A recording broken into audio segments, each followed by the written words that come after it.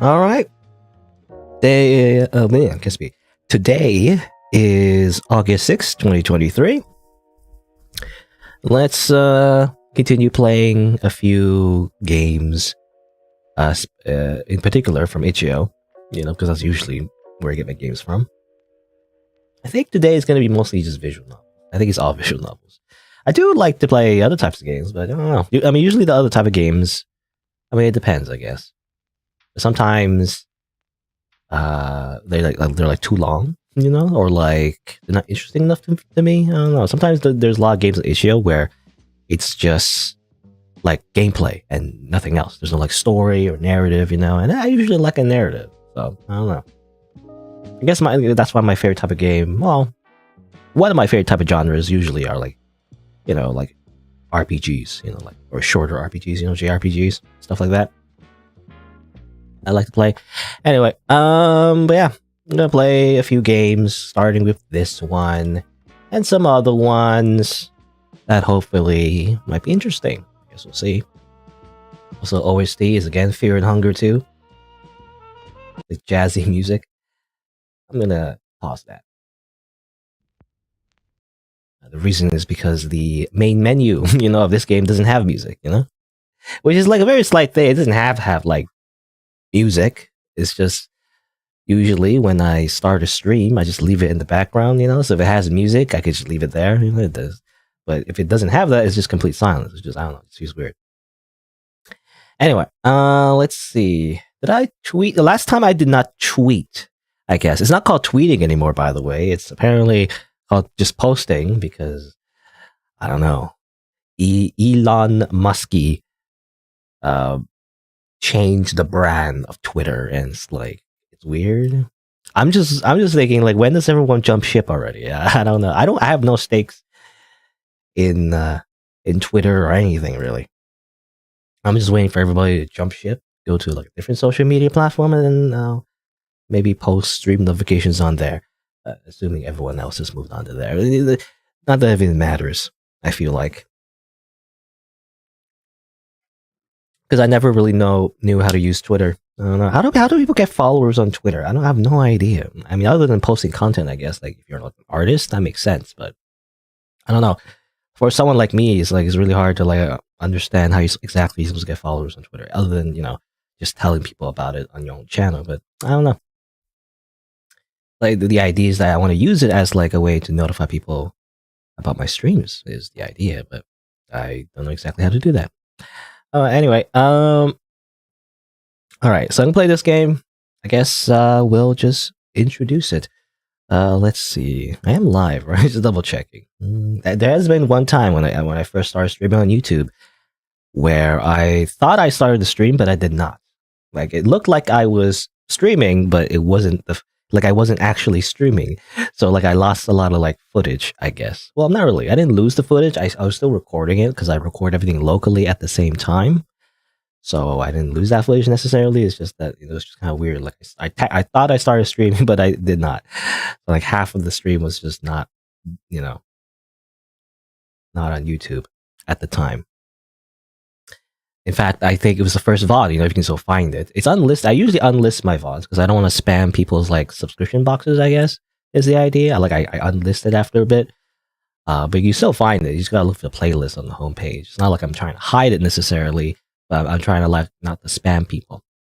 Because it can be a little redundant, There's VODs and there's like the actual videos, I think it makes sense because editing the bigger VODs into smaller videos makes sense to me because it's easier for the algorithm on YouTube to like pick that up, and show it to new people, right? That's the idea anyway. Putting only just VODs is like not really a good idea on YouTube because, only people who are interested in the whole thing would watch it, right? Most people, like, you're trying to introduce it to like new people. It's like, they're not going to be interested in like watching like a 4-hour stream VOD, just out of nowhere. It's like, it's a hard sell, right? Rather, you want to package it so it's like individual games, is the idea. Anyway. Actually, I was gonna say though, I might even like change the way I do video titles as well, because usually I put like, especially games that have like more than one part. I feel like putting the part number just makes people less likely to watch it. Like you want to make it so the videos look like they're individually prepackaged videos, if that makes sense. Even though sometimes there aren't, So usually there's like episode 1, episode 2, episode 3, but nobody wants to watch that for some reason. Or at least the YouTube algorithm makes it so that people are less likely to watch it. So you got to make it so each video seems unique, even though it really isn't. It's just part 1, part 2, part 3. The same thing. It's just reframed in such a way. I don't know. Anyway, I'm rambling. Let's begin. Let's try this game.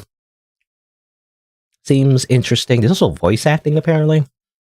I don't usually like to play games that already have voice acting because I want to voice act everything, but not that I'm a good voice actor necessarily. It just feels like I'm adding value, to a game. At least something, if I'm actually reading everything. Because if I'm not, then what's the point? So you might as well just watch it, or you might as well just play it yourself. Is the idea. I feel like I'm adding at least a little bit of something different. Maybe not like good, depending on your preference, but at least something different to me playing a game if I'm reading everything aloud. But anyway, but this is only like voice acting for I think the character. So I don't know. I guess we'll see. Anyway, how do I introduce it? It'd be like, let's see. Hello and welcome. Blah blah blah. I'll take it. Try again. Hello and welcome to Swat a Fly. Yeah, it's actually kind of weird because it's welcome to Swat a Fly. Yeah, wait. How do I say that? So like, okay, try again. Hello and welcome to Swat a Fly, a short little visual novel. I'm gonna warm my mouth. Try again. Hello and welcome to Swat a Fly, a short little visual novel developed by, I forgot, where is it? Oh yeah, Luna Ray Do. Try again. Take 4, take 5, take 6. This is what happens when I introduce a game. I do like 500 takes. Hello and welcome to Swat a Fly, a short little visual novel developed by Luna Ray Do, available on itch.io, and apparently we're going to be interviewing a serial killer, as you can see here. I guess we'll see what happens. A little bit of a content warning, though. This is tagged as a horror game, so there may be some disturbing elements. Viewer discretion is advised. Let's start. All right, let's start the interview. Could you state your name for the record? Mel Atkinson. They call me the Red Valley Reaper. All right, Red Valley Reaper. Thank you for agreeing to speak with me, Miss Atkinson. That's strike 1. I didn't think we were playing like baseball. Don't call me that. Mel will do. I like to keep this professional. Call me Mel, or your interview ends here. Right, very well. Then, Mel. Okay. Why'd you accept this interview? You've turned away all requests until now. Even when arrested, rather, the only words you spoke until your sentencing were, "I'm guilty." The world has long wondered about your motives, and the method used to kill your victims remains a mystery. I really need this information so I could turn this into a YouTube video. Like a crime drama documentary, and then make a lot of money from from the monetization of the video. No. Why have you decided to break your 3-year silence today? Let me make this clear. I'm here because I want to be. The police claim they tracked me down on their own, but they're lying. The only reason they found me was because I wanted to be found. I sat down at a crime scene covered in blood and waited hours for them to show up. I'm very patient. I've had to wait ages, but it's almost time. Time for what? Something big. So I figured I'd best correct the narrative before I go. Go? Go where?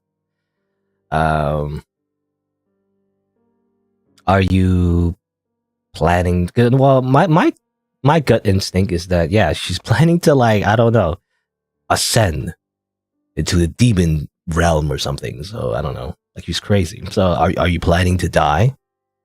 Oh, no. I can't die. I'll just be moving on to somewhere else. This prison has been lovely, but it served its purpose. I won't tell you anymore. Ask something else. Okay. What's your KD ratio, bro? No. How many people have you killed? How many do the reports say? 7 confirmed, 8 more suspected. Is this accurate? It might be more. I lost count. Would you be willing to confirm some victims? Their families are still waiting for answers. No. Even if I wanted to, I don't know any names. I don't remember any faces. If they bore my mark, they're mine. Bore your mark? Is that like sick tattoo that you have? Well, I really like to confirm the victims. That's strike 2. If I don't want to answer, I won't. Don't repeat questions. Yeah, okay. Whatever you say. Why'd you do it? Why did I do what, exactly? I don't know, the whole killing thing? Why did I choose those victims? Why did I carve my mark into their flesh? Why did I eat yogurt I knew was expired? You're Can you do that? have to be more specific. You know, I know some foods technically, you know, you always see that best before date on some foods, but actually, technically, you can still eat them. Best before doesn't mean expiration. Sometimes there's no clear expiration date on certain foods. So I don't know if yogurt, can you eat it after expiration? I mean, technically, isn't yogurt like fermented milk or something? I don't know. Maybe I'm like wrong, but like it's like similar to the way you make cheese, right? It just ages, and then like there's like, you know, like bacteria and mold that turns it into cheese or turns it into yogurt. Is that how it works? Maybe not. Maybe I'm mixing up my chemistry. I don't know. Tell me about. I could choose the yogurt. Tell me about the yogurt. Oh, yes, I'm very curious about what you mean by the yogurt. This is very important. Seriously? Okay. I was a broke grad student with nothing else in my fridge. Why'd you do it? Why did you eat the expired yogurt? That's all. Riveting stuff. You're insane. No wonder you're a psychopath. Waste my time. That's a strike. This interview is over. Miss Atkins, Miss Atkinson, no, wait. No. You had enough chances. You're not what I was hoping for. Bye-bye. No, but at least we learned about the yogurt. We could write a report, you know, like how crazy she is that she ate expired yogurt. No, okay, let's try that again. I'll go over here. Let's see. Well, let's actually ask a real question. Why'd you choose your victims? Did you know there are over 100,000 species of fly? They all look the same to me. No, what does that have to do with... 350,000 species of beetle. Only 12,000 species of ant. But over 20 quadrillion ants themselves. Did you count? These insects are merely numbers. A dead fly on the windowsill is nothing but an eyesore. To those above humanity, humans are the same. Individual existences are meaningless. A body is only a number. I'm not picky about what flies I swat. Okay. He has a god complex? Mm-hmm. Let's see. I don't know if it matters. I'm just keep saying it again. I mean, I guess it kind of matters. If you just pick the wrong options, you just like, you know, he doesn't answer any more questions anymore, you lose. Let's see. Well, what about your tattoo thing? The symbol on your arm is the same, correct? Yes, it had to match perfectly. Why? What does it mean? What do you know of my background? You were born in 19... Skip ahead. To the years of the killings. Well, when the first body was found, you were in your second year of graduate school before dropping out the following semester. What was I studying? I don't know. How am I supposed to know? Biochemistry, sociology, anthropology. It's funnily enough, I personally study sociology. You know me, the person talking into the microphone. I don't know actually. What would a psychopath study? No,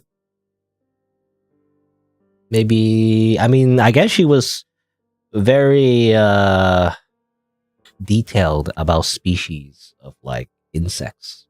So maybe biochemistry. Wrong. That's a. How am I supposed to know? I'm just guessing. You really should have done better research. This interview is. This interview is over. Okay, right. I'm just fine. I will use the power of time travel to go back here.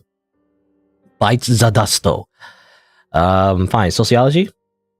Wrong. Okay. Yeah. Anthropology. Correct. Specifically. Specifically, folklore, right? Very good. I was fascinated with mythology, with gods and deities. The gods of yore had power, but the gods of today are weak. So, I made my own god. Is that how it works? I created its symbol, its power. I fed and cultivated it. But it was hungrier than I thought. So, I had to give it more. And in return, it feeds me. It makes me more. A prophet.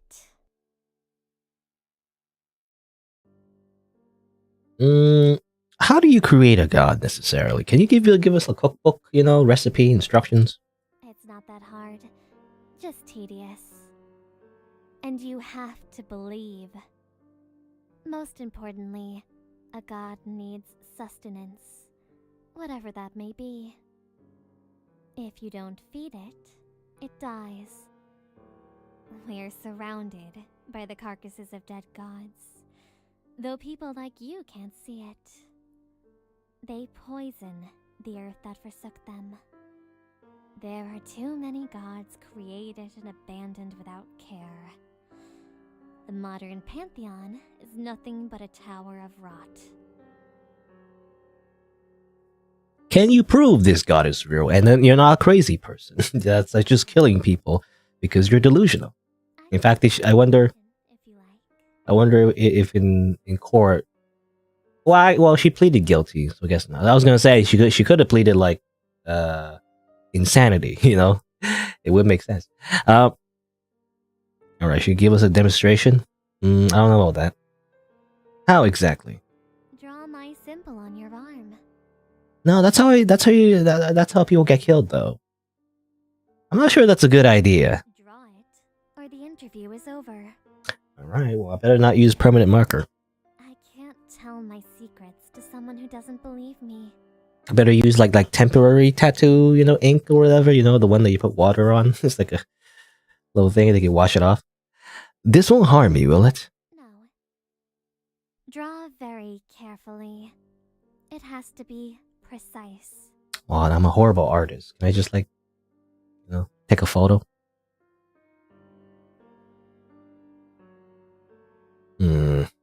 She did say that the interview will be over if we don't follow her instructions, though. But... Fine. Have it your way. Have it your way. This interview is over. Oh, okay. Okay, fine. The time travel. Oh, hello, Luna Radu. You're a developer, actually. Yeah, no problem. I mean, yeah, I'm just checking out your game and everything.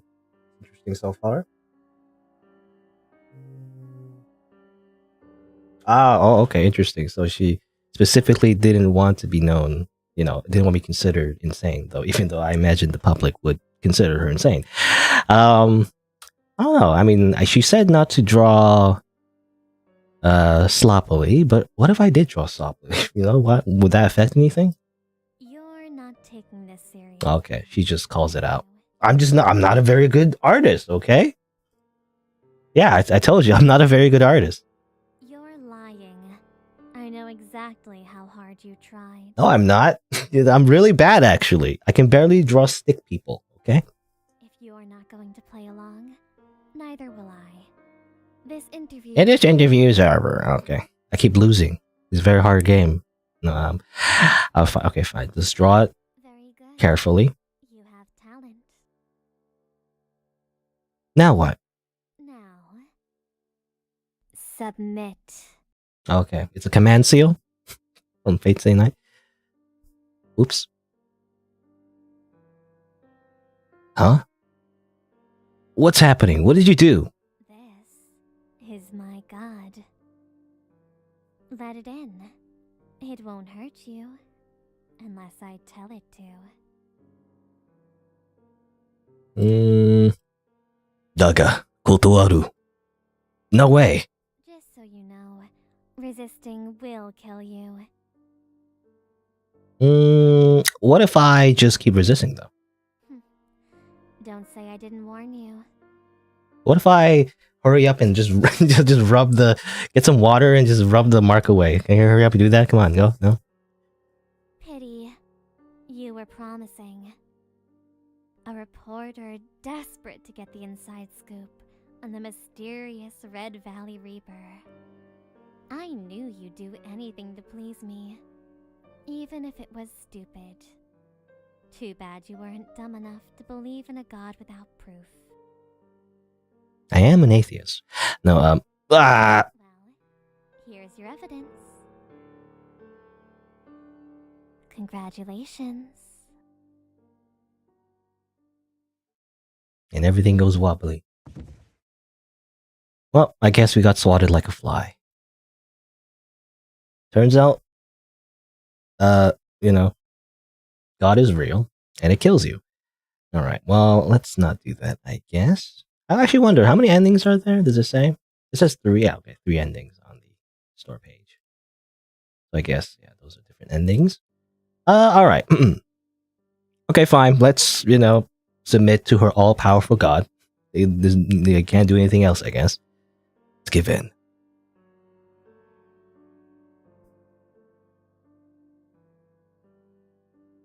Good. Good. You're in there, right? Yes. Finally. I was growing so bored of playing Q&A. Now, it's time for you to help me. Okay, my god? Yes. My prophet. Alright, well, we got body snatched, I guess, in that ending. Turns out there's no like good ending. Well, I mean, I guess the best ending would be just to, get the actual game over and leave. As it turns out, the best thing to do is just to walk away, because otherwise you'll either die or get possessed by like a evil god, and that's how it works. All right, there you go. Pretty short. But yeah, interesting. I gotta say, voice acting is pretty good as well. I always, I don't know, whenever I see or rather hear voice acting in a lot of like indie games, and I guess because there's only one voice, but sometimes it's a little inconsistent. Sometimes people's like microphones are like kind of bad, comparatively, or like they have different qualities of the microphone. But this one's pretty good actually. So the voice acting is pretty good. The art's good. It's under the game jam, right? For like only one asset, so that makes sense. It's only like one sprite of the character, but for one sprite, it's pretty good. Yeah, and there's like a bit of mystery and everything. And I don't know. I'm trying to think what else. I mean, the character is definitely like really, really villainous and whatnot. So that makes her an interesting character. It is pretty short though, so not much else to say. It would have been more interesting to figure out like what exactly she did, in terms of the killings. Maybe give more weight to like, how did she kill these people? It just says that she killed people, assumedly for some kind of like weird cult, sacrifice thing. But it's only like mentioned and not really like, really not really like specify exactly what she did. But I don't know. That's fine. I mean, again, it's just a short, slow story. It is a bit quiet. Yeah, it might be on my end though. I probably because usually I have things pretty quiet. I guess I could have like also just increased the volume. You know, so it was already max. So, well, I don't know. I probably just for the video actually because I cut up my VOD and make it into like its own separate video. I'll probably just increase the volume, the game volume itself. But yeah, I mean, thanks for coming by, developer. That's nice to have a developer come by for a little bit. And yeah, I mean, I don't know, not much criticisms. Like I didn't notice any typos. As far as I know, that's good because I always like notice typos every time because I play a lot of indie visual novels, so I always mention typos whenever I see them. I didn't see much. I mean, yeah. Again, not much to say because it is like pretty short, so I can't really deconstruct much of it because yeah, it's just a little short story, you know. Yeah, but pretty good. I like it. I might even check out. I mean, for me for next time because I did notice there's another game that's kind of similar actually about like a weird girl that you talk to. I think it's a mushroom girl. I'll check that out next time. I think it has a similar vibe to it. I was thinking of checking out that one, but you know, I ended up not really. So maybe I'll do it next time. Anyway, but yeah. More supplementary materials. So that'll be interesting. All right. I guess let me do my usual outro for the video though. So let's see. What do I usually say? I say, "Oh yeah, well that was it for to swat a fly." If you want to see more content, then you click on the subscribe button. Also check out other content on my channel. And if you didn't know, or if you're watching the video, if you didn't know, I also stream these games live. So you can always change the bell notifications from personalized to all to get notified when I go live. Thanks for watching. Until next time, see you then. All right, that's where I'll cut. Because technically this is a live stream, so, you know, I'm not actually done, but that's just a sign off for the actual video because I always do it live. Yeah, again, yeah, that's it for this one. So I guess I'll just move on. So again, thanks for coming by, developer. I don't know if you're gonna be sticking around or not, but yeah, thanks for coming by for a little bit. Let's see. So next one is actually, I'm basically just checking out most of the games in the same like visual novel game jam actually. Coincidentally, the next one is No Robots Allowed. Yeah.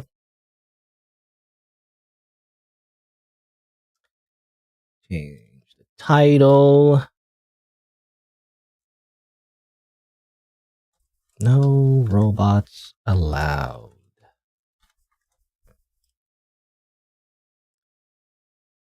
Being captured. No Robots Allowed by Cat Trigger. Same person that made the Daytime series, which I played a few games on. No Robots Allowed. I'm assuming it's. I have to prove that I'm not a robot. You know, proving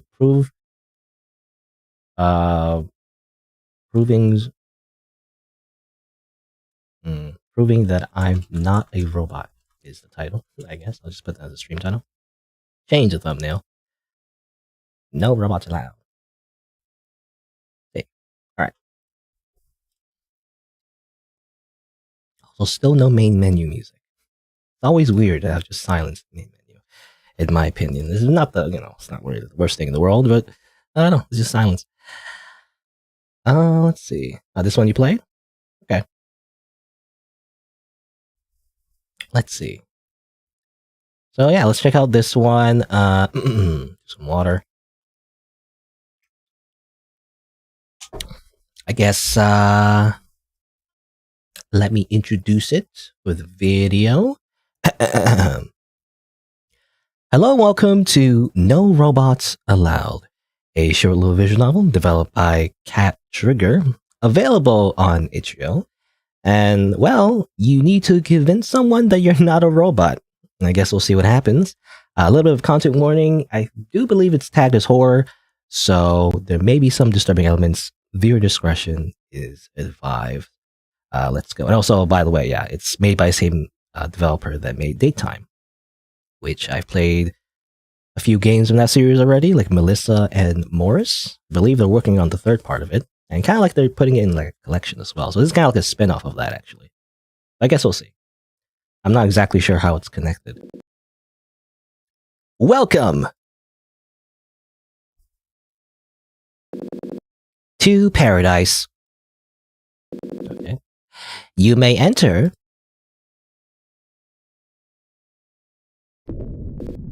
But wait. Are you a robot? I don't know, am I? Read the sign. No robots allowed. Humans only. Okay. Apparently this is considered paradise. I don't know if it's a good thing or not, you know? It looks kind of like dilapidated. Okay, we have some options. You can say, I'm human. Aren't you a robot? Or error, bzz, error, 10110, error. I knew it! Robot! Initiating EMP jettison protocol. Okay, well, we die. Okay, try again. I guess this is like a checkpoint system, I wonder? I don't know. Can save? I can save here. I think this is it looks like it's made in Unity. Oh, actually, that's different. Oh, that's interesting. Is that the game actually recognizes that you've been here before? So welcome, and then they say to paradise. Because I was actually skipping it. I thought it was gonna be the same dialogue, but to paradise. Oh, it's you. Okay, it's funny. Oh, the videos. Oh, the video's frozen. Really? Oh, thanks for letting me know. Sometimes, yeah, I notice sometimes that that happens, and I don't recognize it until later. So I gotta fix that. I guess I gotta do it again. Why is it stuck? I guess maybe I'll use game capture instead. Hmm.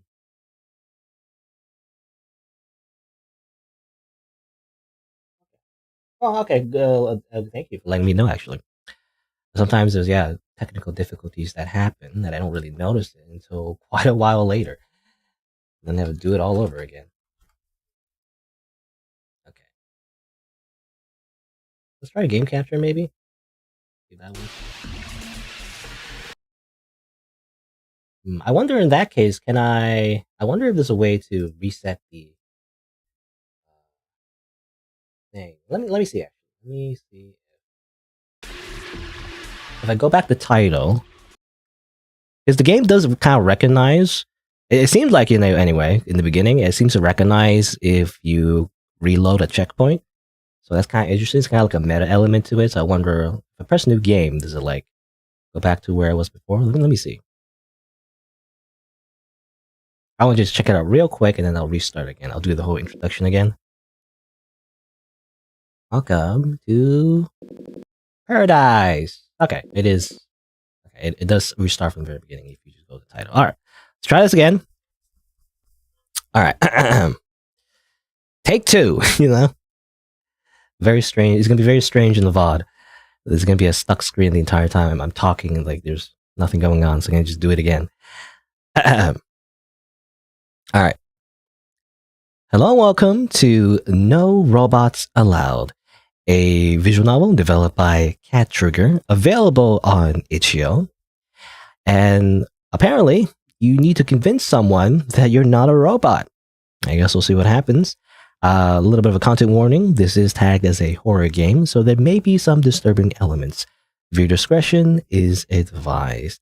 This game is kind of like a spin-off of the developer's other game as well, the Daytime series, including Melissa and Morris, games I played before on the channel. But let's begin. We wake up. We see a door. Welcome to paradise. You may enter.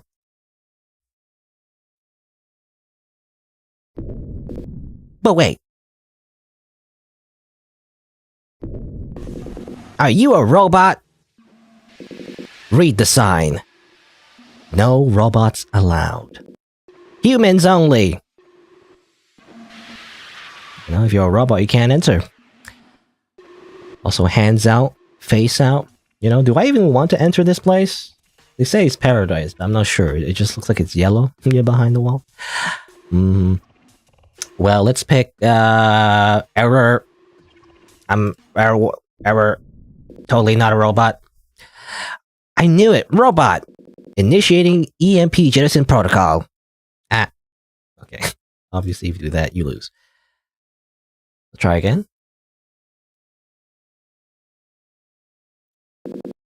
Welcome to Para. Oh, it's you. Why is the face so cute? You know, why they have like eyelashes? I don't know. Anyway. So, okay, let's not pick error. You can either pick I'm human, or we can question this process. Aren't you a robot? Why are you allowed in? Well, technically, I'm more at the door. To protect humans! Oh, okay. Guess that's it. Good game. Okay, fine. I am human. Just give me a captcha. I can do it. Probably.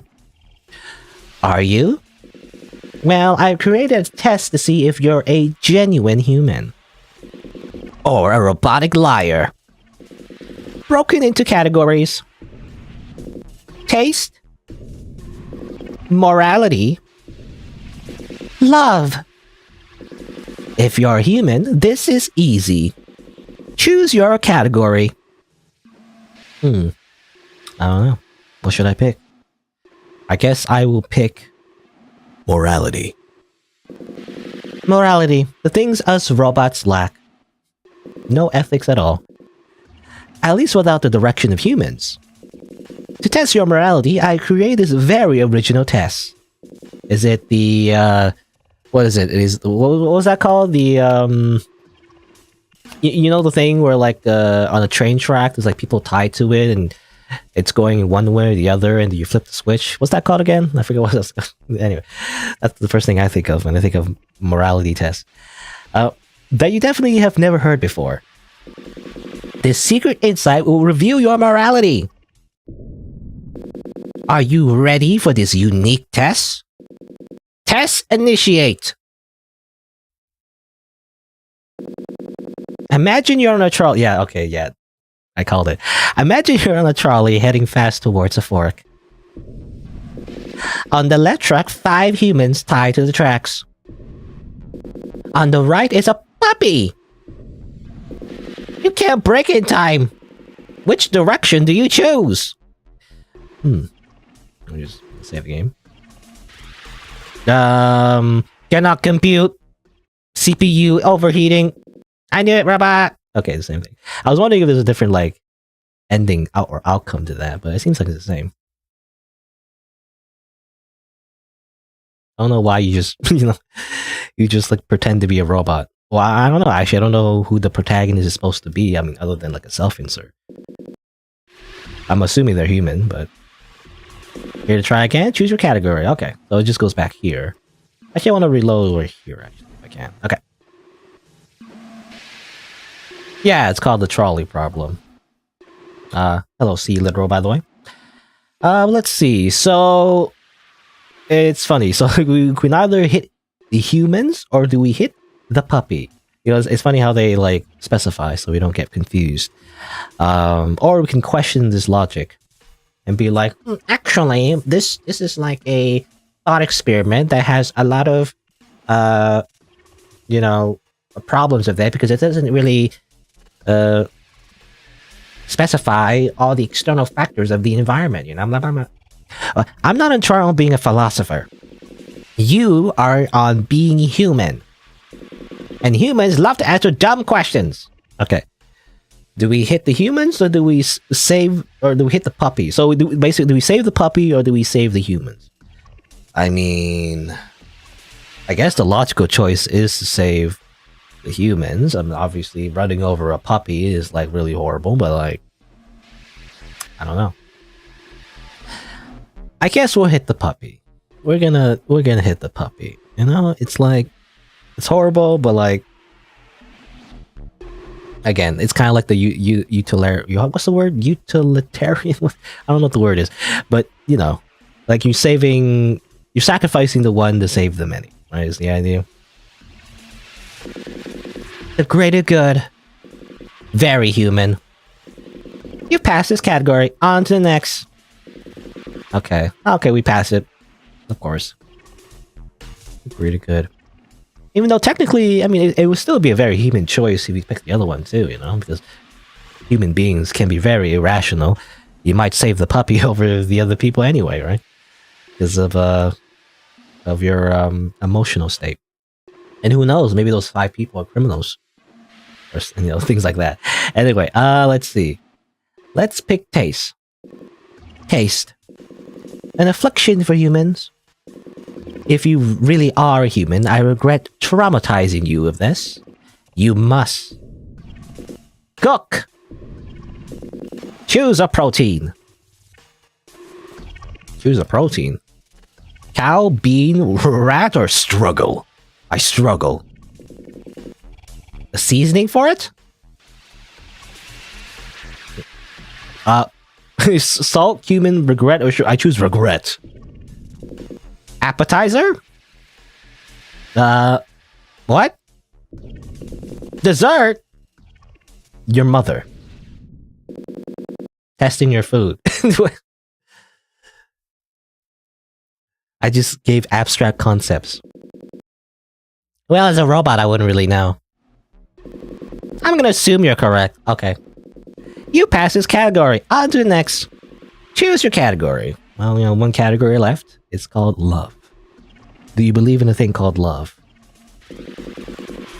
Only humans know how to date. Screw up dating and it'll prove your roboticness. Yes. Error, cannot compute dates. No, wanna date or I suck at dating? Yeah, I suck at dating. I knew it, robot! Okay, well, I guess I'm a robot. I'm dead. Nah! Even though I guess an EMP wouldn't do anything, right? As far as I know. It disrupts electronics. I'm assuming, as the protagonist, we're not electronic. Hello, lowly mushroom, by the way. Now, of course, I want, you know, I know the correct choice is one a day, but I do want to pick, like, different choices. Just to see what happens. Okay, well, let's do it again. Alright, let's see. I guess I'll say, one a day. I thought you would never ask. Imagine we were to meet up for our date. Choose a place? I mean, you're a robot, so like, maybe I should pick robotic places, actually, you know? So I will pick an outlet socket. Okay, never mind. I thought you liked that. I thought you appreciate that, you know? Part of dating is to, what's the word? I don't know what the word is, but you know, it's to consider, you know, like consider your audience, you know, where they want to go as well. Anyway, I guess we'll go to a cafe. It's a classic place. Okay, we're at this cute cafe. I'm getting goat cheese salad with cherry tea. What would you get? 2 petabyte storage. I mean, that's pretty good. I know. I will get coffee with cake. Even though, to be honest, in real life, I don't like coffee, and I don't really eat sweets all that much. But I can choose that anyway. I like how you do your hair. Did you get a stylist? I'm sorry, I'm just nervous. I just haven't met someone like you before. Processing anxiety. No. I'm flattered. So what type of stuff do you like to do? It's funny, art and sports. That's the 2 options that you could pick in the original game by the developer, Daytime, with Melissa. The different responses are funny. Did a great job of working on it. Yeah, seems like it's mostly a funny game. Actually, I was expecting a little bit of horror as well, but it's mostly just funny. It's mostly just comedy. But let's see. I guess I'll pick art. You know, again, it's funny enough that none of these options. Well, obviously that's the robot option, but I can't do art, and I'm bad at sports. These are not options I can pick realistically, but sure, I'll just pick art. Wow, that's... Actually, I don't know what the hell that is.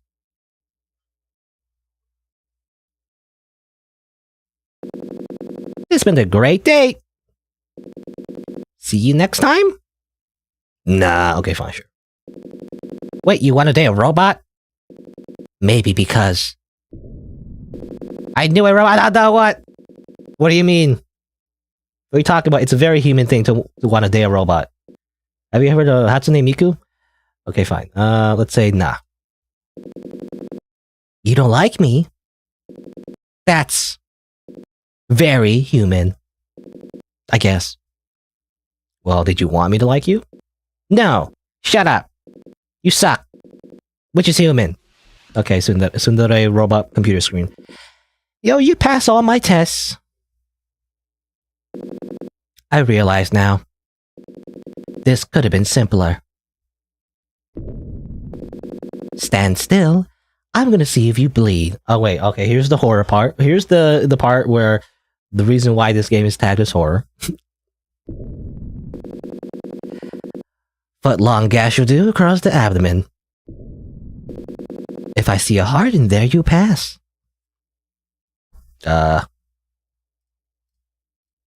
Error. I'm a robot. That.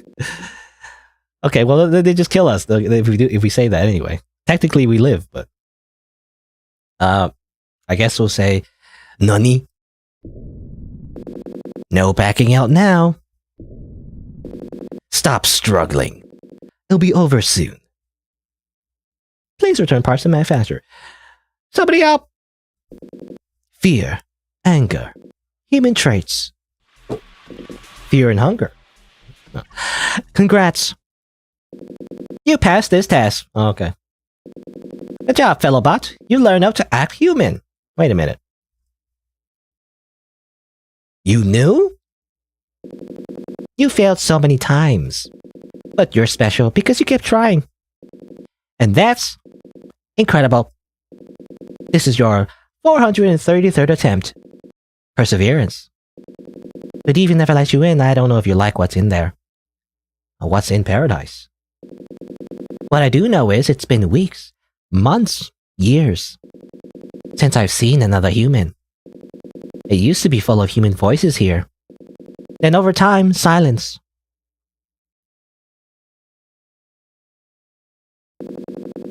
I'm Petya, by the way. Human Protection Protocol at your service. I'm built by Data Time Corporation, protecting humans from killer robots. But whatever happened in there doesn't seem robotic. Interesting. Some lore now. Do I know Japanese? No, not really. I took like one course of Japanese, but like it's been so long. I'm just a weeb, really. As in, like, I just watch like anime. I was like, I just copy a few words that I know. That's it. What's the number 433rd a reference to? You feel like you've seen them in other games? I don't know, actually. Is there like some kind of secret based on that number? I'm not sure. I thought it was just a random number because the twist is that the protagonist is actually a robot. But yeah, whatever happened there doesn't seem robotic. Daytime Corporation. Some centuries-old conglomerate. They built things called computers. They've done some bad stuff in the past. Hey, just like any business. But hey, they did make some cute dating sims. Dating sims? Oh, I clicked on it and my browser opened to like Melissa, Morris, and the third part, Anna, I guess. The daytime series compile. What do you call it? Not compilation, but I guess maybe, I don't know, like a pack. Anyway. Yeah. I don't know. Something like it. Alright. Yeah, they're cute. At least that's what they told me. The corporation's not liable for what happened.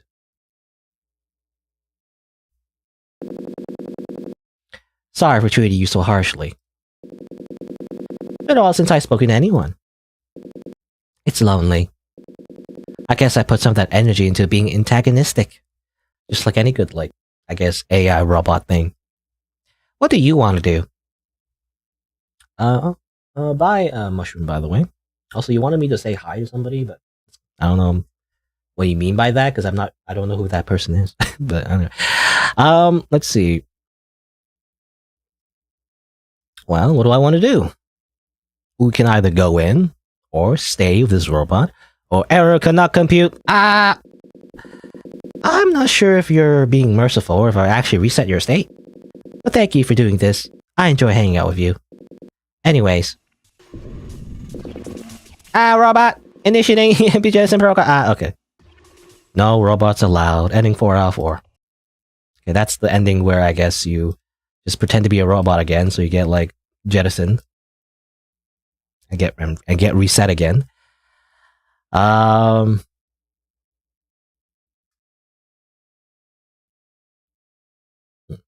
biggest fan. I'm not sure. I'll be honest. Maybe this sounds rude, but I'm not sure who you're talking about.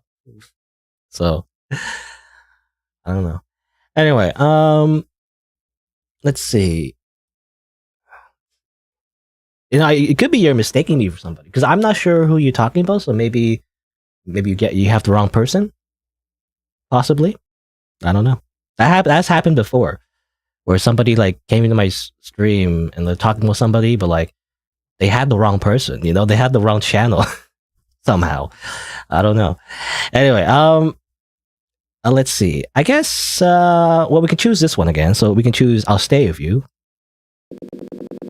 Well, after all I put you through, you be willing to stay with me? Yeah, robots stick together. Thank you, fellow bot. I enjoy hanging out with you. Want me to teach you how to keep other robots out of paradise? Step 1, have a test ready. Alright, ending 3 out of 4, paradise. We just hang out with the robot forever. I mean, that's nice. At least they won't be lonely. But we gotta see the other one too. The cry. Okay. Again, hopefully I'm not being again really rude, but I don't know. Like, how do I explain it? You have to understand that you shouldn't get too attached to people online, I guess, because like especially like streamers or like YouTubers, it's very the word is parasocial. You know, it's like as far as I know, I don't remember a person introducing themselves as that. They haven't been like chatting, as far as I know. I don't know anyone by that name chatting or interact with me at all. So it's hard to say that I know someone if they haven't really talked to me before, as far as I know anyway, unless they have a different username. Yeah, so you gotta be careful with that. I'm assuming they're young as well. I'm assuming you're young too. I'm not sure. I got a lot of young viewers. It's always awkward for me when I interact with young people. I don't know. Because I'm like old. But like, yeah, I don't know. Don't get too attached to people online. Have some boundaries, I guess. Like, people you know from watching YouTube videos aren't the same type of people that you meet in real life as like friends, you know? That doesn't mean you can't like enjoy people, because I watch streamers as well, you know, I like them. But you know, you can't treat them the same way you would friends, right? So you can't put those same expectations on them as well. I don't know. I'm just going on a big like tangent, but like I feel like it's a thing that happens a lot actually. I feel like people get attached to people online, but like they don't even know that person. So it's hard to like make that connection anyway. Like, I don't know. And I'm a very private person. Like, on top of that, I'm a very private person online. I don't like to have my real life personal stuff out in the open, really. So I mean, it depends on the streamer, I guess. But I'm very like paranoid about that kind of stuff. So I don't know. It's weird. That's how I see it anyway. I'm going on a big tangent. Anyway, let's continue. Let's see. Yeah, okay. So let's pick the final option. It seems like if the humans are gone, then I'm going in. Let's see what exactly is in paradise. Probably nothing good, actually. You make good points. If there's no humans to protect, there's no reason to keep robots out. Yeah. Screw the rules. You're coming in, fellow bot. Visit me sometime, okay? Let's see what's inside paradise. Oh, door stuck. that's as far as it goes. Just crawl the rest of the way. Okay. Ending 2 out of 4. This robot's allowed. Okay, and I think that's it, right? So, because technically the first ending 1 out of 4 is, I believe. Actually, I don't know. What was it? Ending 1 out of 4. I'm assuming is the game over, right? Unless there's a different ending. Let me double check. Because I think because I got like 4, 3, and 2 at the end. That's what it says. I'm assuming the first ending technically is the one where you're like considered a robot and then you get EMP'd. I'm assuming anyway. But it doesn't say that. Actually. It doesn't say like ending 1 of 4. So I wonder actually, is there like a... Also, I'm looking for the store page and there's like freaking like somebody commented like a porn advertisement on it. What the heck? Let's see. It doesn't say how many endings. It just says you're at Doors Paradise. Security protocol doesn't trust you. I don't know. The last ending you have to get by playing it perfect the first time through. Oh, okay. Oh, thank you. Thank you for letting me know. All right. So I guess I'll just do that real quick. So I guess we just have to like not pick the robot options at any point. Is the idea. I'm assuming it's because I used checkpoints, you know, when you press like try again. I guess I'm assuming if you just simply don't activate the checkpoint, you just rewind anytime. Because it seems like, you know, this is like it's made in Unity, but I guess it's using some kind of like visual novel plugin, I'm assuming, or visual novel engine within Unity or something. I'm not sure. Not sure how it works. It could be like custom actually. Maybe the developer made their own like visual novel style thing, you know. I don't know how it works. I'm not a programmer. But like they have their own like visual novel engine within Unity. But you can like rewind. It has all the trappings of like a visual novel, you know. You can like scroll the mouse wheel to like rewind. You can load anytime, you save anytime. I don't know. That's why I've been like rewinding a few times. It just comes natural to me because I play so many visual novels. Anyway, okay, I'm human.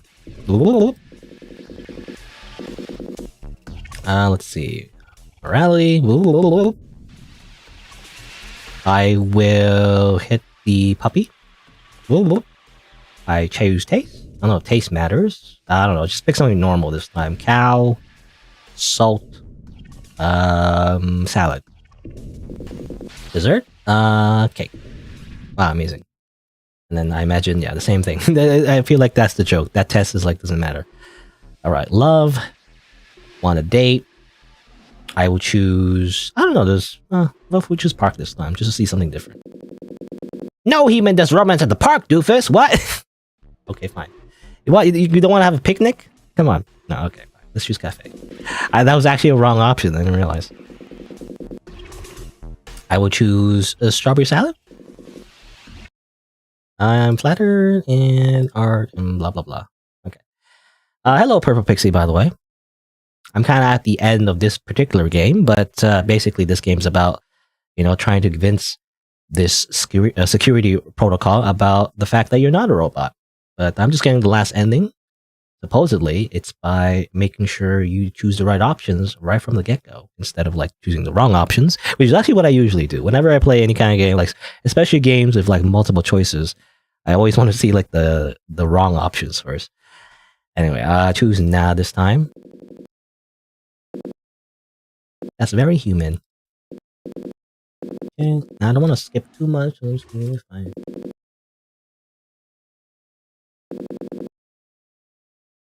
I realize now this could have been simpler. Oh yeah, the jump scare part, or not really jump scare, but you know, horror part. Are you a robot? Are you dating a robot? Well, kind of hard to explain at the moment. But yeah, in summary, yeah, you're trying to get in this place called Paradise, and you pick options. You know, it's kind of funny as well, but there's also this part where it's like scary a little bit. It's actually a spin-off of the developer's other game, the Daytime series, which I've played a few games on my channel. If you want to see the full like video, you can actually watch the VOD. I believe on YouTube you can like actually like move around on the player actually if you want to like look right away, start from the beginning, or you can go watch it later. I'm also gonna edit this into like its own video, so definitely check that on the channel if you like. But yeah, somebody help! Human traits.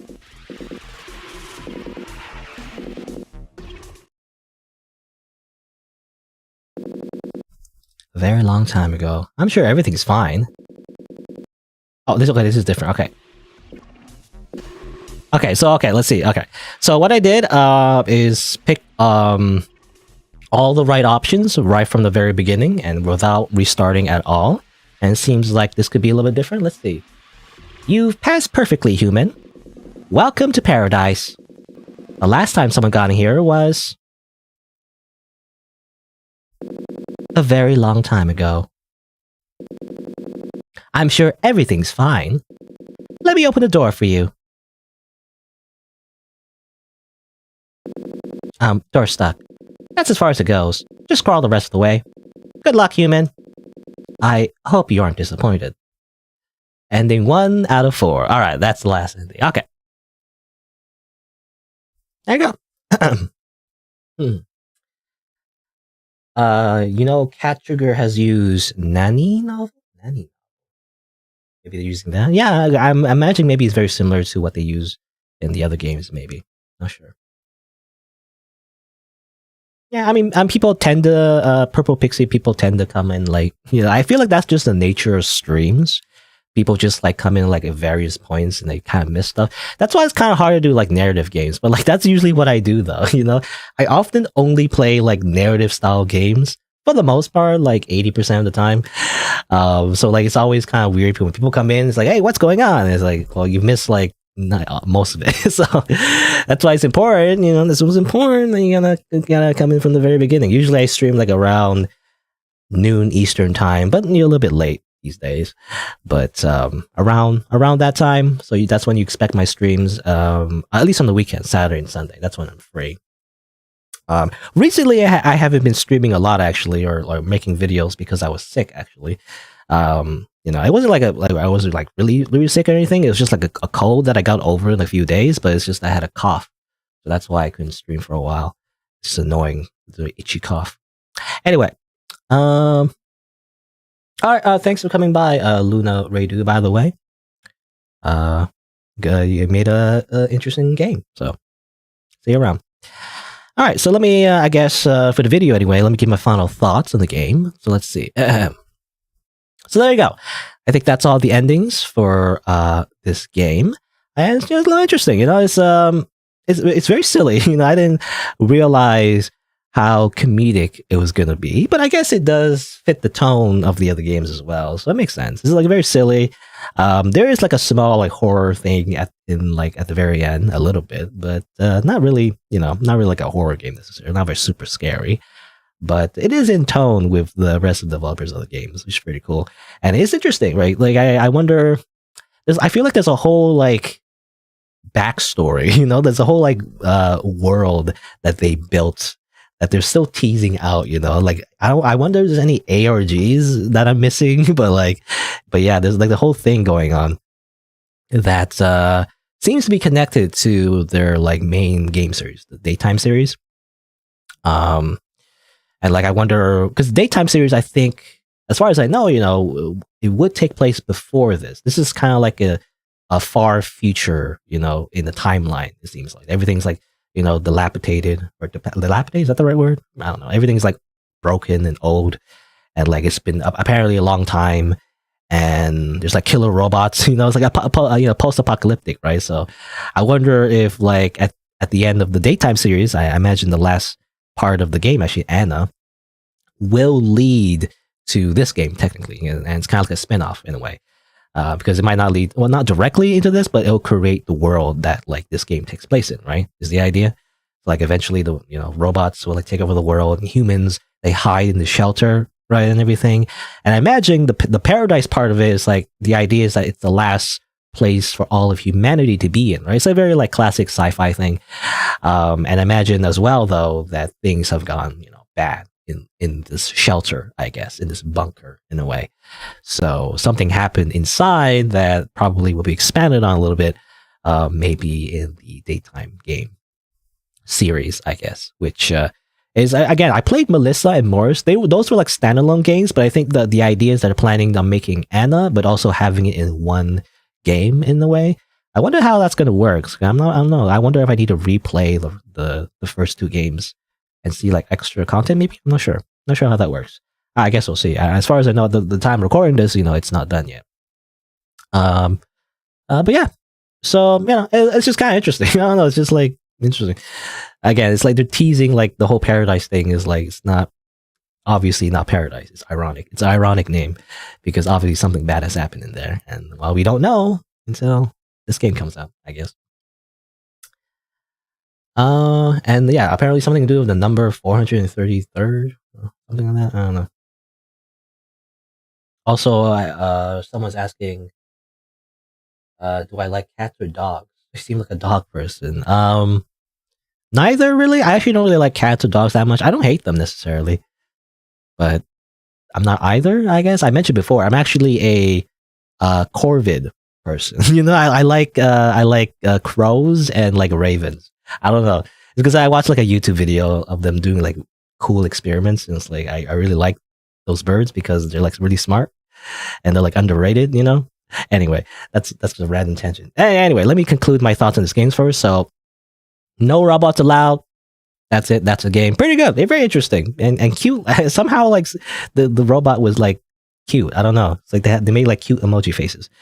So I don't know why, but like I feel like they're very adorable, actually. But anyway, but yeah, that's it for this game.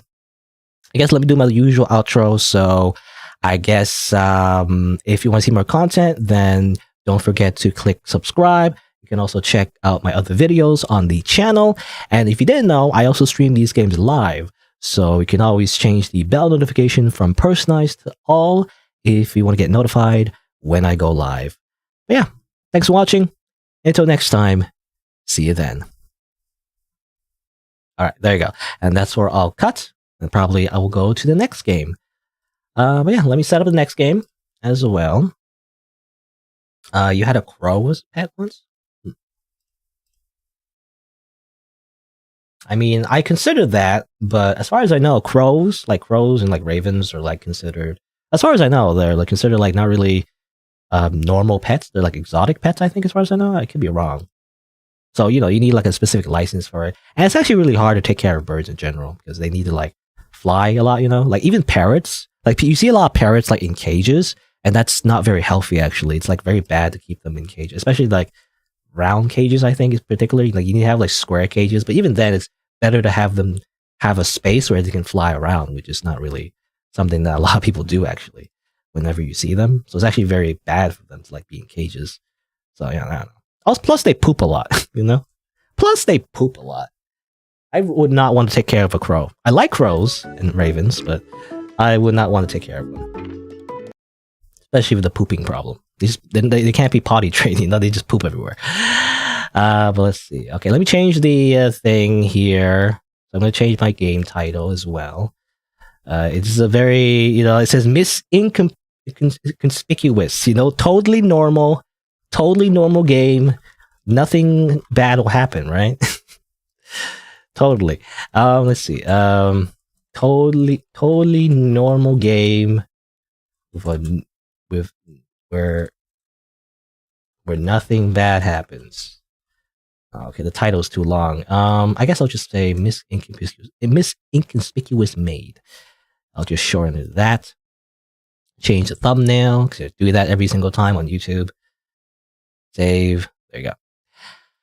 Alright, so I'm playing this game next. Check the trigger warnings before playing, by the way. As far as I know, this game, again, it is a horror game. So I was like, by the way, even though it looks cute, it's actually a horror game. I guess we'll see.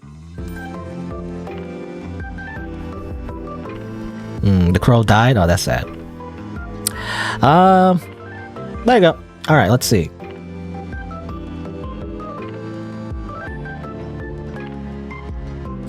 Some water. Alright. Let's see, how long has it been? It's been about like an hour, so I can keep going. I usually take a break in like around 2 hours. Probably take a break after this one, though. Let's see. Let me double check the... Does it say the... By the way, murder, blood, light horror, violent crimes, and sexual assault. Anyway, let's see.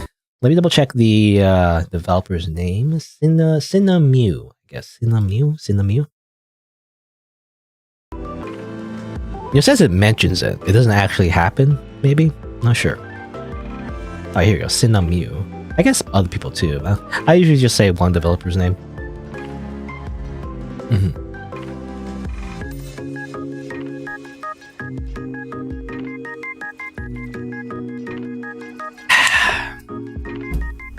All right, let's begin this game. Let's see. Also, I noticed sometimes I don't know. Maybe it's just YouTube chat, but like sometimes I feel like YouTube chat is a little bit delayed. So make sure if you are a little bit behind, make sure to like refresh the player. Maybe like pause, unpause, make it like go to the very like there's like a live button. Maybe like click that a little bit, like double click it or something. I'm not sure, but I do notice that sometimes people are very delayed on YouTube streaming. I don't know. Maybe it's just a YouTube thing. But I do notice that. Even though I put low latency, actually. I put like low latency on the settings. It should be like, okay. Also, let me know if the audio is good. The music is like really loud on my ends. But it seems like it's okay on OBS. Let me know if it's like really loud. Like it's drowning my voice or something. Dude, I like John Cena. Okay, Purple Pixie. I mean, it's fine to ask questions, but try to keep it mostly relevant, I guess. I don't know. It's like it's not really. I mean, it depends, I guess. It depends if I'm not doing anything in particular, like right now. But when I'm playing the game, try to keep it relevant, to either what I'm talking about or like video games in general, I guess. But like asking whether like John Cena is kind of weird because I'm not really talking about wrestling. I don't know. It's just kind of weird to say that out of nowhere. At least that's my opinion anyway. I mean, it could be different with other people. I don't know. I'm just kind of like weird about that because I feel like because I see my stream kind of like a show in a way. It's not really like high production show, but kind of like a show. So like it's you imagine like a talk show, like a talk show kind of thing. People when they talk in a talk show, they keep it like relatively on topic. They don't just randomly ask, "Hey, by the way, do you?" I don't know. I can't think of a thing. This by the way, do you like rubber bands? I don't know. I can't think of anything. But it's just something random out of nowhere. That's what I've noticed. It's not like the worst thing in the world, but I just feel like it's just kind of weird to say that out of nowhere. I don't know. There's also there's maybe people don't see it, but I did make like a community guideline rule thing. I guess maybe people don't see it. I don't know. But I did make like a thing where I think when you come in the stream, there should be like a few lists of rules, right? Maybe you don't see that. Maybe not. Let me know if you don't see it. But it says part of all the rules that I have is like keep your conversations relatively on topic. I'm not gonna enforce it and say like, oh, you're like an asshole for not following the rules exactly necessarily. But I like to keep it just on topic because when you ask me random stuff out of nowhere, I'm like I don't know how to answer. I'm like I don't know. So like, do I like John Cena? I mean, I don't know. Are we talking about wrestling right now? I don't know. He's just a dude from wrestling, right? He's just a wrestler. I don't know. And also, again, like it really depends. Really depends. Depends on the context. If I, if I am talking about wrestling, then maybe, or like I'm playing a wrestling game. I don't know. I feel like it's just common sense. But like.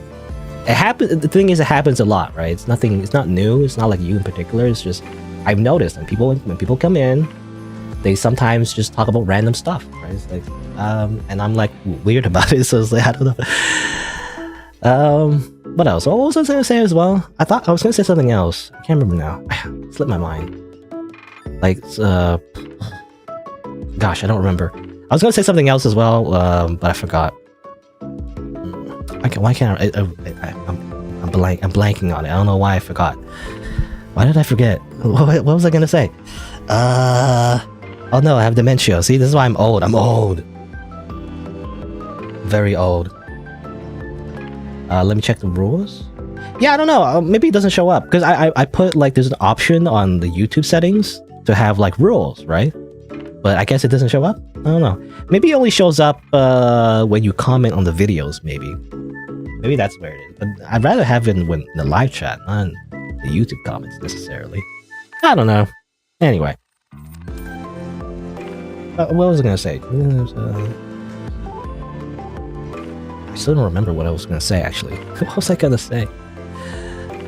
So let me double check. Last time on OBS, when I was capturing the game, it was frozen, but it looks like it's working.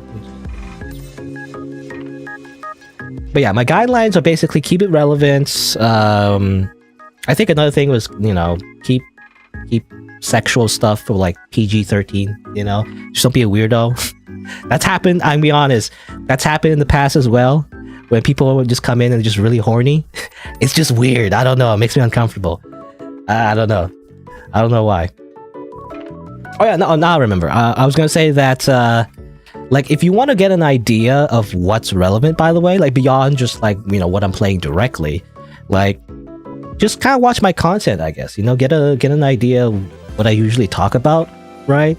Like, I like anime, so, but it depends, right? I don't watch all anime, especially like recent anime. But I guess, if you're gonna talk about stuff, like, talk about stuff that I'm, that I know, right? Things that I know, rather than just simply just saying stuff that I may not understand because because I don't get it, right? So I don't know. It's like, in order to know that, though, you just gotta watch my content. You gotta lurk, what's that 4chan thing, like, you gotta lurk more, right? It's you gotta get a sense of what kind of things I'm into and, like, things like that. And the only way to do that is to watch my content, to be honest. I don't know. Anyway, I don't know. That's just how I see it anyway. And like, I'm weird too, because as a viewer, because I watch streamers too, or I watch YouTubers, I watch streamers. What I usually do, I don't even chat, I just lurk. I just watch first, and get an idea of like their style and their type of commentary, and then maybe I chat after really getting to know like the general vibe, of the stream before I even bother chatting. Some people just say stuff on the top of their head. I mean, and that's just maybe their personality, but I'm kind of like the opposite. I'm like, I always wait, I always lurk and think about like exactly what I sometimes I type things and I'm like, and then I delete it, because I'm like, I don't know, I'm so like picky about like what I say online sometimes. I don't know. I never just say things on the top of my head, right? But maybe I'm just old. I don't know. But I grew up on like forums, right? Like, people like they make threads, and they post, right? You don't just like say stuff without just thinking about it first, you gotta like construct it, you gotta make complete sentences. And I'm going on a big tangent.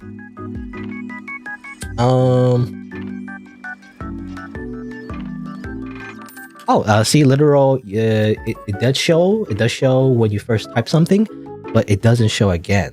Okay. I mean, it's a good thing if it does show. That's the idea, right? It's like, before you start typing, I do want people to like read it. I guess maybe people skip it, I don't know. But I want you to like read it, get an idea of like what I find okay. I actually don't remember beyond those two rules. Like, the first rule, again, is like, just keep it relevant. And number 2 is like, just don't be super horny, just don't be sexual or like super weird about it. I don't know. Like, don't be super sexual, I guess. Because I've had problems in the past where people are just way too horny. That's all I'm saying. Like, I'm not a prude necessarily, but like, there's a certain line that I draw. I don't know. Anyway, yeah, just stay on topic. Just be nice. Yeah, I mean, that's just those. I think those are my guidelines. Just be nice. Yeah, be polite. Don't be rude. Easy, right? I don't know. Anyway, I'm going in a big tangent. But let's play this game. Speaking of anime, well, this game is very anime. Look at it, it's very anime girl. So let me do my usual introduction that I usually do in the beginning of a video.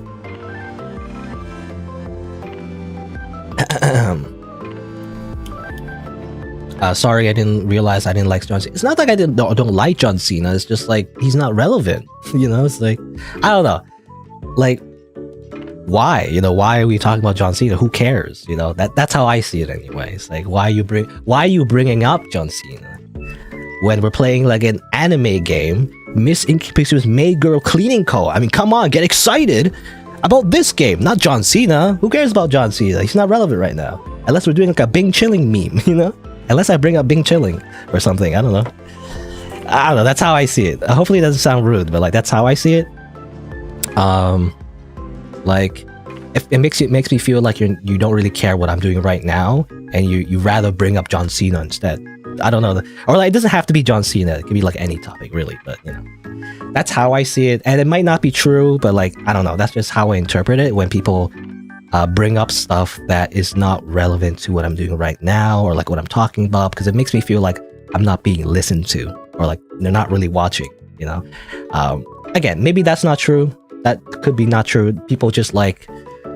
I don't know, people just talk, right? People are more extroverted, so they just say stuff, you know, and doesn't really mean anything. But like that, that's how I interpret it. So I don't know.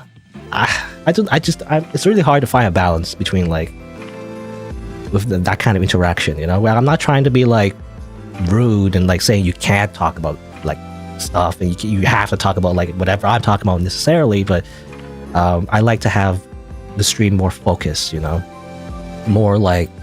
Instead of like a Q&A, it's more like, you know, focus on the actual thing, like a show, right? I don't know. Anyway, I'm weird. Like I'm like a super small YouTuber anyway. Who cares? You know, like only like a handful of people watch me anyway. It doesn't matter. Like this matters more when there's like 1,000 people or something, which I don't know will ever happen.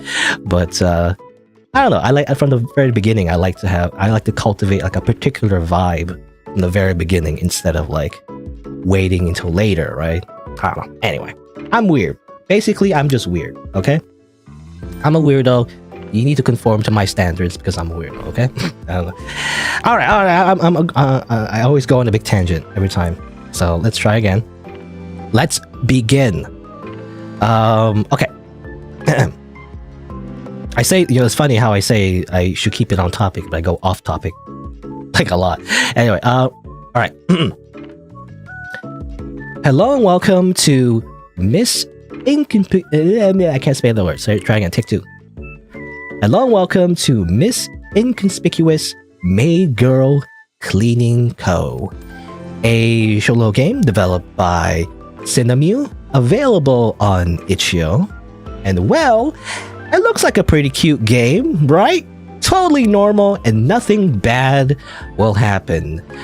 Real quick, let me just check the trigger warnings. It does mention murder, blood, light horror, violent crime, and sexual assault. You know, just letting you know. So, content warning, there may be some disturbing elements.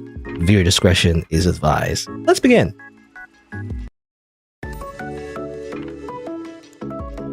Alright. I guess Ellie, this is Ellie, very cute. Hello, my name is Ellie. There's not really much else to say. I'm just a normal girl with normal hobbies and a normal-ish job. Want to know my favorite color? It's number C70A0A. A nice shade between red and red velvet. I don't know, I'm just rambling on now. Oh, today marks the 3-week anniversary of my first ever job. It doesn't have any set hours, but it pays $1,500 every time I go. Can you believe it? Actually pretty good. Like, I mean, every day? That's a lot. But you must be wondering, where are you? What are you wearing? And why does your hair look so gorgeous? Fear not, for I am here to answer all your questions. 3 weeks ago. Okay. My first college semester is finally over. All my pain and suffering can end. Temporarily, but still. Well, what's this? A poster? It's so cute. Miss Inconspicuous Maid Girl Cleaning Co. That's such a long name. Now hiring for, huh? $1,500 per day on the job? In this economy? And a day of the job meaning an hour? Oh my gosh, should I just join? Nah, that's okay, I'm gonna leave. Nah, who cares? Are you sure? Yeah. Are you really sure? Yeah, okay, bye. Okay, if you says, and thus Ellie, the normal girl with normal hobbies, continued on with her normal day and her normal life, his normal non-corrupted world. The end. Okay, obviously that doesn't do anything. Okay, let's try again. Actually, I wonder, how do I like, is there like a save? There's no saving, it seems like. I'm trying to like, yeah, okay. It's one of those games where it doesn't have like a visual novel UI, even though it looks like a visual novel. Kind of sucks, to be honest, because I don't know. I'd rather have saves. Strike one. You don't have like a typical like visual novel UI that really makes me feel like you're missing features. You know, like saving and loading and skip option and whatnot. Okay, let's try again. Money. All right. Let us submit to the machinations of capitalism and earn money. All right, I'm in. It's that easy. Now, it seems the company's building is supposed to be the one in front of me. Let's go. Okay, I thought we already got the job. Whoa, wait, hold on. What's going on? Whoosh. Okay, it's actually more like a comic.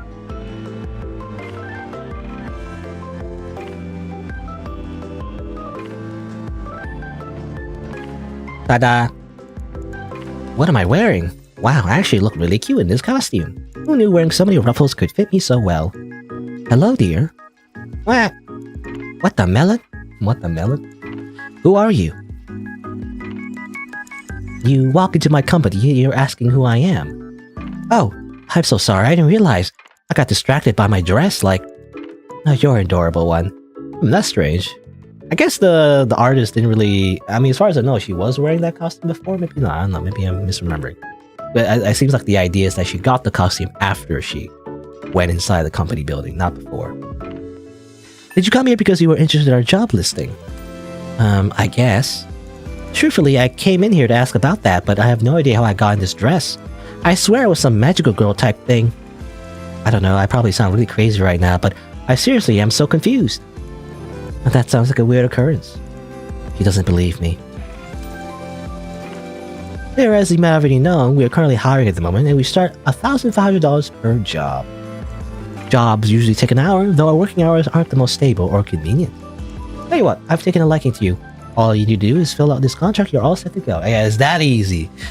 Getting a job like that easy. In this economy, it's crazy.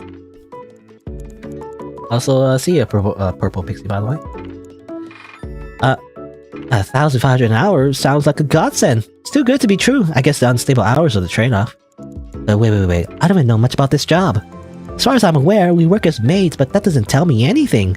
What do we even do? Oh, we just clean up some messes. People work in different places, though you'll probably be working with me. It's actually quite simple. You will only need to work on the easier tasks at first, such as picking up broken material and sweeping floors. Just make sure you don't tell anyone about this job or what you do, and note that I can't answer all your questions. Ah yes, totally not suspicious at all.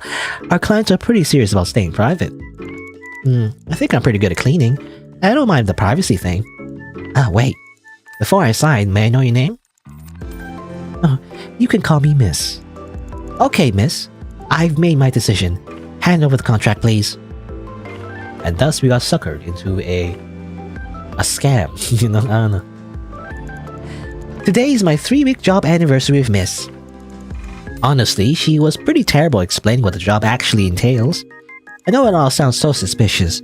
I didn't even believe it at first until I cashed in my first paycheck. And I love seeing the money in my bank account. That's all that matters. Money! It's just tough discovering things about the job I should have been told about, like how atrocious the hours really are. I'd said something about it, but Miss told me that I should have read the contract. I know, but how could anyone possibly read such a boringly long thing? Anyways, the only shift starts at 2 AM. I get notice a day or two beforehand if I'm lucky. If I'm not, I get the notice the day of. Sometimes my shifts are even cancelled just hours before. Rip my sleep schedule, but anything for money, I guess. Currently at 5 PM, I've got 9 more hours before my job today starts. This day is gonna be so long. 7 hours later. Okay. Alright. It's 12 AM and Miss just confirmed that we have to work today. Time to get ready! Huh?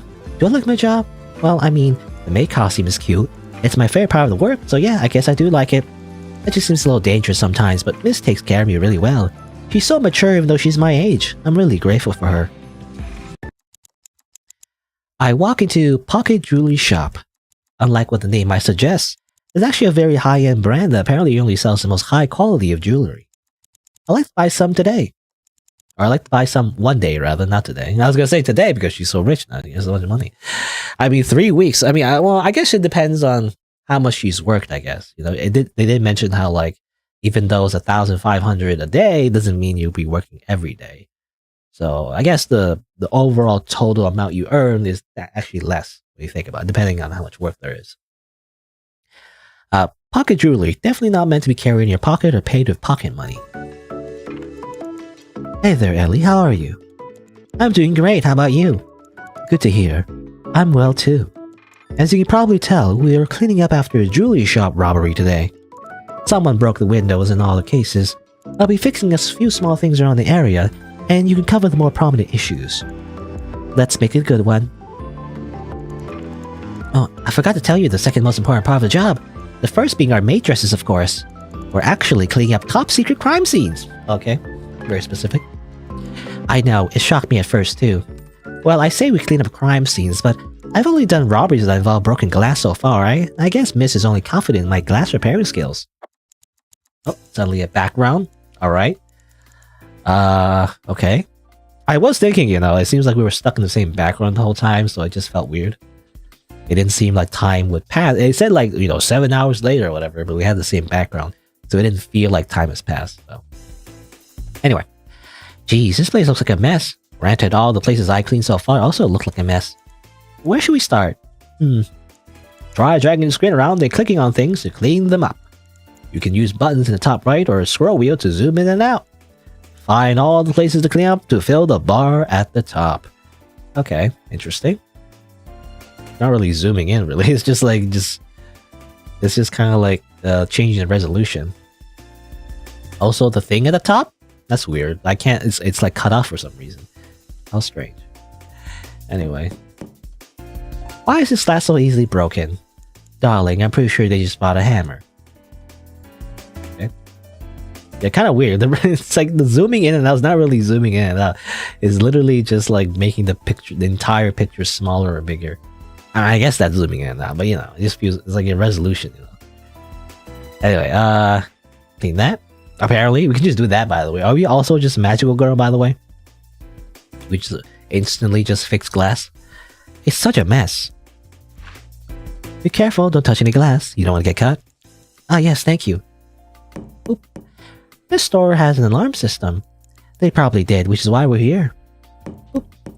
Why would the painting be tilted? Probably a novice move. They might have bumped the painting while attempting to open the drawer. Or they were searching for a secret safe. A secret safe would be cool. Ah, sweetheart, I'm pretty sure no one hides secret safes behind such easily removable paintings anymore. Alright, well that's that. Done with another day. Yes, ew. How'd you feel about today? That was pretty easy. I think I'm getting quite good at fixing the windows. Again, is that easy? Apparently we can just do magic and like repair the glass? You can't do that in real life. Say, what are you doing afterwards? Want to get some coffee or something? I actually need to go buy groceries. Ellie, it's 3 a.m. Oh, I'm just kidding. We should hang out sometime outside of work, though, when it's actually bright outside. Ah, yes. That would be nice. We never did end up meeting up outside of work, and I totally forgot to celebrate my 3-week anniversary. Weeks later. Yet another work day. I've been at this job for how long now? I'm not sure, but sometimes it seems a little boring. Other times, I guess it's quite intriguing. Like, how are these crimes committed so quietly? There's literally no news about it. And where is my paycheck coming from? But I don't really care. As long as I get the money. Just like money. As long as I get money. I walk into the Suminin Hotel through its back door. I've never heard of this hotel before. It looks a bit run down and shabby on the outside, just perfectly blending into the surrounding buildings. But the inside's design is pretty modern, though rather empty. I suddenly hope there's something cinnamon-related while climbing the emergency stairs of the room Miss told me to meet me at. Hey Ellie, how's it going? Doing good, just another day, Of course. We have a hotel room to clean today. It's a new experience for you, but I'm sure you'll do great. I'm here if you need any help, though I'll mainly be taking care of some other things for a bit, or checking over things you clean. Our client is pretty important, and we don't want him to be dissatisfied. There's a lot of things this time, not just broken glass. Oh, Melon. Something new? Apart from fixing broken glass? Yeah, I know you'll pick it up in a heartbeat, though. You have any questions? What's today's crime? It's hard to tell. All I can really say that this is a bigger incident than anything we've done before. My gut tells me it doesn't relate to a smuggling issue, but I'm afraid I can't confirm anything, dear. Oh, a smuggling issue? What kind? That sounds super dangerous. I wish I could answer your question, sweetheart. Unfortunately, there's nothing else I can say about the situation, except that you'll be safe. But how do you know I'll be safe? What about you? Can you pretty please let me on some trade secrets? Oh, Ellie, you're so cute. I'm sorry though, no questions, remember? Okay. Will today be hard? Let's just say there's a lot more work to do, but don't worry, I'll give you a raise. Money? If I get paid $1,500 normally, I can only imagine how much a raise will be. I'm gonna be rich. I bet this work will be nothing that we can't do together. That's a given. I'm ready to go. Alright, let's make it a good one. Yeah. Oh, Miss wasn't kidding when they said there'd be more work to do. Okay, let's take this one step at a time. I mean, I appreciate the gameplay, even though it's very simple. But it's kind of, again, a little awkward because, yeah, zooming in is not really zooming in. And this is, like, cut off for some reason. I think that's just, again.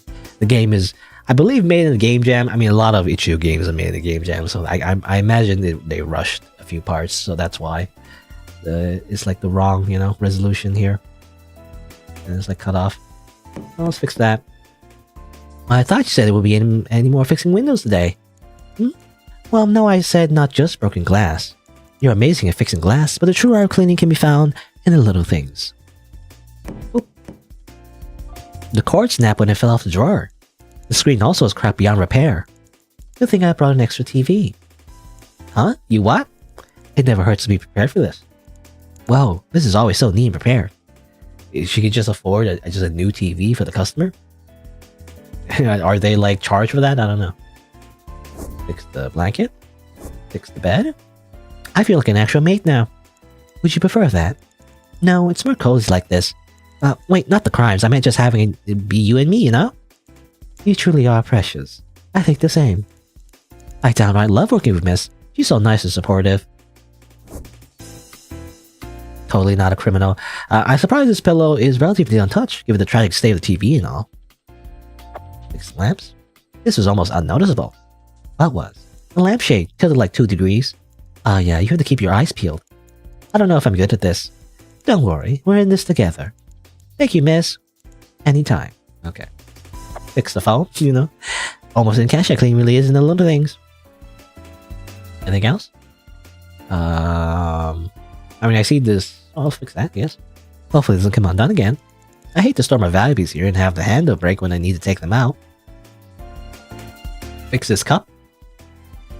As I put the cup back in place and move away, I noticed Miss is covering it with her body. Perhaps she wanted coffee, but I see her hand slip into a pocket in her dress and pull out a tiny bag with... Wait, our dress has pockets? No way, seriously? I reach my hand to the same place. There's a tiny pocket. Wow, she's been working here for weeks. And she hasn't noticed her, uniform has pockets for some reason. I mean, to be honest, for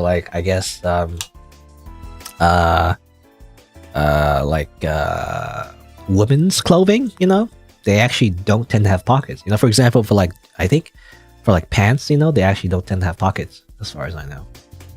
So, I guess that's just an expectation for a dress as well, maybe. Also, I noticed blood. I wanted to save this for last. Is this blood? No, it can't be, right? Should I ask? Maybe, yeah, otherwise I wouldn't know how to clean it. Hey, miss. Yeah? Is this, what? I think there might be blood here. Don't worry, don't mind that. It's probably just a coffee spill, see? The machine's right there. Oh, okay. Here, I can clean this up instead. Don't worry about it. Oh, alright. I need to stop overthinking. It's totally not blood, don't worry about it. Hello, Nobucks, by the way. The art looks cute? Yeah, it does. It's a little rough around the edges, to be honest. Like, the background art and, just UI stuff. But the actual, characters will look good. Anyway. Oh, what a long day. Yeah, it's 3:30 a.m. already. Sorry for keeping you here late. I'll pay you overtime. Overtime? And a raise? Money? Are you sure? I mean, I would love it, but... Of course, that's only proper. Even if this job is relatively underground, we still have to be virtuous people. You know, I don't think I mind working on harder tasks. But, short thought experiment. What if the money was coming from an immoral place? What do you mean? Well, sometimes, I just like thinking of who's touched this money before, you know? How did it get into my hands? Well, actually, isn't there like a thing where, statistically, the money, like the cash, the cash like money bills that you have, can often have traces of like drugs, like cocaine or something like that, because it's often laundered through like drug money. I don't know, something like that.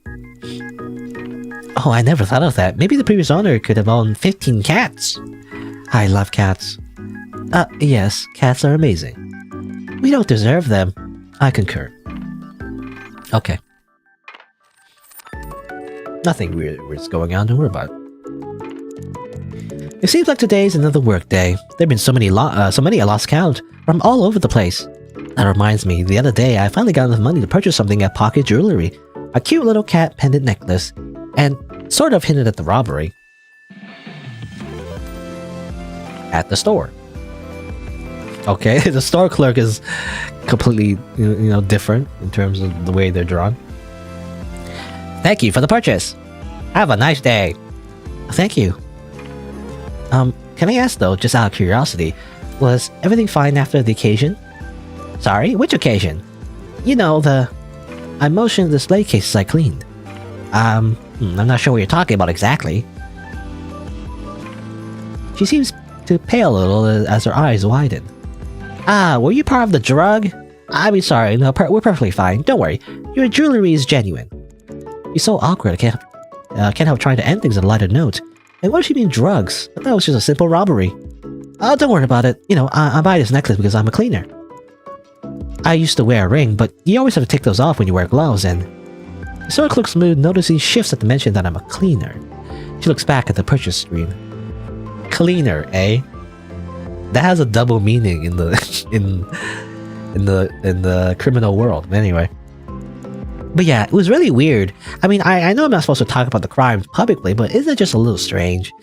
I mean, you're not supposed... Yeah. She wasn't supposed to do that in the first place, but whatever. 2 a.m. at the new location as always. This time I want to give Miss a little gift. She's been doing so much for me, I should give her something back. But going through my stash, I really don't have much. I guess I'll settle for some cherries I got from GEFB Grocery. They're pretty good. I walk into the unnamed abandoned building. It doesn't even have an address. Miss just told me it was connected to the place at 721 Essex Street, and that I have to search for a staircase down. I did find this place after searching a while, though it does give me a bit of the creeps. It's so dirty, and there's so many random pairs of children's shoes and litter everywhere. Ellie, good to see you again. Hi, miss. Yeah, I think I finally began to get the hang of noticing the smaller things. It's all because of you. And on that note, here are a few cherries I brought you. Oh, for me? Yes, because you've done so much for me. Oh my, I've never. Thank you, Ellie. My pleasure. I got them on sale. They were buy £1, get £1 free. She's so frugal, I guess. Like, she wants a lot of money, and she spends a lot of money on herself. But when it comes to like giving other people money, she's a cheapskate. Anyway, oh, I almost forgot to introduce you to the location. I can't disclose much, but today's gonna be a hard one. I know we can do it though. I trust you to take care of the visible things. I will handle the less prominent elements. Okay. She's been telling me less and less about the crime scenes we visit recently, but honestly I don't mind too much. Hearing about them sometimes make my head hurt. Plus I know Miss can't tell me most things. I much more enjoy the time I spend with her. Alright then, let's make it a good one. Okay. Oh wow, this may be hard. Miss, do you perhaps want to share the cherries together? It might help my nerves. Oh, of course, you're the one who bought them anyway. But I gave them to you though, so they're yours now. Okay, let's share them then. On second thought, being in this environment makes me feel a little sick. I don't think I talk much, it's just this unsettling vibe.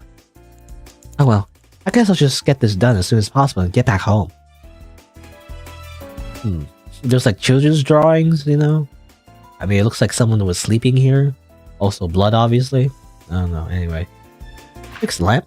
Or not the lamp. Not a lamp, it's a fan, rather. I kinda want to use this fan. It's a little hot. Miss, do you mind if I turn it on? Huh? Oh, the fan. I don't think it works very well. Seems like it could be quite loud, but turn it on if you wish. I turn on the fan. In a second, the room is filled with clanking and screeching of metal and plastic. Feels like a few screws would fall off if I let it go for a second longer. I hurriedly turn it back off. Mr. Swat, I should just listen to her next time. No win for today, I guess. How's it so hot and humid at 2 a.m.? Fix that. Fix that. These pillows are really stiff. I can't imagine someone sleeping with these. It must be so uncomfortable. My neck hurts just thinking about it. Fix that. Fix that. I thought the clothes were so small, like something I wear when I was 8 or something. But why does time pass so fast? Put that pencil away. Put that away. Put the doll away. Put that away. I feel like I'm cleaning a lot of beds recently. Maybe I'll be the bed cleaning expert instead of the glass cleaning expert. You have the skills to clean any mess. There's no need for you to limit yourself to just one type. Miss is so nice. Cobweb? Cobweb, go away. Ah. Ellie, what's wrong? Spider! Ah. Oh, I can get that for you. Miss picks up the spider with her hands and moves it outside the doorway. There, better. Yes, maybe I shouldn't be a maid. Oh, nonsense. Everyone's bound to be scared of something. She's so nice. Are all employers like this? Okay. Well, obviously there's the blood. I was avoiding that for a bit, but sure. Oh, someone... No, it doesn't seem like it. I want to get out of here. And more blood. Oh, is this blood? I feel a little queasy. No, I'm sure it's not blood. I'm just overthinking again. It's okay. Don't worry about it. It's just red paint that happened to be there. That's all. That was a little tiring. I wish I had more chances to eat the cherries. Do you want the rest of them back? You can have them. No, we went over this already. You take them. I have more at home. Plus, they were buy £1, get £1 free. Oh wait, I should have said that. Oops. Oh, don't worry. It makes me a little better knowing you save some money. I bumped in my microphone. And another few weeks later. Another day. Miss told me to be there at 2 a.m. like usual, but I'm up early. I know it's 11 p.m. right now, but I think I'll just go now. The address looked like it was way inside the forest. I'm bound to get lost. Oh, perhaps I should bring her some apples this time. Somehow I end up navigating the directions perfectly well. That's a win, but now I'm here 2 hours early. After getting through an ivy-infested gate as tall as at least 200 crates of melons, I'm now standing in front of this huge manor clutching a basket of red apples in my hands. Well, red apples in the rows. Might as well have brought a slice of cake and a bottle of wine. Weird. I swear I just heard some sort of sound come from inside. It's happy music plays, by the way. Okay, well, it would be good if the crime scene was ruined, right? But it's kind of scary, and I don't want to be that type of dumb horror movie protagonist. This wooden door in front of me is all that's blocking me from the indoors and out. It's actually quite pretty. The wood has little cedar patterns carved into it. Maybe it's made of cedar wood? How do you pronounce that, by the way? Cedar? I'm jerked out my thoughts to hear another sound from inside. Should I just go inside? I really don't want to disappoint Miss. I know she told me to wait until exactly 2 a.m., but that was months ago. And are we closer now? What if the scene gets ruined because I didn't do anything about it? I could clean up the entire thing now and tell her I did it. I think she should be happy. My hands don't reflect my thoughts, however, and they sweat so badly my basket feels like it's become a tug-of-war of rope. Whatever. A leap of faith it is. For Miss! And thus we go inside the creepy manor. I walk into the spider manor. I freeze in shock. My basket drops to the floor. The apples roll out one by one, encroaching the scene in front of me. Okay. Huh? Miss? I'm unable to say anything for a few moments. When I finally get my voice back, I can only stutter incoherent words, gesturing wildly between the person on the ground and Miss. Ah, Ellie. You're here early. Or I guess you're finally here on time. Okay. It's kind of hard to tell what that was in the background, to be honest. But I guess... I'm assuming she was killing somebody? I don't know. What? Are you okay? Why are you holding... Did you do this? No, you can't. But why? Why would you do this? What did they do to you? I think you figured it out, so I'll just answer your last question. What did this guy do to me? Nothing. But he trafficked humans and laundered money. Remember the jewelry store? Hundreds of people, children, teens, adults, 6-year-olds and 30-year-olds, all assaulted in unthinkable ways, and all for a perception of luxury. My legs give out and I drop to my knees. I feel sick to my stomach. I can't tell if it's my heart or the apples rolling colliding around me. What's wrong? Is it too disturbing? Of course. You psychopath. A beat of silence passes. Oh my Ellie, you're so innocent. I love that about you, you know? I love your innocence, your naive little mind, so much. And your reaction now, to think I was scared of showing you. You don't know how much better this makes me feel. Oh, the sickly sweet sight of such a young and gullible person wandering the world on their own.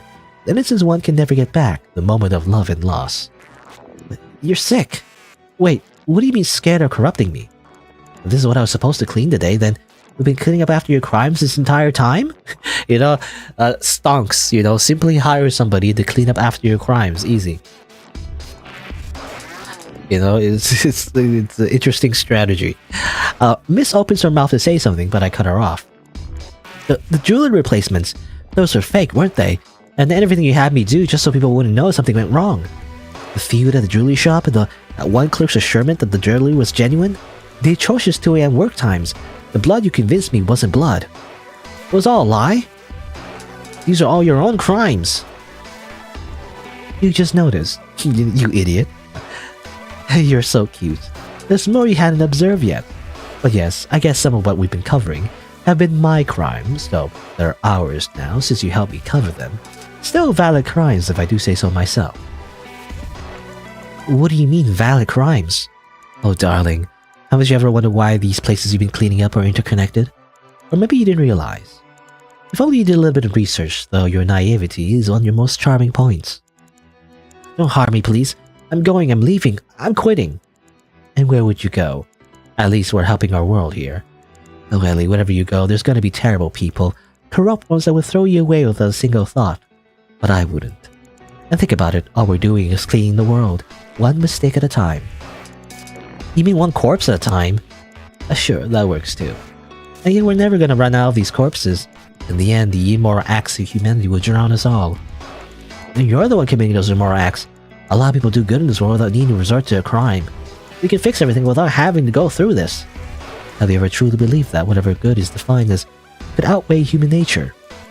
Tell me you never thought twice about being spit at for having this job, even though it's really the backbone of society. Look around you at the people littering the streets, blatantly lying to each other's faces just to get a promotion, or cheating on their lovers just for a night. What's there to love about people like that? Sure, a single action might not define one's entire being, but tell me, you never wish you could be someone else, take their place in this universe, or even just a single one of their possessions. Tell me you've never dreamed of being on top of the world, of being better than everyone else. Tell me you lived a lower life without an inkling of selfishness or immorality, because you cannot. All of that is human nature. And we're here doing this job, seeing this truth for every mistake we clean up, infinitely more occur. People believe they can wash away their mistakes, but do you really think there's anything left to clean up in this disaster of a world? We might as well say there's no point to it at all.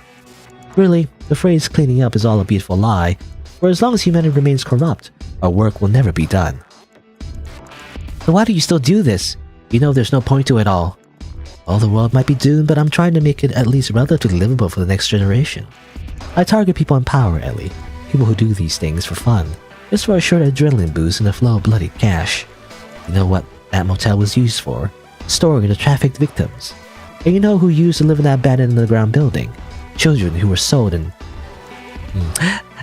whose innocence were forcibly seized when their day came. And the guy who I just killed was the ringleader of it all. So I'm getting rid of corrupt people like that, one by one. But you said all people were corrupt. Not everyone was like that. We are, just at different degrees, and that includes you and I. Yet we're still going to be the last ones here in the sea of chaos, cleaning up behind everyone else for the future. There's a sense of peace in staying back behind them all, and watching like we're bringing our favorite shows as they all take the same immoral paths, and end up paying the price for it some way or another. A price that sometimes we have to be the ones to dole out. But not everyone is in such a huge position of power, and some of us make better choices than others. In the end, it's all about making life a little more tolerable for the next generation. Okay, no more fussing around now. I like to finish up so I can go back to sleep. Are you helping me clean today or not? Okay. Well, there's choice. I wish you could save, by the way. What was the save option? Well, I don't really want to. Actually, I want to quit. Humanity isn't all that bad. You're kind of creeping me out, miss. Humanity isn't all that bad. Think about yourself for a second, from the clothes you wear that are probably manufactured in a sweatshop to the way countless poor little animals went into making your cosmetics. Now, I was wondering about that. How much, like, okay, so she's like a weird serial killer. And like, you know, she's going on a morality, you know, tangent or whatever. But she's saying her clothes remain in a sweatshop. Was it like magic though? I thought there was like some kind of magic thing going on as well. I don't know. Anyway.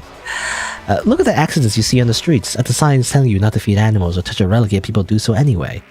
I hate to bring this up, but if anything, global warming and the incompetence of humanity go hand in hand.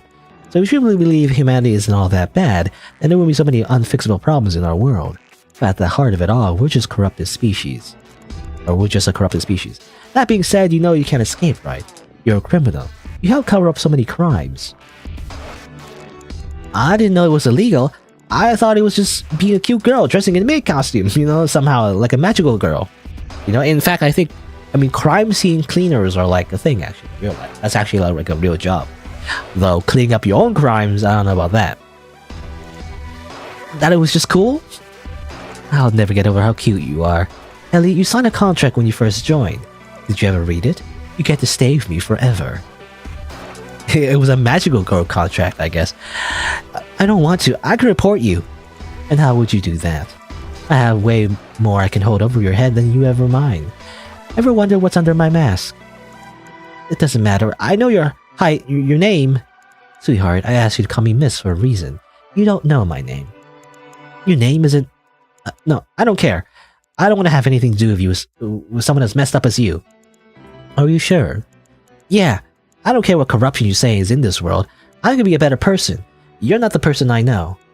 You don't see it. See what? The corruption right in front of you. From your politicians to your police force to your insulin prices. Okay, she's going out of like a really, really broad, like, I don't know, like villain speech, which is like out of nowhere. Anyway, I don't even take insulin, and those are all things you can fix. Do you want to leave then? Go out that door and forever see the world with such a narrow mindset. I thought you understand. This is a necessary evil, but sure, fine. I wouldn't ever push you to do anything you don't want to. Consider your contract terminated. She walks by me like she's gonna open the door for me. I let go of a breath I didn't know I was holding. And then in a flash of silver, I go into shock for a second time that night. My throat. I try to speak, to scream, but the signature smell and flow of blood choke up my mouth. It's painful. It's so painful I'm drowning. Miss, it hurts. Miss, but oh, I guess that's not your real name, is it? How could you do this? What did I do? I can't believe I ever trusted you. I thought we had something, but now I'll die hating you. And you say something, but I don't register it. Whatever you say can't do anything. Sorry, can't fix this. Even an I love you can't. It hurts. This pain, this fear, this loss, this blood, this agony, these tears. I can't breathe. I can't think. My mind, my nerves. I hope I die soon. I hope it ends soon. Is this what you did to that poor guy on the floor? What do you mean, then, necessary evil? No one should go through this. Except you. Broken. You're broken, and now I am too. And I'm on the floor bleeding out and drowning hurts so much and I wish it would stop. And I hate you, yet in my final moments all I can think is an illusion of you.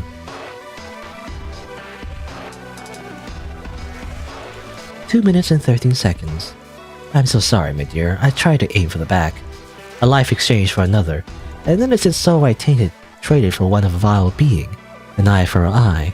Or I guess a life. And now my heart for a neck. What will happen next time? And I keep going like this. For people who don't even give me a second glance unless I'm giving them all I have. But it's worth it in the end. It has to be. I can't stop now. It can't all have been for nothing. This never-ending game of thoughts and words and morals. The screams of corruption and the grayness of fixing it. Someone needs to be the Robin Hood in this life, even if it breaks me. I was so jealous of you, Ellie. Of being able to live an illusion of a fixable world. Let me live like that too. You took my eye, and you took my heart. So let me take that illusion from you. Let me breathe air that no longer suffocates me. Let me believe those sacrifices are not in vain. I can only keep going on. Perhaps it's time to find someone new. Just one last time. I'll miss you dearly, Ellie. Ah yes, it's like a metaphor for capitalism, you know? Simply kill your employee and just get another one, you know? Entry-level jobs are just expendable. Anyway, happy music! Alright. Now, I wish there was a save and load function, because obviously I want to see the other outcomes, is the problem, so... I guess I'll just do this all over again. And there's no, like, yeah, there's no... Ah, come on, there's no skip! I'm pressing all the buttons, shift, control, no, nothing. Excuse. EQ, nothing. This kind of sucks, because I have to go through the entire game all over again in order to get a different ending.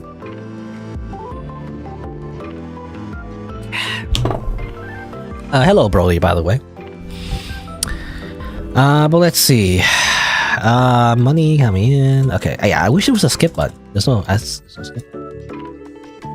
I don't know. And it seems like there's like 3 options in total, so I gotta like check out all the options though. That's the problem. I gotta click, I think. Yeah, there's also that part, by the way, where she's like has a magical girl outfit. How does that happen? You know, it's like, that's not really explained at all. I thought there was like a magical girl thing, but like it's not really. It's like actually mundane. I don't know.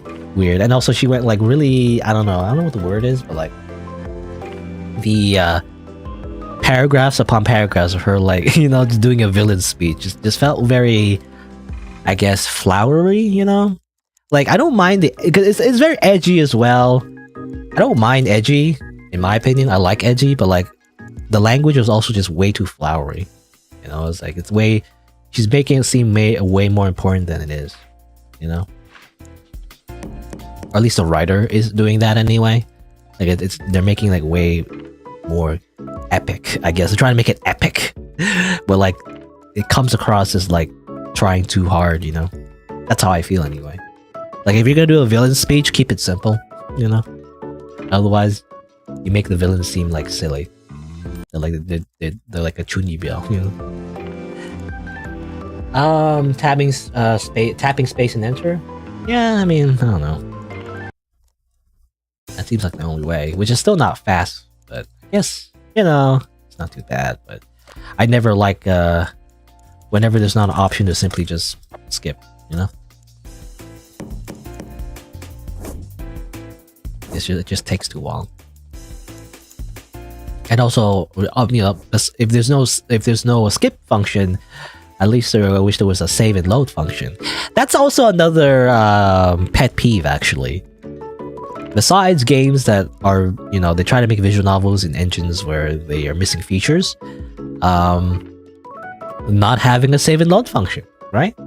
Sometimes the excuse that developers have is that, oh, you know, don't worry, it's a very short game anyway, you won't need it. But like, I'm like, no, you know, no. What happens if the game crashes or something, right? Or there's a glitch? I wanna save and load, right? Or like, you know, very like, I mean, it's uncommon, but like, what, you know, what if you are playing a game, but then you have to stop, you know, for some reason? Like, there's an emergency, or you want to do something else. Like, I want to come back to it, right? Even if it's like a very short game, you know, you never know, right? So always have a save and load function in your games, no matter what. But especially in this game, where there's multiple endings. It seems like, anyway, I can't confirm that yet, I guess, but it seems like there's multiple choices you can pick at the end, so like, obviously you need a save and load function there. Otherwise, you know, you're wasting the player's time, I feel like. Repeat dialogue. I mean, the only time I feel like it will make sense if your game has a meta element to it, where the game recognizes that you're repeating the game, right? There's like a time loop, Groundhog Day kind of thing. That could be interesting, but otherwise, if you're just simply repeating content, then it's a waste of my time, you know, basically. Yeah, that's how I feel anyway. Here's this again. You know, for some reason I can't like... I don't know why, but I can't comprehend this image for some reason. It's like this is, I don't know. She looks like a weird worm thing. I don't know. It's like a weird. I mean, is this the corpse? I mean, I thought this was like a TV, you know, but maybe this is the corpse. I guess it's very stylized, and this is Miss, I guess, and she has a knife, right? That's the idea. It's really hard to tell, to be honest. Like very, I don't know. Is it just me? Like my eyes can't comprehend this image for some reason. I don't know why. It's almost like AI generated, you know, which I don't think is AI generated because you know one of the ways you can tell if an image is AI generated, at least for the when I look at the sprites, is that it's inconsistency, right? But there are actually multiple facial expressions for the same sprite, so I don't think it's AI generated. It doesn't look like it anyway. It looks natural, but this part looks like this background looks AI generated for some reason. I don't know why. I don't know. Maybe it's just stylized, but it's hard to tell for some reason. Okay, anyway, let's go through this again.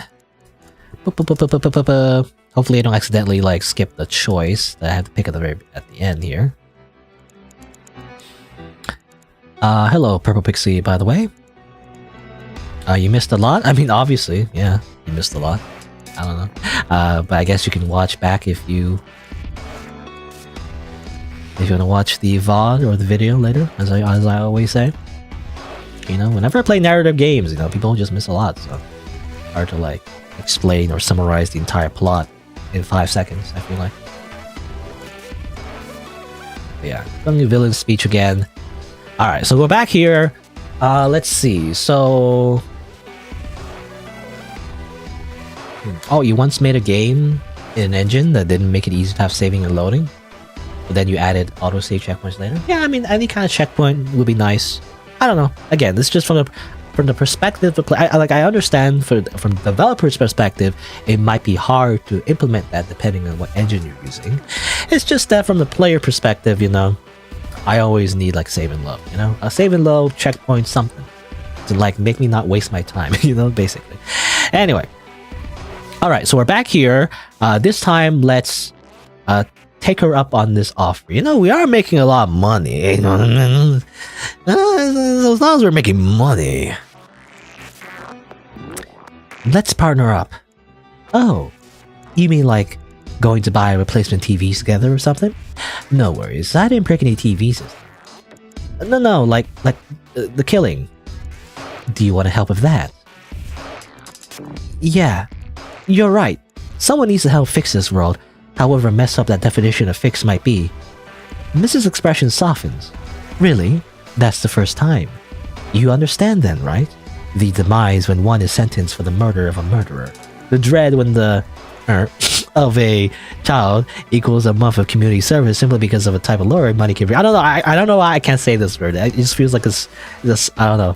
It's a strong word to me. Anyway. In Rempe, they're skipping and saving. Yeah, but I don't know if this is made in Rempe though. I'm not sure actually. It seems like it seems like a typical visual novel engine, but there's missing some features. Anyway, but I've been corrupted by all this death and all these feelings. When I first took you in, I wondered if I should let you stay innocent forever, but my jealousy got the better of me, with purposely not cleaning up traces of blood and doing things in plain sight of you. Okay, she was just trolling us, by the way, with the blood.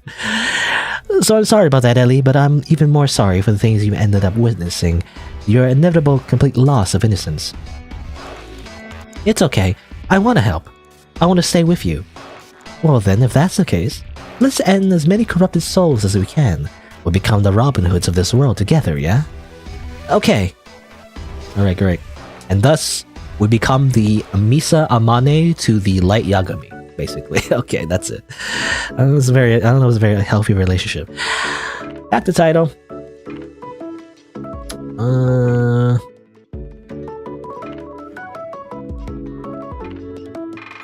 I don't know. But let's see. I think there's another ending, so we have to go through that. But let me double check, actually. Let me check the thing here. It doesn't say. Yeah, it doesn't say how many endings there are. I'm assuming there's one more ending, maybe. I might end the same way, though, so... But I guess we'll see. It's kind of annoying to have to go through the entire game again just to see, but I'm gonna have to do that. Yeah, but I also was wondering what engine this game was made in. Does it say actually? Doesn't really say. I can look at the game folders actually and see what kind of files are in there. I haven't really, considered that really. It looks, it's Unity. Yeah, it says here Unity. So it's made in Unity. That's why. And it seems like they're not using like a, again, like a specific, preset that has all the features of, oops. Oh, damn it, I somehow made it windowed mode. How do I unwindowed mode? Okay, Alt Enter, that's what it was. I accidentally pressed Alt Enter, and I guess that made it not full screen anymore. Anyway. Money! Yeah, I'm going through the whole thing. Well, I'm skipping though, so, you're not gonna get the full experience. Usually, again, I read everything aloud, but if I'm going through repeat content, I'm gonna skip through it. That is the idea. I've had, again, I always mention this, but I've had somebody complain about that actually. They made a comment, and I think one of my Perfect Apocalypse videos from a long time ago that somehow blew up, but someone did complain. They left a comment like in the middle of one of my videos, in the middle of the playthrough, and be like, "Why are you skipping everything? What's the point?" And I'm like, no, I'm skipping everything because I've already read that part. I usually do read everything aloud. You're the one that's skipping, okay? I didn't say that actually. I'm just saying it in my head. But like you're the one that's skipping everything. If you're gonna comment like in one of my videos, in the middle of the playthrough and saying that I'm skipping everything, and then obviously you've not been paying attention, right? Then obviously you're the one that's skipping everything, bro. Anyway, I just wanted. I always mention that. It's just like a comment that's like made me confused. It's like, no, I don't skip everything. I'm only skipping if you're not paying attention. If it's already, I already went through everything. See ya, C literal, by the way. Ready to go.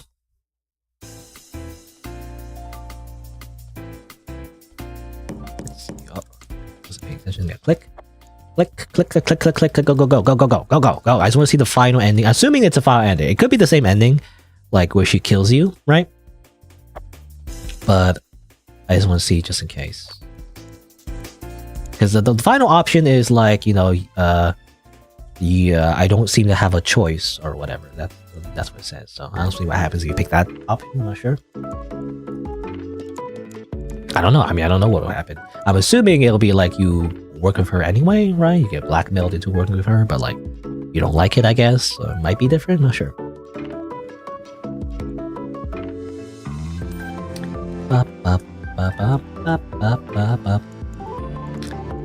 You forgot me? Says Lonely Mushroom. No, I did see your comment. Sometimes I don't mention every single comment, I guess. But you were here before, right? You came here before, then you left. Then you came back. I don't know.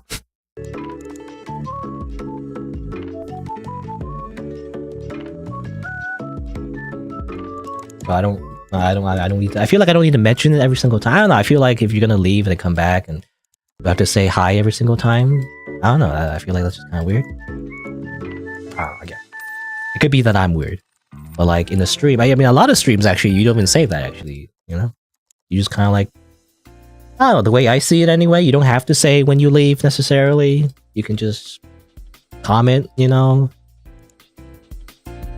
guess you can say hi. It's like at the beginning of the stream, but like, I don't know. I guess saying hi is fine. It's just if you're gonna like leave and then come back, it's kind of like I don't know if I need to say hi again because it's not a big deal. In fact, you don't even have to say that you're leaving. You can just come back and whatever, anytime really. If you're gonna like, come back anyway.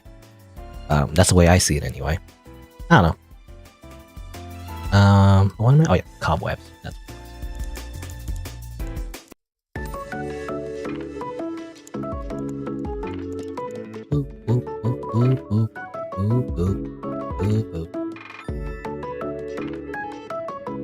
It's just a word? What word? What are you referring to? I'm not sure actually. I'm just saying that I'm interpreting your comment as in like you don't like the fact that I didn't say hi to you again, I think. Right? I'm assuming that's what it was. Unless I'm misinterpreting.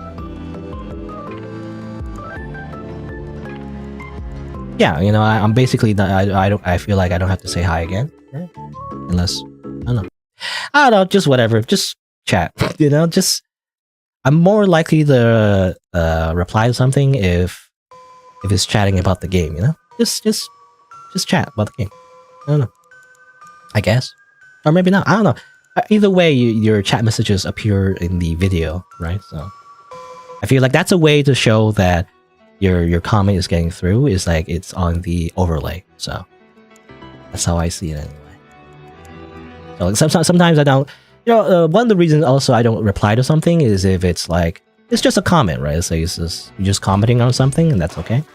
I don't need to reply. I don't know. I feel like I don't need to reply to every single thing. I don't know. That's how I see it.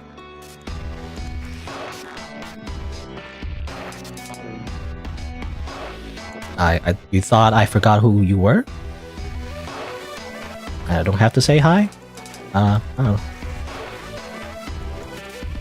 I'm not sure. Anyway, sometimes it's also hard to tell like exactly what people are saying in through chat messages, right? It's just through text as well. So I'm not sure sometimes what people mean. Sometimes that's why it's good to give context. Anyway, I'm skipping through everything again. All right, okay. Finally back here. All right, because you know all of that was I was gonna like, edit out anyway. The music is glitching. Oh, is it? I don't know actually. Is it? Let me double check actually. When I'll tab though. Let me see. How would I check this? I guess I would like. Hold on. I would just let the music play for a little bit. I think it's intended, right? Let me hold on. Let me check. Let me go here and then I can't go here and then listen. Let me double check. Hold on. I'm loading my own stream. Hold on. I do want to check though, just in case. It's not working though. Oh damn it. The live stream has not been working on my it's not working though. Oh damn it. The live stream has not been working on my it's not working though. Okay, hold on. Okay, now I can okay. Okay, hold on. Okay, now I can okay. Okay, hold on. Okay, now I can okay. Okay, now I'm echoing, but okay, now I'm echoing, but okay, how would I even do this? It'll be like okay, I have to okay, I'll mute the stream. I'm gonna mute the stream first, and then I'll let the music play for a little bit, like so. Then I'll tab, then I listen. Then I'll tab, then I listen.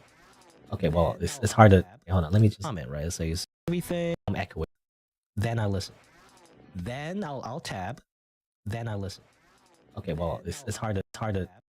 Okay, well it's really hard to navigate through the little stream player. Okay, it seems okay. I don't know.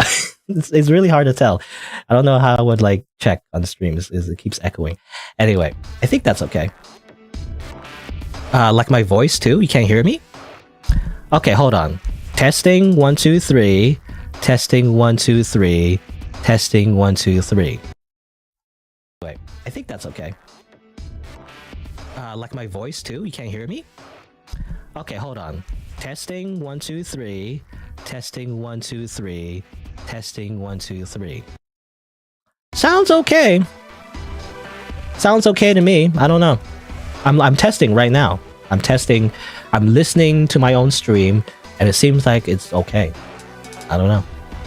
Like when I alt tab, I guess the game mutes, but like you know, that's fine. Okay, now I can. I don't know. I don't know if it's a problem on your end or not. I was just now. I was testing it. I was like alt tabbing. You know what alt tabbing means? It means like I'm unfocusing on the game, and particularly for this game, it seems like when you unfocus from it, it mutes itself. It like there's no sound if you alt tab. So that's what I was trying to test without too much echoing. It was echoing a little bit anyway, but I was testing whether or not the stream was okay, and it seems like it's okay. I hear my own voice, and I could hear the game so through the stream. So like I think it's fine. I don't know. Seems like it might be on your end, but I'm not sure. Also, I feel like you're delayed. I feel like the whole echo thing was a while ago. So make sure you're up to date on the live stream. Make sure you press the live button, I guess, or refresh. I'm not sure. Anyway, seems like it's okay, but don't hesitate to let me know if there are any audio issues. Any kind of video or audio issues, please do not hesitate to let me know. Just make sure that's not on your end though, so like refresh and stuff, and just make sure. Otherwise, if it does seem like something's wrong with the audio and whatnot, let me know. Especially because I remember one of my streams I did for Fear and Hunger, my audio was like really low and nobody told me because I guess they thought it was on their end, but like I guess yeah. I did not realize my audio was like really low until I started editing, and like it's just kind of bad. I feel like I might redo that stream, or not redo the stream, but redo the footage rather, like on my own, and maybe like subtly like sneak that back in, you know, or something. I don't know, like change the video, like unlist the original video and change the audio and put it back up. I don't know, but it'll be different though. It'll be different footage. I don't know. Anyway. All right, so let's see. So let's do the final choice. So okay, so back here. So let's pick. Do I even have a choice? Do I even have a choice? What do you mean? Of course you do. I wouldn't ever push you to do anything you don't want to. Not even a different timeline. Had you sent it to something else? No, sorry. I mean, it's okay. I'll do it. I'll help you clean. That's my Ellie. See, even in the world of corrupted social hierarchies and people and governments, I can always depend on you. Come on, you're cleaning up this manor today. Let's make today a good one. Okay, I guess that's it. That's like the meh. That's the meh, neutral ending. So I think that's it. Yeah, I think that's all the endings. Obviously, there's the ending in the beginning where you just simply don't sign up, which is technically the best ending. But I guess the endings at the end, either you reject her and then obviously you freaking get your throat slashed. You either accept her offer and therefore go crazy yourself, I guess. You psychopath serial killer. Or, you reluctantly accept the offer and then you go along with it, which is kind of like a meh neutral ending. But there you go. Guess that's it. I mean, what do I have to say about the game, basically? So, I mean, the art for the characters look nice, I gotta say. They're really good, actually. I also like how at the end there, when they're like shadowed, which is pretty interesting as well. And I was gonna say that's it. No, well, I mean, I like the general idea of the story. I guess it's like it starts off cute and everything, but then obviously something sinister, under the surface, and at the end you learn that she was killing people. But I feel like there's some like weird, how do you say? There's some like weird plot holes, I guess, or not plot holes, but like threads, I guess. They're like left untied, if that makes sense. Is that the right analogy? I'm not sure. I don't know. I feel like there's some things that the game is like referring to that doesn't really get resolved. Like the whole magical girl thing, like was that real or not? I'm not sure. I don't know what that was. Like she like transformed, I feel like, when she entered the building. So it's like there's some kind of like a magical girl thing going on as well, but I feel like that wasn't really explained at all. I don't know. I'm not sure. It was really weird. So that's like a thing that's just kind of weird.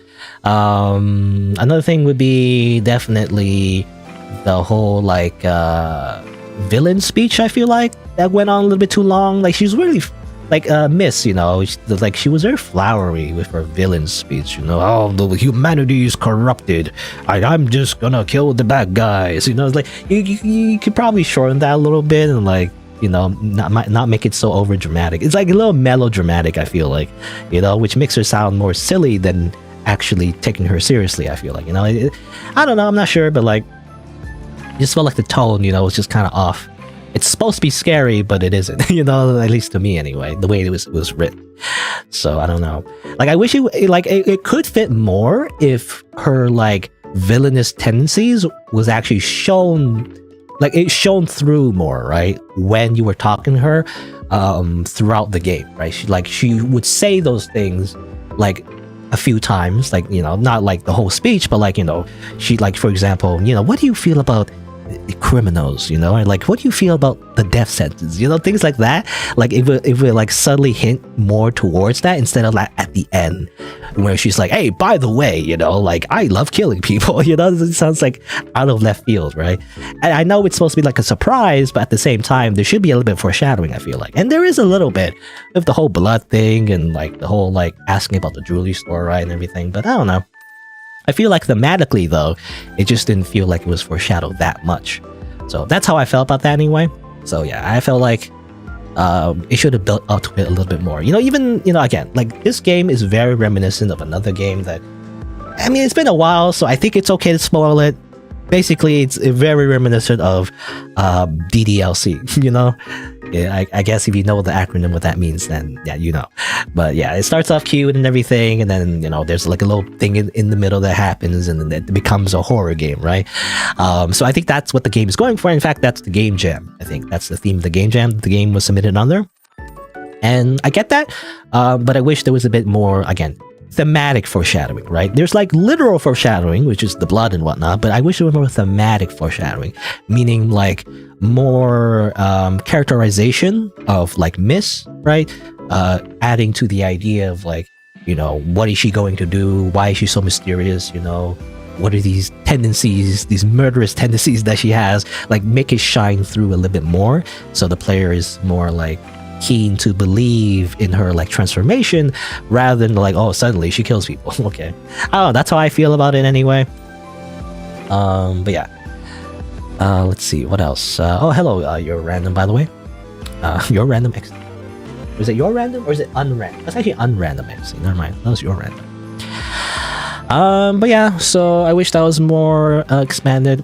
Other than that, I feel like the game is a little rough, actually. It's a little lopsided. I mean, again, the characters look great, actually. I like the characters. They're very cute art design, actually. So it looked nice. I like the contrast of that with the, obviously the whole serial killing thing. But everything else, though, like the UI and... I mean, the UI, okay, well, I mean, the UI itself, the text looks fine. It's mostly the backgrounds, a lot of the backgrounds I feel like it's just missing, right? It feels like, for example, at the beginning when she goes to the company, when she's like going through the forest, to the manor, just a lot of things are just missing backgrounds, it just feels like it's missing something. And also like when time is transitioning, like a few weeks later, it doesn't feel like time is transitioning, like, for example, whenever she says it's like 2 a.m. or whatever, but like it's still the same bright background, it doesn't feel like you're immersed, in the right place, right? It doesn't feel like it's 2 a.m. when everything is still the same, right? So that's what I feel, right? Like, if it's like really dark out, it should be like the characters should be in like a dark background, right? So that's how I feel about it anyway. Yeah, I feel like there's a lot of just missing pieces in terms of background art. And obviously the gameplay itself, which I do appreciate, actually. I do appreciate there's a little bit of gameplay, even though it's not much. It's like a little mini game, just click on stuff, which is totally just like, really simple. But I do appreciate that it does break up the whole visual novel aspects of it with a little bit of gameplay, which I like. But that also feels a little bit rough, only because, again, the zooming in and out aspect is just like, doesn't work correctly. I feel like it doesn't really feel like that. Like, I feel like if you do the whole zooming in and out, it should be like really zoomed in, right? It should be like you could scroll left from right, that kind of thing, like a point-click adventure game kind of thing. So it should be more horizontal, and then you could move around. That would make it a little bit more interesting, I feel like, and maybe a little more, slightly more difficult. So there's a little bit of a challenge where you gotta like move up and down, left and right, but instead when you zoom in and out, like for some reason zooms out the entire picture, right, to the point where you see like gray borders. So that's kind of weird. I feel like that's just rough. And also obviously the little like bar at the top is like also just cut off for some reason. I think that's just a mistake. I think they just didn't like put the resolution correct for that thing, or for the UI element. But yeah, basically the UI is a little bit rough, but not too bad. It's not unplayable, but really, I gotta say, the greatest sin this game has committed, in my eyes, is the lack of a checkpoint system. That's all I gotta say, because that's always a pet peeve of every indie game that I play. it's missing like a save and load feature, or like a checkpoint system, or even just a skip feature, because that should be something a visual novel should have, right? But it doesn't have that, so it makes it repetitive to go back all the way from the beginning to check out the other endings. And I feel like, again, you don't need to check out all the endings, but it's just kind of expected, I feel like, in the visual novel. And you shouldn't really make that more annoying than it needs to be, because otherwise you're kind of wasting the player's time, I feel like. Unless there's a reason, right? And unless there's a game design reason to make the player go back to the beginning and see all the content again, and again, sometimes it could work, like in like a time loop or Groundhog Day kind of scenario, maybe. Otherwise, I feel like it's it's not good if you just force the player to go back all the way from the beginning just to check out different endings. I don't know. That's how I feel about it anyway. But yeah, I mean, otherwise, other than that, I think it's a neat idea. The execution, though, is a little bit rough. I think, I don't know. I think it's mostly fine. Again, I like the concept. I like the whole like cutesy concept, and then suddenly it turns, dark and whatnot. It is a little weird though. Again, the whole like magical girl. Why did she like transform? I don't understand that. Unless that was not meant to be taken literal. I took it literal, so maybe it wasn't meant to be literal. I don't know. There's like a bit of a small aspect, like a magic aspect, that wasn't really explained at all, and it just feels weird, like it's out of place, So I don't know. I mean, I guess the only thing I would add, if this game, if it is more worked on more, if it's a thing that the developer will do, or like if they make another game, I do kind of wish they explore the aspects of the crime scenes a little bit better. It's like, again, it's just some literal foreshadowing, which is like a little bit of blood, but I do wish there was a bit more of a like an investigative aspect as well, right? How she mentions like Miss, the character, she mentions how like, you should have done a little bit more research, you idiot. Like basically, I wish as the player we could actually do that, right? There's more stuff to look at instead of like meaningless stuff, because most of the cleaning is like, oh, okay, you click on stuff, okay, I fixed a lampshade, hooray, I wish there was more meaning to the things we click on, right? If we click on like a drawer and then we look at it, so actually there's a piece of evidence of something else that's happening, right? More of that would be cool too, right? More of the, again, more like physical foreshadowing would be nice, but like just in general, adding to the mystery and to the tension, right? Because I feel like that's what the writer was going for a little bit, right? The Miss, the character was being nice to Ellie and everything, but obviously she's hiding something that she's not telling us. Well, give me more, right? No, don't just hide it and say nothing else later and just save it until the end. Give me a little more, just a little bit, just a taste. And then at the end, I wouldn't be as, how do you say? I wouldn't be as like I wouldn't, how do you say? I would suspend my belief, if that makes sense. Or is it suspension of belief or suspension of disbelief? I can't remember. But it's way too weird, too jarring of a change at the end, I feel like. Even though that is the point, I understand that, but even with, again, DDLC, there's plenty of foreshadowing. There's a lot of foreshadowing, which really builds up the tension and therefore, makes it a better experience. That's important, I feel like in any good like either it's a mystery game or like kind of like this kind of thing where it's like trying to like surprise you at the end, you still gotta have like a bit of foreshadowing, like a lot of it, because otherwise it feels you pulled it out of your ass, which is not what you want to do, right? You don't want to make the player feel like that. At least that's how I feel about it, but that's just me. Maybe I'm too picky, I guess.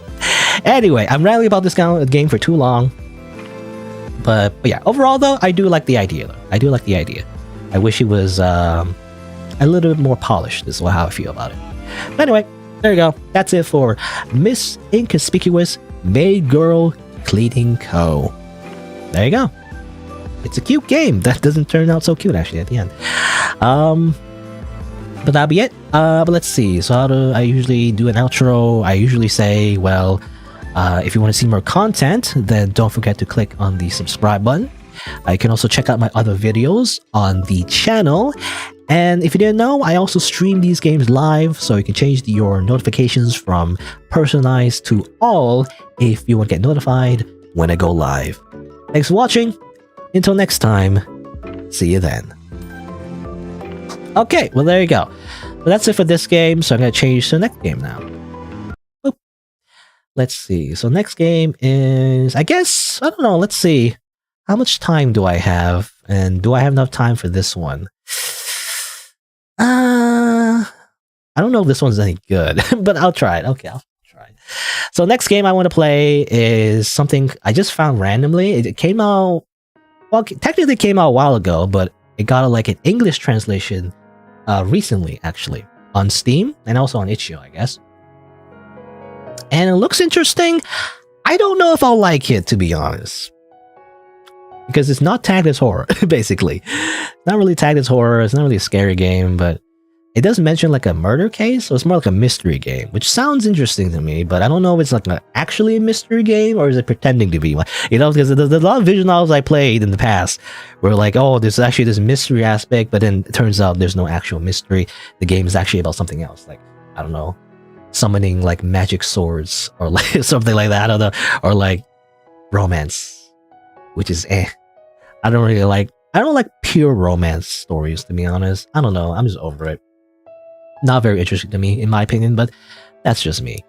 Anyway, so let me change the title as well, actually. So hold on. This probably be the last game for today. I think it's technically about an hour, but since I read everything, it's going to be probably double that. It's going to be 2 hours, most likely. I guess we'll see. Absent in the Rain. And I guess, you know, hanging out with a mysterious senpai, I guess. It's kind of like the premise of the game, sort of. But obviously there's some kind of mystery as well. Guess we'll see. Change the thumbnail. And yeah, there you go. I was thinking of playing another game as well after this one, but I guess we'll see it. This one will probably take the longest, so I probably won't have time. Anyway. And there is music, right? Yeah, there's music in the main menu. I think initially when I opened this game, at least in the itch.io version, the music was actually at the end. You know, it was like really low and I couldn't hear it. So, in fact, let me make it a little bit louder. So I was wondering, you know, why wasn't there any music? Because I did check out this game a little bit actually, and there's a bit of like a kind of like an anime opening. You know, it's like a visual novel thing that people do, where there's like a little anime opening that plays after like the first few scenes. So I was wondering that there wasn't any sound though, so that was weird. Checking the settings and there is actually music. You gotta turn it up though. I think I think the Steam version is fine. The itch.io version I checked out is like, for some reason it was at the 0%. Anyway, but yeah, this game looks interesting. But for now though, it's been about more than 2 hours actually, so I'm gonna take a bit of a break. I'm getting a little bit hungry, so I'm gonna get a snack, I go to a washroom, and I'll be right back after a few minutes, and then I'll play this one. I'll play Absent in the Rain. Or technically its Japanese name is Ame ne shite hito wa hazuri, I guess. Ame ne shite hito wa hazuri. Hazare? No. Anyway, BRB. And be right back.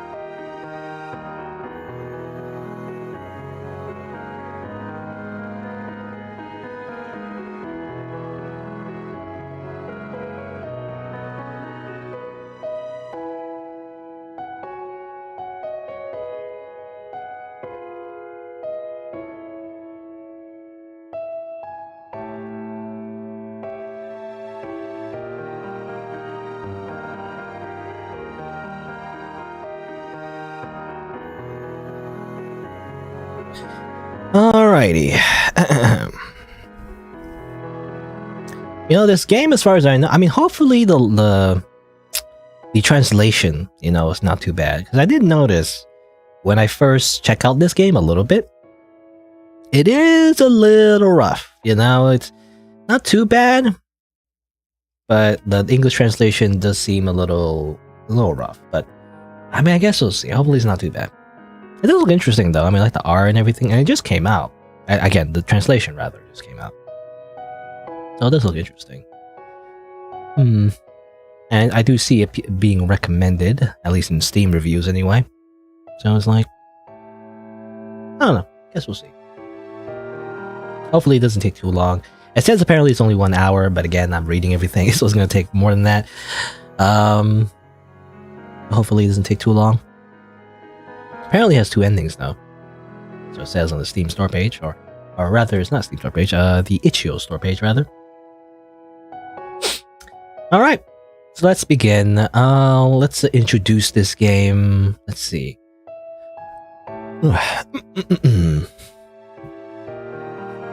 Hello and welcome to Absent in the Rain, a visual novel developed by Diorama, available on Steam and Itch.io, and apparently it's about a mysterious senpai and a murder case. I guess we'll see what happens. And I'm not sure if this game is particularly like, a horror game necessarily. I don't think it's tagged as horror necessarily, but it might have some disturbing elements, however. So reader discretion is advised. But let's begin.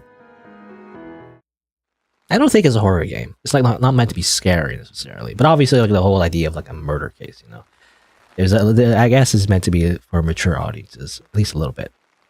Anyway, sharing an umbrella. Okay, well this is senpai, so I'm assuming her. She's saying this. They say that the person who gets wetter while sharing an umbrella is the one most in love. So they say. Okay, Haruya, I assume is the main character. Can I see your shoulder for a second? Do you realize that, as a human being, that's the worst thing you could have possibly said? She chuckles next to me, under the same umbrella. One umbrella is too small for 2 people. Our shoulders and arms touch again and again, even though I'm being careful. It's so awkward. Whoa, Haruya? Oh, that's just some random person. One of my male classmates passing by glances at me before looking away. He's riding his bicycle and wearing a raincoat. Under the raincoat, the rainy season school uniform peeks out. Is he someone you know? Well, he's a classmate. Barely an acquaintance, really. Looking at the back, wearing the raincoat, she grins. That's just right. What is? There'll be rumors about us. Just what are you talking about? People also say the rumor lasted 75 days. So they say. Yeah, and that's more than enough. More than enough for what? 2 months, so until August? During summer vacation, about the rumors. Indeed, what should I do? Will you please do nothing? With a light smile, Senpai simply replies that she will behave. My eyes are probably as moist as the humidity of the rainy season. Her jet black long hair is wet from the rain and gives us a luster. The color of my senpai's hair is that of a wet crow feather. Her dark eyes, which stand out against her white skin, are peeking out behind her long eyelashes. Her gaze returns to me. My consciousness is sucked into those eyes like the night sky.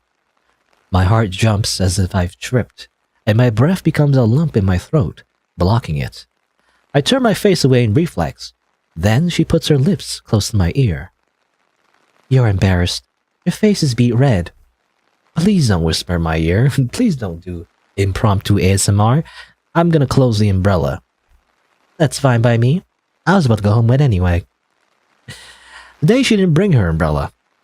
When it was time to go home, she walked briskly from the school entrance in the middle of the rain, turned around and called out to me with a, "Shall we go?" A weirdo, and eccentric yet beautiful. That's my senpai, and also a typical, anime girl protagonist, actually.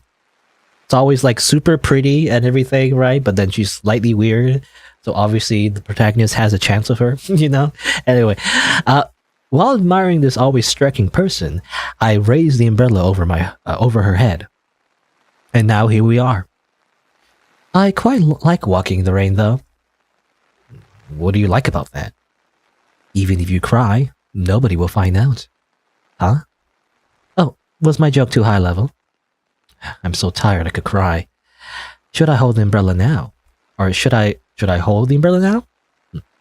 That feels weird. Again, this game was, by the way, I never mentioned it, I guess in the video, but basically this game got translated pretty recently. You know, this game came out like a bit ago, like last year, I think, but it's only been translated recently. So I do feel there might be a little bit of rough translation. I've noticed it a little bit so far. You know, some things are just lost in translation, I feel like. But it's not too bad, though, it seems like. I don't know. Anyway. No, it's fine. We walk in the sound of rain. When sharing an umbrella, your steps are much slower than usual. That means more time to talk and even more of my senpai's unique conversation. The amount of chatter spouting from her lips is akin to the amount of rainfall during the rainy season. Eventually, we come to an intersection. From there onwards, I'll go straight while she turns. This is the place to say goodbye. Oh, I guess that's us. Generic male protagonist. Thanks, Harukin.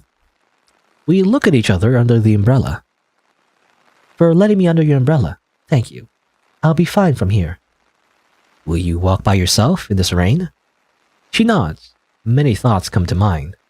Senpai will get drenched. Won't it be better if I accompany her halfway through? Even someone like her could get sick after walking under the rain. You know, which is a very controversial debate, by the way, whether or not you actually get sick from the rain. I'm a believer, you know? I'm a believer that if you walking outside, like drenched in the rain, you are more likely to get sick. Like, obviously, you don't get sick directly from the rain, or at least it's unlikely, though. I imagine there's a bit of bacteria from rain, I feel like, depending on where the rain came from, you know? Acid rain exists, right? So, like, it depends on where the water gets evaporated from and which region. But generally speaking, you don't get directly sick from the rain, which I feel like what most people are arguing against. But I do believe you can get sick because, what happens is if you get drenched in the rain, your body temperature goes really low because your clothes get drenched, and it's like, doesn't keep you warm anymore. So you just get really cold. And like what happens when you get really cold is like your body has to spend time warming itself up, and therefore your immune system is not as strong, I feel like. And then you're more likely to get sick, right? I don't know. It does increase your chances of getting sick in general, I feel like. But anyway. But if I suggest that, won't it be a nuisance for her? Since in the first place, she herself said it was okay. I guess, they're walking in the rain. Then, Harukin, see you tomorrow. My voice is clogged. Before I realize, my mouth is moving on its own. Yes, see you tomorrow. Ashita? Ashita means tomorrow in Japanese. But what do you say, like, or what do you say, jane? Jane, for see ya, I guess. That's very casual, though. Ashita, mata ashita? I can't remember how you say see you tomorrow in Japanese. Mata ashita? Ashita mata? I don't know, anyway. My Japanese is so bad. I took one course, but it's been so long. I have no idea. Anyway, I let out a sigh while looking at her back, getting smaller in the distance. See you. While I was hesitating whether to speak up or not, I missed my timing, and the moment flowed away. Whenever something like this happens, I am left with a bad aftertaste. If she were to catch a cold because of this, I'm sure today's events would weigh in my conscience forever. My shirt is getting wet on the right shoulder. The moist feeling makes me return to reality. Call back, to the fact that your shoulder is wet. Before I get any wetter, I start heading back home, my guilt trailing behind me like a shadow. I can hear the sound of the rain in the distance. While being alone under an umbrella is spacious, it feels somewhat empty. Nani? The heck's that? I don't know. Alright. Diorama, which is the developer, which I think is pronounced diorama, even though it's like D10, but it's stylized. Alright, here you go. I mean, here's like a little anime opening. I guess I'll keep my Keep my mouth shut. I'll shut up now.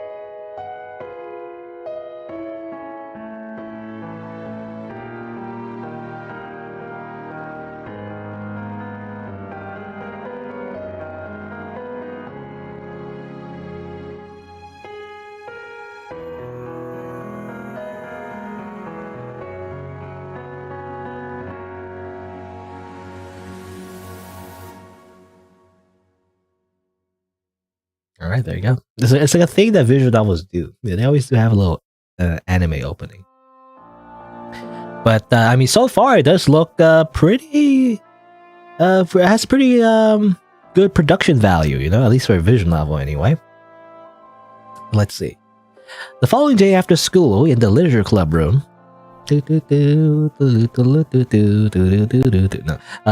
Senpai is laying face down her desk and stares at the sky with languid eyes. Her silky hair hangs over her arm and flows down the desk, flooding the tabletop in black. Seeing that listless appearance, I can't help but remember what happened yesterday. Are you not feeling well? Nope, just tired. It's not like I caught a cold, so don't worry. Her words ease a lump in my chest. It's rare to see you tired. Yeah, it's weird. She puts her chin up on her arm and faces my way. Even though I see your face every day. What am I, an energy drink? Must be because we haven't done any skinship lately. I don't remember us ever doing that. But let's start now. Let's not. You know, let's just reject her advances. Because that's a typical, you know, male protagonist thing to do. Obviously. Yeah. When I say that, she once again puts her left cheek down on her desk. I want to go out. She mutters quietly. Where to? Have you heard of the... this word that I always, I remember mispronouncing. Hydrangea, right? Hydrangea. Hydrangea. Even though I want to say hydrangea, you know? No, it's hydrangea. Hydrangea? Damn it? Hydrangea? Hydrangea. Have you ever heard of the hydrangea garden? I do know a little bit about the hydrangea garden she just mentioned. It's a rather far place, and from our neighborhood, you can't get there without changing trains and buses. It's quite far. Yeah, but I want to go. I like hydrangeas. Is that so? It's the first time I hear of it. What about you? Do you like flowers? It depends on what kind. I like flowers like cherry blossoms, plums, and wisterias. I think hydrangeas are good too. Do you have a type? She laughs. It doesn't seem like she's looking for an answer, so after some hesitation, I end up not saying anything. Hey, Haruya-kun. She slowly raises her body and says, don't you want to go? See the hydrangeas? With you? On our next free day, together. Do I want to go out with Senpai and visit the hydrangea garden? Well... My voice comes out strange. Isn't it supposed to rain on both Saturday and Sunday? I blurt out something irrelevant. What does it matter if the weather's good or bad? Is it nice? Hydrangeas look good in the rain. Luckily or unfortunately, she doesn't seem to care about the weather forecast. Does that mean I'll be hanging out with her? Yeah, I guess. People don't usually go out when it rains. Saying that, she rounds her back and buries her mouth in her arm. It's painful to see her so lonely, and I feel the need to say something. But I think it's fine. You think it's fine? Yeah, that even if it's raining. For real? Her face suddenly brightens and I sense something has gone wrong. With my comment, I just meant that I think there's nothing wrong with going out in the rain or something like that. She, however, seems to have taken a different context. I'm happy. I'm looking forward to it. Looking at her smiling face, I can't bring myself to correct the misunderstanding. Senpai. Yes? It's my fault for not making my reply clear, so I want to fix it. Let's go out together on the weekend to see the hydrangeas. Yeah, I know. Why don't we organize a trip? And so we start talking about our sightseeing plans. As we finalize the schedule, the trip is quickly becoming a reality, and I grow more and more psyched. At some point, I stopped thinking, and I probably talked a lot of nonsense. Can you believe it? We have the whole thing planned now. Well, we did make it with the idea of carrying it out. By the end of our planning, I've calmed down. We will meet in front of the station before noon, have lunch, then get on the bus. We'll spend the afternoon visiting the hydrangea garden and sightseeing. Perfect. This kind of date is perfect. I want you to come prepared, Haruya-kun, because you're an accomplice now. Actually, I want to bring up a certain topic, but it's difficult to do so in front of her smile. I just want to make sure of one thing. Yes, what is it? She tilts her head and I begin to talk as if pulling a string of memories out of my brain. It's about the hot topic of the last few days, the serial murder case. And I'm going to bring up murder real quick. What a very romantic topic. Her eyes widened at my words. A murder case has recently taken the world by storm. Incidents have occurred nationwide, and the corpses left behind have been horribly disfigured. It's even said that the parts of the body are often missing. The culprit hasn't been caught yet, and since the rage of crimes is all over the country, it's not possible to trace the culprit's footsteps.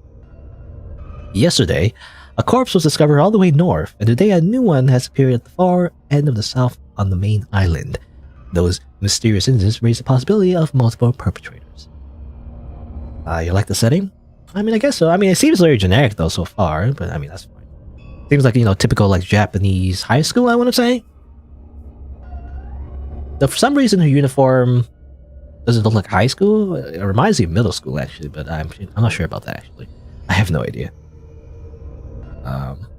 What the different uniforms of like Japanese schools are, really. I just know it's at least in anime, it's infamously known as seifuku, or like sailor uniforms. Anyway, I just want to make sure. Right now, we can't say that it's absolutely safe, can we? But we're going anyway. At my words, a little groan comes out from the back of her throat, then she takes a long breath. If you want to say that we're being conceited or careless, you aren't wrong, but I think it's fine as long as we don't go out at night. And in the first place, we're still attending school like usual. Alright, I just want a confirmation. If you're worried, do you want to cancel? No. I shake my head. We've already planned everything. Right, yes, that's right. She laughs. She laughs and I smile. Suddenly, my smartphone vibrates in my pocket. It goes bzzz. When I take it out, I find that a classmate whom I talk to often has sent me a photo. Ah yes, of course. Haruya and Yukino. I guess Yukino is her name? At least her last name, I guess. Typically, people use their last names, in Japanese culture, right? To address each other usually. Unless you're like really close. This is when you use first names. Well, it depends. Depends on your first name or some other context is. Context? In other contexts? Anyway. Drawn on the blackboard is a doodle of a shared umbrella of a heart, and two names line up under it. Haruya Shitaji? Haruya Shitaji and Yukino Akabane. I don't even have the energy to reply, so I just sigh. Why on earth should I start correcting the rumor? But there are a few things about the image that strike me. One is the speed in which the rumor spread. The second is that the symbol of a shared umbrella of the names of a man and woman below is still deeply rooted in our modern society. And finally, it's the star quality of my senpai, whose name is known even to my classmates who don't know her personally. She has a kind of genius. She has a kind of genius? What's wrong, Haruya-kun? Why are you sighing? She had gotten up from her seat and was leaning against the window, and now is calling out to me with her usual faint smile. I close my phone and answer. I was thinking that I'll be hanging out with an amazing person. Amazing enough to make you sigh? You'll make me blush. She laughs. June, looking at the skies through the window of the cramped club room, it looks like it'll rain again. Like, are they dating already or are they not? I'm not sure now. Because it feels like a typical thing where like the male protagonist or whatever has a crush on this obviously like beautiful woman who's like, a genius apparently, but like slightly weird, and therefore, again, He's the only one that can actually date her or whatever. But it also kind of seems like they're really familiar with each other, so it does actually seem like they're dating, maybe. I don't know. But then he's also hesitant sometimes. So it was like, I don't know. I have no idea. I don't know what their relationship is actually like. Exactly. And from now on, it's time to go around and look into clubs. So all the new students. Along the school broadcast, the students leave the classroom and step into the hallways. The school is filled with voices. The flow of people, the voices of those recruiting new members, it's lively. For the time being, I follow the crowd and escape into the corridor. Would you like to try track and field? Are you interested in the drama club? There's no club activity in particular that I want to check out. I like reading, so I might peek at the literature club, though I don't really like writing.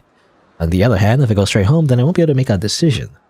There's a lot of enthusiasm swirling around to get a freshman, and that attention is on me at times too.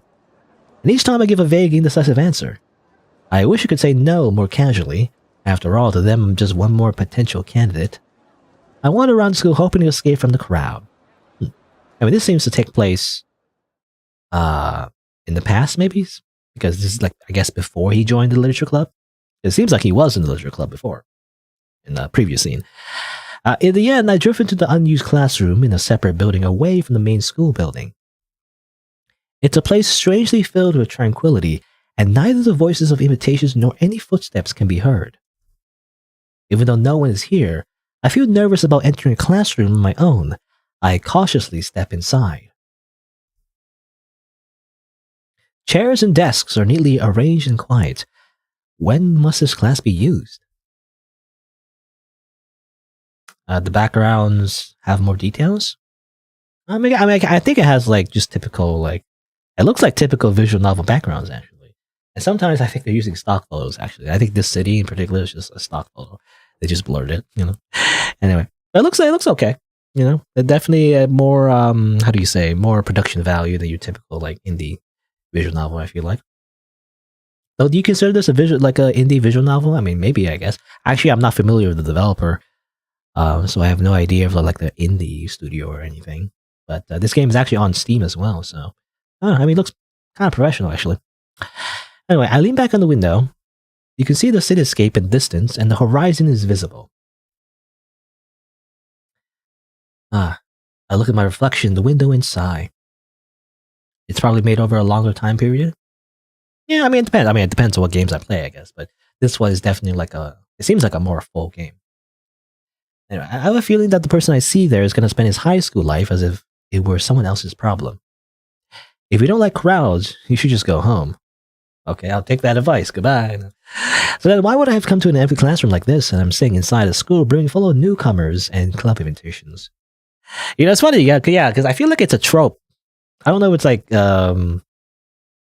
as like I don't know if it's as common in like real life in Japanese schools or whatever, but like I know for me anyway, when I went to high school, I didn't join any club. I was the going home club. Why would I waste time at school? I already am at school for like most of the day. I'd rather go home and play video games. That's looking back though, I guess it might have been better. I might have been more productive if I did something else other than play video games. But I don't know. I wasn't really interested in anything, so I just go home. Anyway, the view is nice. I turn my head around with a sudden voice. A girl is standing next to me. A beautiful person with white skin and long black hair. Okay, so this is kind of like a flashback, which is kind of hard to tell because usually a flashback is in black and white, right? But the whole game seems to be in black and white. So, but I guess this is a flashback of when he first met her.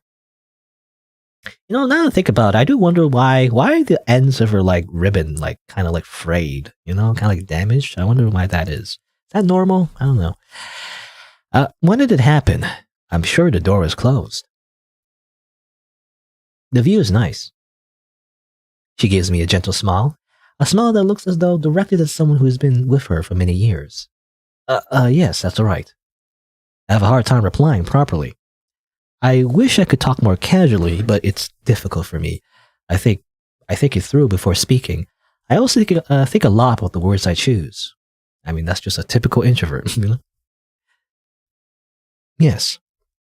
However, the other person nods without caring about my stuttering. Very much so. Somehow she seems like a unique person. She has a peculiar timing. Now, I guess she's peculiar in many ways, since she's purposely away from the bustling school building that's busy recruiting new students. Spring is nice. Is that so? The sky is bright. I agree. It's completely different from winter. Yes, it's warm. It's warm indeed. What a riveting conversation. It's spring. What's with her? Is she equipped with an engine that keeps her talking endlessly? She's like a AI chatbot. The air smells good in spring. Well, now that you mention it, is it the scent of flowers? For sure. The spring air smells sweet. Where does this scent come from? I want to open the window and try touching the spring air, but I look sideways and hesitate. I fear that if I open the window now, the conversation will go on eternally. I feel like I would have to talk to this person forever, and nobody wants. I don't want to do that. I'm like a super introvert. I'm not good at being involved with others. It's more than I can handle. Spring has come to this city, a new spring. It seems that she can keep going even if you leave her alone, whether you want it or not.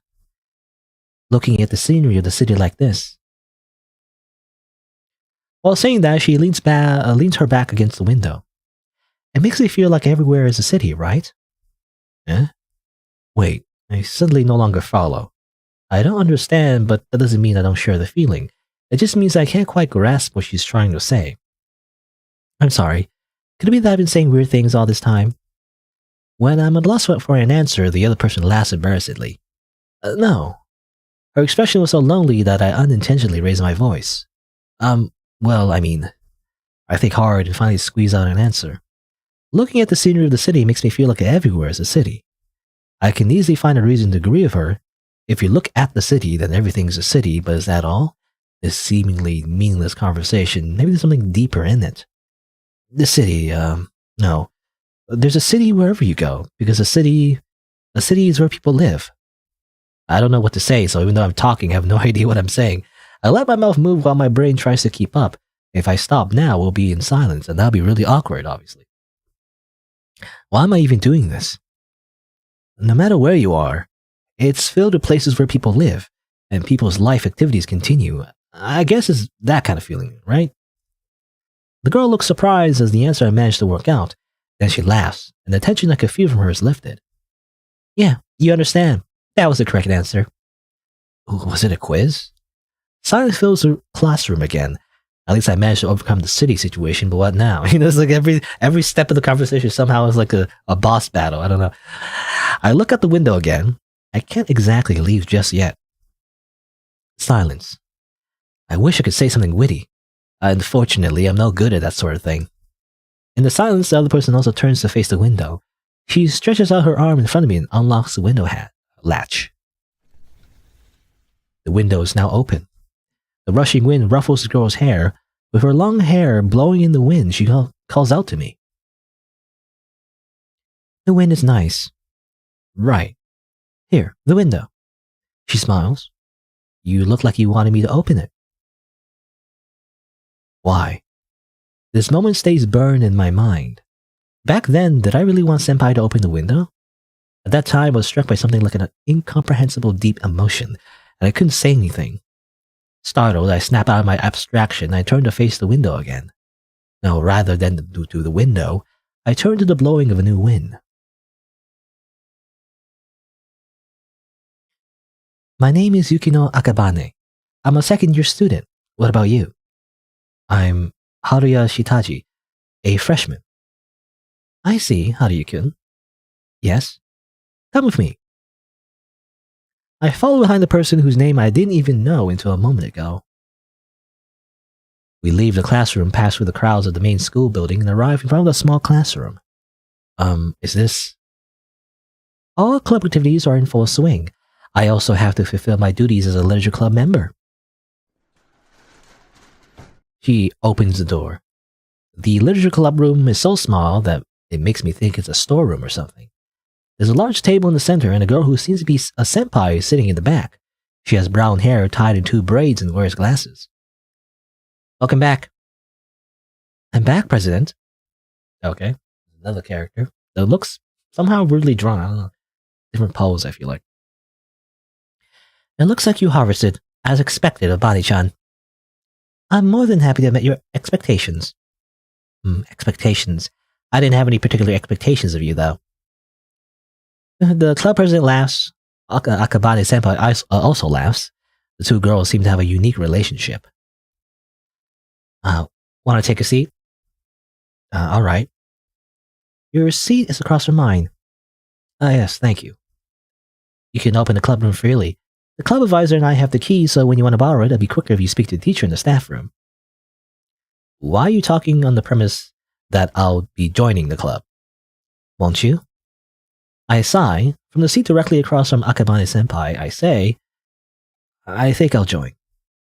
That makes me happy. She laughs and I smile. Senpai smiles and then she looks out the window. Excuse. Are we senpai? No, I think, well, she's senpai. She's the senpai. Yukino is the senpai. And technically, the glasses girl is also senpai, I guess. She's older. Spring really is nice after all. She seems to be having fun and looks like someone reliable. This person will take me somewhere far away. That's what I felt. On that day, the three of us looked at the clear sky and the scenery outside. Ah, indeed. And tomorrow, senpai and I will go someplace far. Following in the footsteps of my senpai, even if we never touch each other directly, we'll still go far. In bed, the things that have been scattered in each of my chests are gathering, solidifying. With a sense of security that resembles determination, I fall asleep. Okay. I guess were we just reminiscing about that? When we were sleeping? I don't know. Also, I'm going to save again. I don't know why, but I'm just going to save. Even though there's no real decisions to make. Let's see. It's strange. What is? Doesn't the scenery you see from the bus window look completely different from usual? Look at this city too. A rainy city flows outside the window. She looks deeply at the window, dripping with water of the bus. The fact that you came in uniform is more strange to me than anything else. It's amazing that she's wearing her school uniform even though it's the weekend. Well, obviously the artist didn't want to draw a different uniform, or the budget's tight. I've heard rumors that some people even spend their holidays in uniforms, but I never thought I'd see it up close. I like uniforms. You do? Yes. Don't you feel it's out of the ordinary? I think I kind of understand, but we wear uniforms at school, which takes up most of our daily lives, so if that isn't ordinary, then do you consider the weekend to be the actual ordinary time? Hello, Karyukin. There are a lot of people lined up over there. Senpai's daily life seems to be full of surprises and discoveries. I like windows. You can see various sceneries flow, and the outside world spreads endlessly. I'll probably never get tired of looking. I kind of understand how you feel. Speaking of getting tired of things, no matter how out of the ordinary it is, won't you get bored of wearing the uniform every day? If there isn't ordinary, there can't be unordinary either. I'm not tired of it so far. In the long run, high school itself is a special event in life. That's philosophical. Doesn't it apply today too? Going out somewhere with someone. From the sound of it, even she seems to believe that going to see the hydrangeas together is unusual. Well, I think it would be better if I had to come in gym clothes. What do you mean? Are gym clothes even more extraordinary? You're nuts. Okay. You'll stay for this game? Well, actually, this game might take a bit. I feel like it'll be at least. I feel like 2 hours. This game is pretty long. I think relatively anyway. The bus carries out extraordinary life. She's walking in front of me, spinning and hopping, the hem of her skirt and her black hair dancing under the red umbrella. Surrounded by blue, purple, and pink hydrangeas, she's innocently playing around. Why do humans only have eyes in front? I want to keep everything in sight, but I just can't. She wants to turn into like a weird lizard chameleon thing. Hearing her say that, happy like a child, an unintentional smile spreads on my face. I mean, yeah, it says an hour, but like, obviously I read everything out loud, so it's usually long. Because reading in your head is a lot faster, right? That would be quite difficult to achieve. Having said that, I'm also excited about the hydrangea garden. The hydrangeas grow as far as the sea. Combined with the drizzle, it feels as though we're walking in another world, isolated from anywhere else on Earth. Lovely. It's really fantastic. The hydrangeas are blooming everywhere, enveloping me. The world continues beyond the fog, and you're here. Me? Yes. She suddenly stopped spinning. Her skirt and hair float and sway. If you weren't with me, I wouldn't be as happy. Is that so? If anything, my image of senpai is that of a person capable of being free and cheery anytime, anywhere. How to put it? Had I been here alone, I'm sure I would have been scared, just a little bit. It's so beautiful and wonderful, and the scenery goes on forever, that I suddenly wondered if I could really go back to where I started. It's like I both understand and I don't. Again, if you want to watch the whole thing, they'll probably have it, as a video later on if you watch the VOD. What's a hydrangea? It's a flower. It's a type of flower, right? Anyway, however, I'm relieved when you're here. I can clearly see that I can go back. I feel like I've been told something really outrageous. I wait patiently for her words. So, Anyway, with you I can go far. Do you understand what I want to say? What should I do? All kinds of feelings well up, yet when I try to put them into words to say out loud, I suddenly feel suffocated. Any word seems imprecise, inappropriate, misleading, inadequate, and unsuitable for me to utter. But I want to answer something. I believe I have to answer, and in the end, the words that come out are just these. I want to understand. I want to understand. She repeats my words. I want to understand. I don't think it's a very nice thing to say, or rather, isn't the same as saying I just don't get it? She laughs. I've been looking down without realizing, and when I lift my gaze, I see her advancing forward with hopping steps. I don't understand. Yes? I don't understand how I feel right now. I don't know what to say. Saying that while laughing, she moves farther and farther away. I don't get it. I don't understand, but she seems happy. Actually, senpai. That being said, all her hopping around is dangerous, so I call out to her from afar. Watch your step. And then she dies. She freaking dies. She falls, hits her head, and instantly died. No. What just happened? I don't know. If I had to say, it looked like a mass of shadows. Something popped out of the ground, snatched something from senpai's hand, and disappeared into the ground again. Her red umbrella fell and bounced on the road full of hydrangeas, and her body collapsed on the rain-soaked dirt ground. Well, I guess I wasn't far off, actually. Senpai? For a second, my mind goes blank, but then I run to her. Are you alright? She's looking down. I wonder what she's staring at, and when I trace her line of sight, I see the sleeve of her uniform. How? Senpai? Something's different. Wrong. Your wrist. Beyond her left arm. There's only a sleeve left. The torn sleeve of the uniform stretches out like an empty bag and hangs over the ground.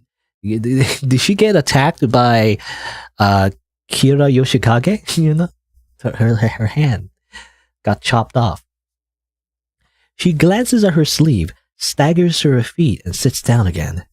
Silence fills the place like a bottomless swamp. My bad. She suddenly opens her mouth. She's completely back to normal. Excessively normal. I accidentally fell. Being too playful is reckless, huh? Huh? But senpai, I'm fine. Thank you for your concern. Senpai, your left hand. Yeah? Oh, okay. Well, I did think that it got chopped off, but it didn't. Okay. She tilts her head and stretches out her left hand from inside the sleeve. My left hand? What's wrong with it? I try to say something. I'm about to ask something, but I stop myself. I hold my breath within my chest. I can't say anything. There's a wall that strongly rejects me. She's rejecting me. No, I'm just glad you're safe. Sorry I worried you. She stands up, picking up the umbrella that was lying around. She turns to me to say, Then let's resume sightseeing, Haruya-kun. I want to go farther. I think it's creepy. I thought of her as a strange person many times before. I thought she was someone who lived outside the norm. But that's the first time I ever felt uneasy. Haruya-kun? Yes? Aren't you coming? I'm coming.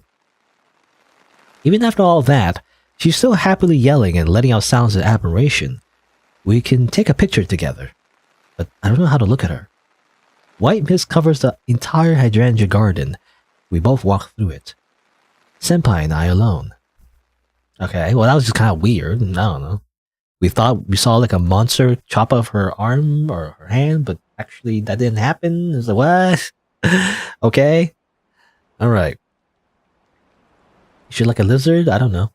She did want to say, she did say she want to have like eyes that aren't like, human eyes. I don't know. Anyway. The following day after school in the literature club room, I'm waiting alone in the club room, but there's no sign of a senpai coming. The small room is filled with suffocating silence, and the sound of rain falling outside can be heard strangely loud. A gray sky peeks through the window. It's the first time she hasn't come to club activity. The literature club is very laid back. Rather than a club activity, it'd be more correct to call it an after-school hangout, and that's exactly why I'm worried about her. I wonder if she's come to school. I'm worried, but I don't know what to do. Even if asked if her body's okay, she'd act as if nothing happened, so I wouldn't be able to say anything else. Frustration builds up and turns to irritation. All I can think of is Senpai, and that shadow that caught my eye. The shadow that jumped out of the ground and probably ripped off her wrist before disappearing into the ground again. Just what was that? Just what was that thing? And why would she try to keep its existence hidden? Should I also act like I saw nothing? My head rummages through my memories and pulls out the nationwide serial murder case. On the news, the number of casualties has increased by 1 again. Naturally, I connected 2 incidents in my head. It could be that you're just crazy. Maybe you're just seeing things. You're just delusional? I don't know. Well, isn't the shadow the one attacking people all over the country and not an ordinary murderer? If that were the case, it would explain why it's been so difficult to track down the criminal, as well as why the crimes are spread across the country. That could explain it. Is that possible? What was that shadow in the first place? Was it really there? Maybe what she said about tripping is true, and the shadow has just been the product of my imagination. It's too confusing. Any speculation is like trying to grasp the sky. The only thing I can be sure of is that we're in a dangerously suspicious and mysterious situation. There's no point in thinking about it, so I leave the club room. I take out my smartphone from my pocket to see the time, but there's no news from Senpai.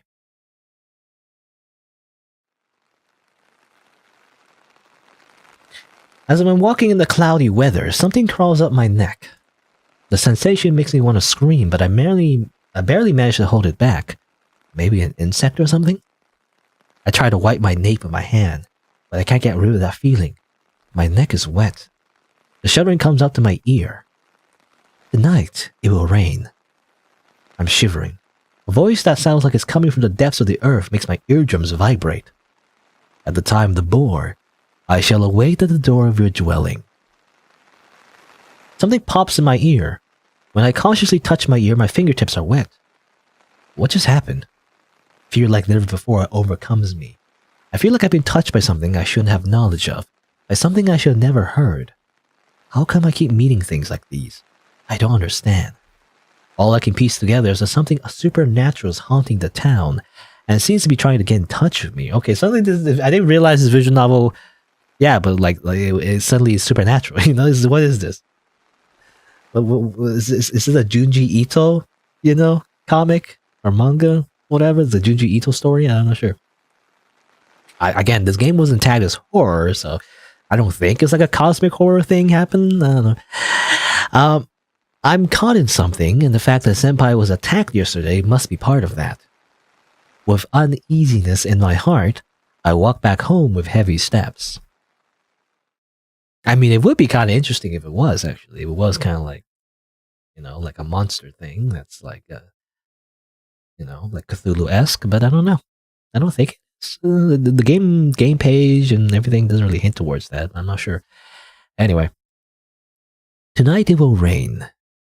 It's pouring, just as the voice whispered in daytime. At the time of the boar, I shall wait at the door of your dwelling. The time of the boar. When I looked it up, it was from 10 p.m. to midnight. The time is close. I sit at the front door, waiting for the time to come. I've turned off the lights in my room. My parents are already in bed. The house is pitch black. Amid that, I hunch over and endure the tension. My hands and feet are cold because of the tension, and the back of my throat is tight. Maybe I could distract myself better if I waited outside rather than staying still. It's raining, so I grab an umbrella. Holding something in my hand makes me feel a little bit better. 10 p.m. I don't like it. Putting the smartphone in my pocket, I stand up. I pick up my umbrella and unlock the front door, paying close attention to making as little noise as possible. Wait, why would you follow the instructions though? There's like a mysterious voice that tells you what to do. Maybe you should just not do it, but we're doing it anyway, I guess. Cold, rainy air rushes into the crack of the open door. Both the entrance and the outside are pitch black. I open my umbrella, take a step outside, and slowly close the door. It's my first time going out at this hour, especially when it's raining. The streetlights near my house shine their light into the wet pavement. I have the uncomfortable feeling of standing in the wrong place at the wrong time. I wonder if Senpai would pass by my house. I'll probably feel a little bit better then. Usually that would be impossible, but since we're talking about her, it might truly happen. Besides, I think like this kind of an atmosphere strangely suits her. I'm staring at the pitch black sky while thinking about such things, and when I look down, a wave runs through my body. Something is emerging from the ground.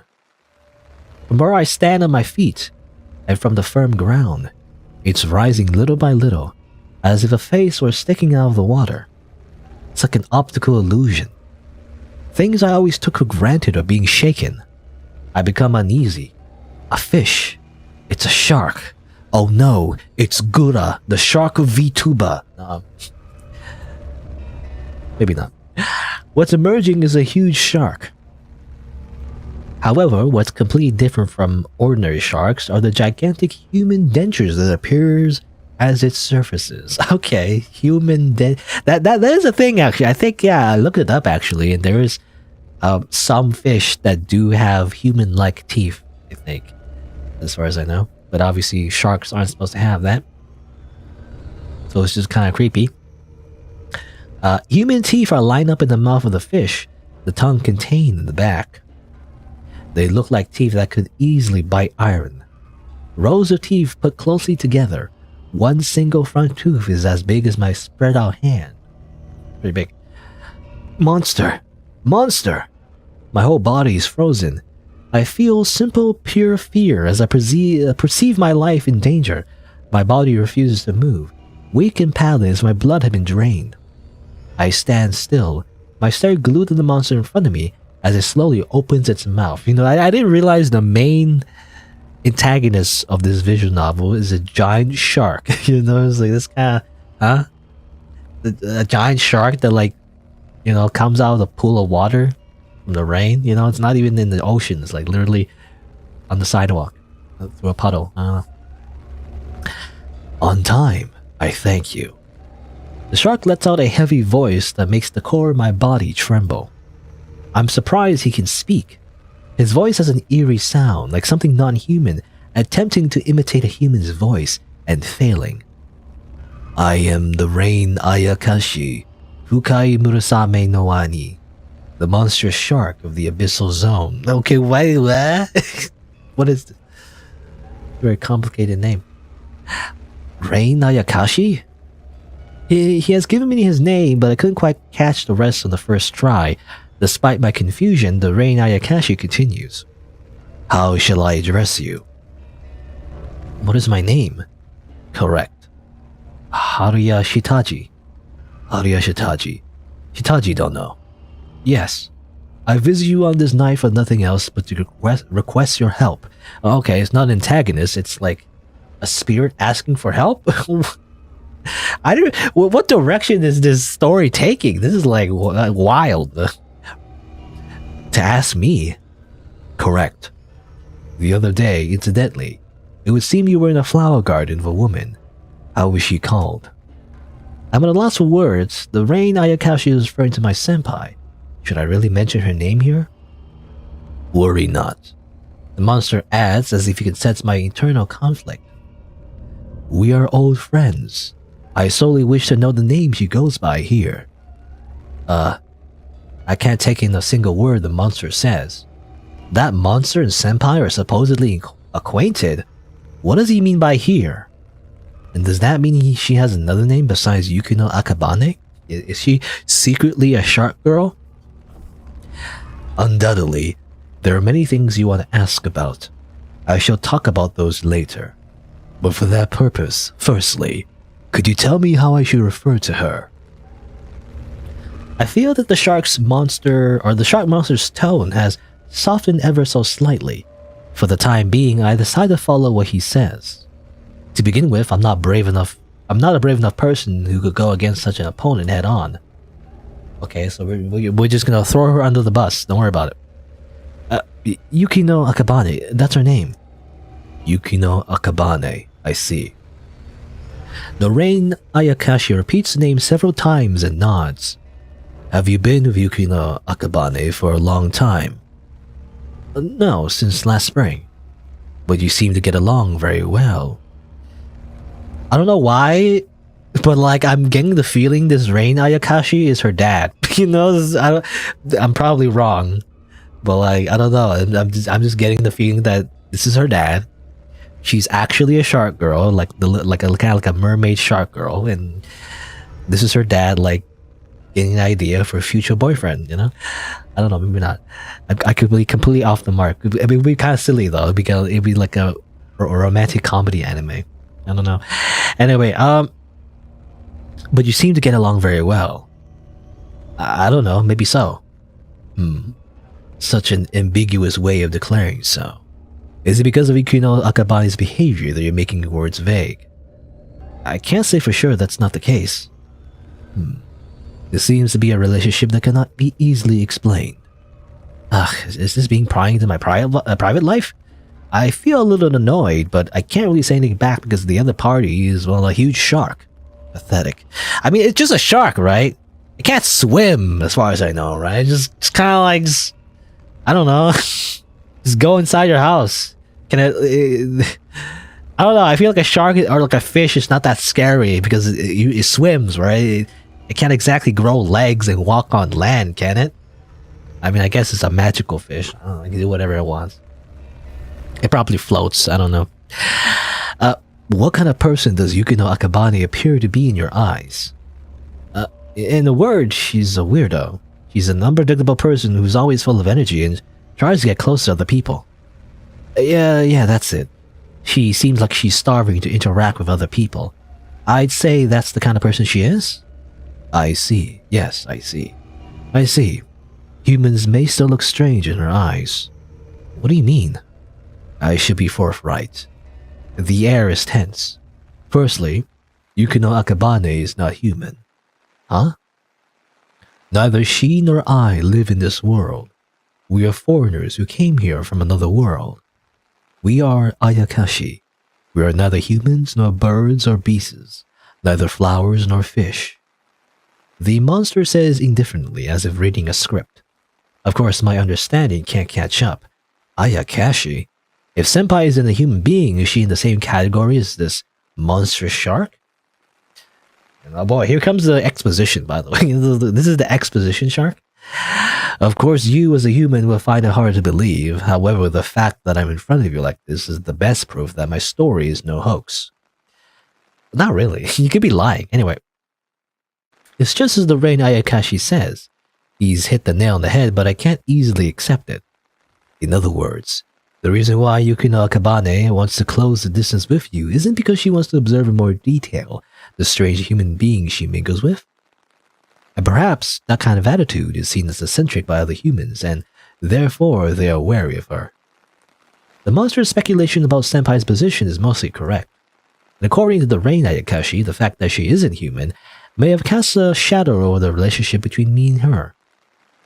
Honestly, even if you tell me all that, I don't understand. I really don't. What's going on? I guess I'm being unreasonable. However, we must move forward. Every second counts, and tonight's rain will soon stop falling. Alright, see you literal, by the way. Just as the Rain Ayakashi says, the rain is gradually decreasing its momentum. Maybe the shark can't appear unless it's raining. Let me be blunt.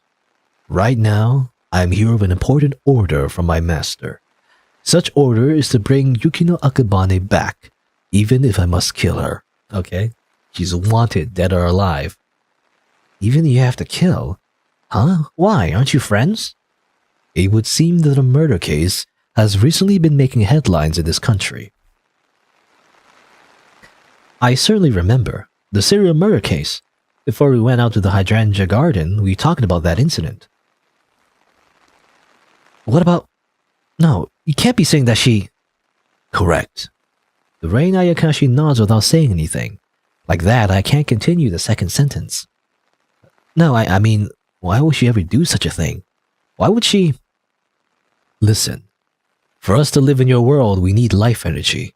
To us, it's like the air that fills your lungs when you dive into the water. Yukino Akabane no longer has the life energy needed to sustain the diving. Originally, she should have already returned to our world, but she stubbornly refuses to go back. You don't want to go back to land, but you're almost out of breath. In that situation, what will you do? Surface for diving again? Correct. She attacks and eats humans who use them as energy to live here. Is her tyranny? Is her tyranny not too extreme? Okay, I guess suddenly she's the one eating people. You know, you think the giant shark would be the one eating people, but you know. Is she really attacking people and devouring them to death? No, that's impossible. Right now, Yukino Akabane is harming the world out of resentment. I absolutely cannot forgive such an extreme display of wickedness and violence. Therefore, we are trying to subjugate her in order to maintain the peace and order in both worlds. Wait, do you have any proof about Senpai killing people? It's a pity I can't demonstrate it to you. I should have shown you how I cut off Yukino's hand in the flower garden. That time? Was that something he did so I would see? There was one more victim that night. That's what Yukino did to restore her health. Think about it. Running around the country, killing arbitrarily, and still not getting caught. It's a very unmanageable feat for a human, is that not so? That's right, but recently she seems to be exhausted. Isn't Yukino showing signs of being tired? It's just as the Rain Ayakashi says. I'm speechless. Half of myself is in agreement, while the other half doesn't want to admit it. Okay, why are we believing this giant flowing shark, by the way, that suddenly appeared out of nowhere and is giving exposition of how, like, the magic spirit world works? You know, we're just gonna believe that in a few sentences.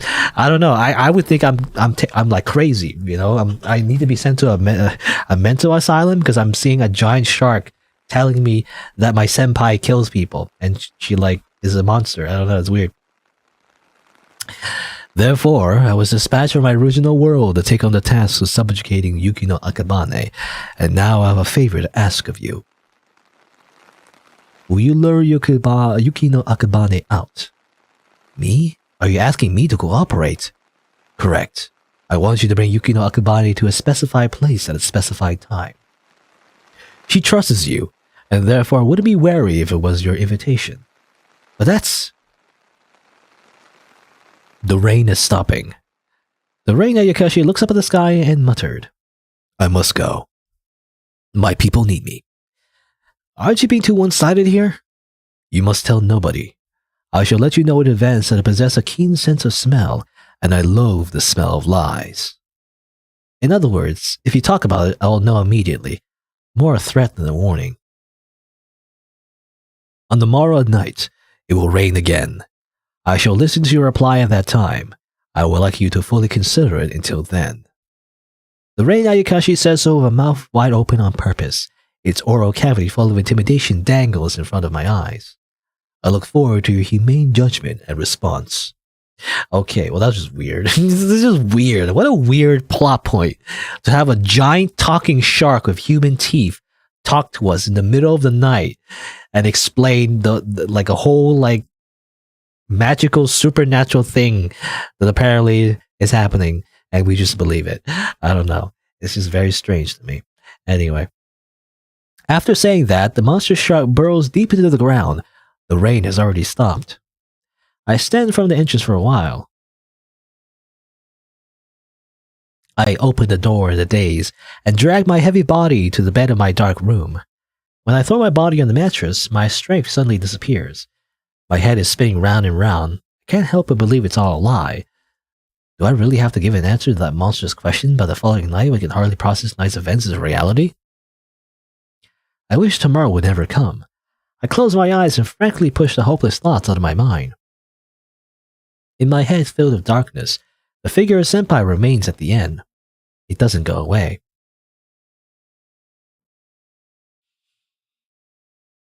It's just weird. What a weird story.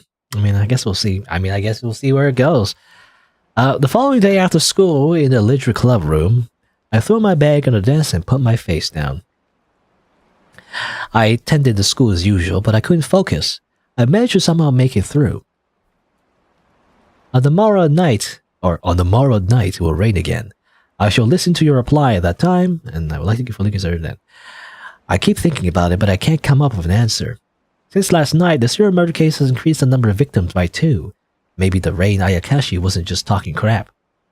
However, I can't betray Senpai.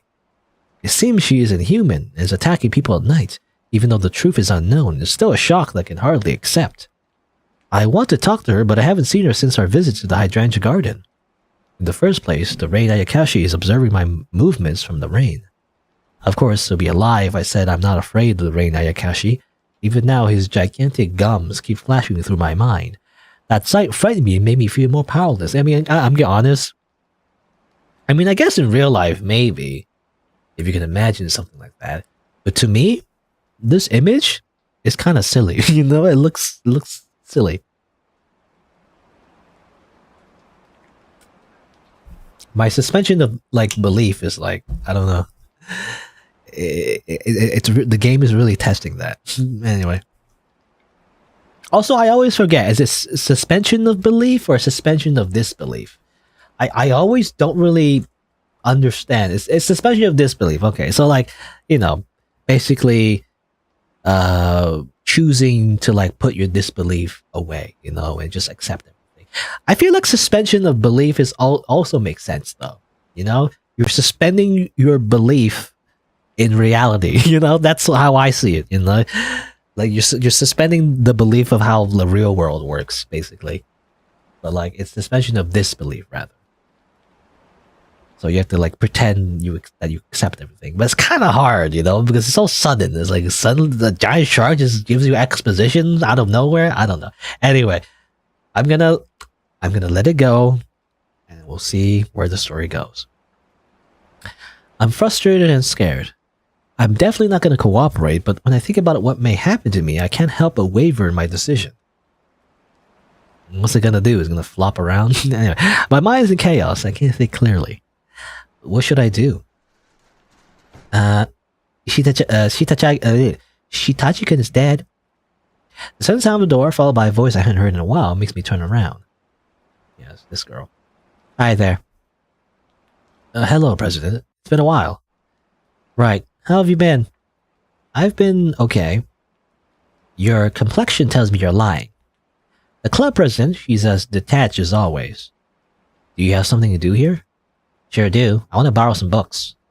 There's a bookshelf in the corner of the leisure club room.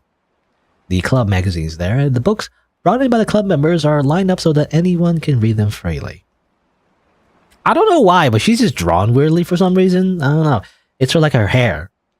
Her hair and her forehead doesn't seem aligned. She seems like she's tilting to the left, right? Or to her right, I guess. But, but her hair isn't really following that, so it looks like she's wearing a wig. That's what it feels like. I don't know. You can see the outline of her head there. It's not, I don't know. It's not angled correctly, in my opinion. I don't know. Is it just me? Anyway. You came solo today. Yes, Senpai isn't here yet. How unusual. She's always first to arrive. Maybe she's busy today. I wonder. It seems like she didn't come to school yesterday. Oh? Earth-shattering. Even though she's the very picture of good health. A picture equipped with a perpetual motion engine. Well, Senpai's always fine, though. She's not just fine, she's beyond admirable. She's like a monster. The president suddenly stops digging through the bookshelf, and she tilts her head and looks up at the ceiling for a second. Then she turns to face me and says, 80% of the time, mindless talk is what digs one's grave. You really dug yourself into a hole. I shot myself in the bed I made, and now I must lie on my foot. Wait, that's not how that idiom goes. The president nods, then she starts rummaging through the bookshelves again. I can't quite figure out what she's nodding to, but something suddenly bothers me, so I ask her. Come to think of it, both you and Yukino-senpai have written for the club magazine before. That's taboo. Huh? Reading the club magazine inside a club room is forbidden. This is a pact amongst the members of the leisure club to maintain our mutual mental well-being. It can save lives. Your life, for example. My life, for example. I see. So I better not touch it now. Shitataji-kun, you should also be prepared. The fate of writing at the club magazine is equal for everyone. Such a cruel thing. I see. After stuffing several books into her bag, she stands up and stretches. Are you going home? Yes, I'm done with what I came here for. Go work today. When I stop her, she was already heading toward the door. She turns around. I wonder if it would be strange to ask such a question out of the blue, but since I already called out to her, I can't withdraw now. President, do you know why Yukino-senpai joined the literature club? Well, I was never made privy to such information. Oh, so you don't know. I'm surprised by her answer. In addition to the particular wording, I'm taken aback because she doesn't seem to know a lot about senpai. Did you think I knew? She asks if she read my mind. I'm unable to read the emotions of the eyes peeking behind the glasses. Weren't you also in this club with Yukino-senpai last year? That's why I thought you would know. At my words, she brushes her bangs and sighs. She seems hesitant for a bit, but apparently decides to reply. I'm not interested in knowing such a thing. Or, I pretend I'm not. Huh? If you're interested in someone, that means you want to get involved with said person, right? I'm tired of doing that, so I abandoned that fight. There's no profit, but also no losses. I don't want to bet on anything. I had no idea she felt that way. This girl, she seems very similar to me. Bane-chan's amazing. It's like her chips float out endlessly. Even when she loses, the holes get filled again. Maybe that's how you eventually become rich. That's what it means, being worthy of respect. I understand what the president's trying to say, but is it really true? I'm sorry, could it be that I've been saying weird things all this time? Is senpai really as invisible or invincible as the president says? Even if it's eventually filled, isn't a hole still a hole? Anyway, even if the pain disappears, isn't a wound still a wound? Well, I'm going. See you. Yes, good work today. She puts her hand on the door handle, but she suddenly seems to remember something and turns around. The club magazine.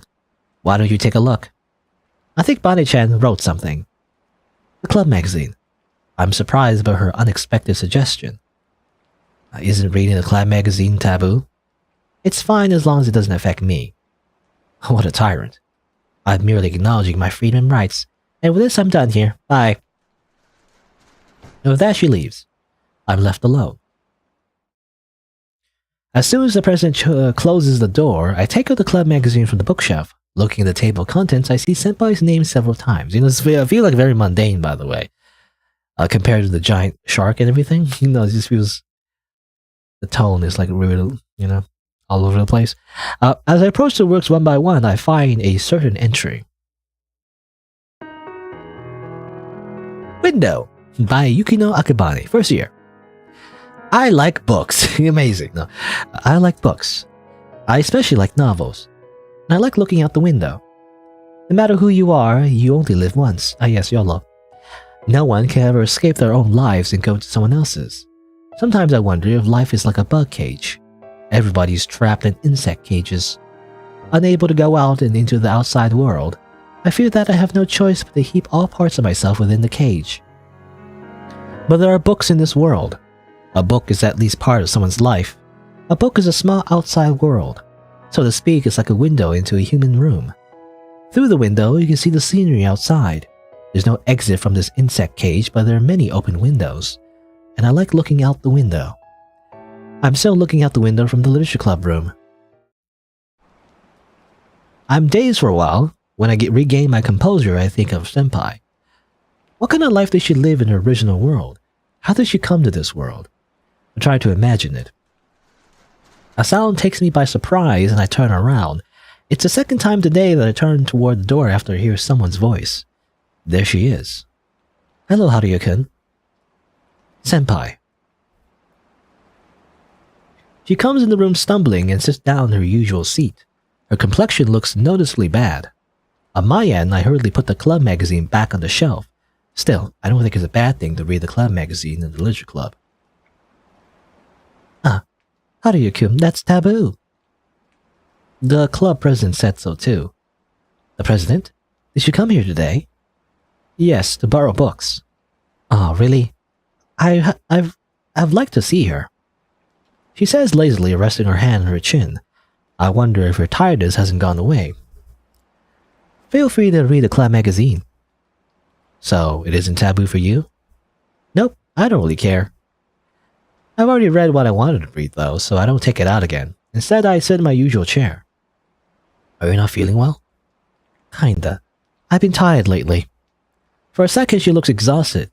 However, she suddenly corrects her sitting posture. Hey, Haruya-kun. Yes? She calls out to me and speaks in a serious tone. Instinctively, I sit upright too. This is just a hypothetical. If I had to leave here soon, would you be okay? What's wrong all of a sudden? There's nothing wrong, but yesterday, while I was resting at home, I had this thought. I was wondering what you were doing at school without me. I laughed at by myself because I couldn't imagine you being alone in this room. Am I being rude? No, I can't really imagine it either. I see. If I'm getting your stamp of approval, then I guess it's really fine. Is it even possible for you to leave? You love our literature club. Is that how you see me? That's what my intuition tells me. Your intuition is spot on. But well, I think I could deal with it. I was alive and well before coming here, so I don't think it was some inseparable bond or anything. But I think the way we live keeps changing, and so do our needs.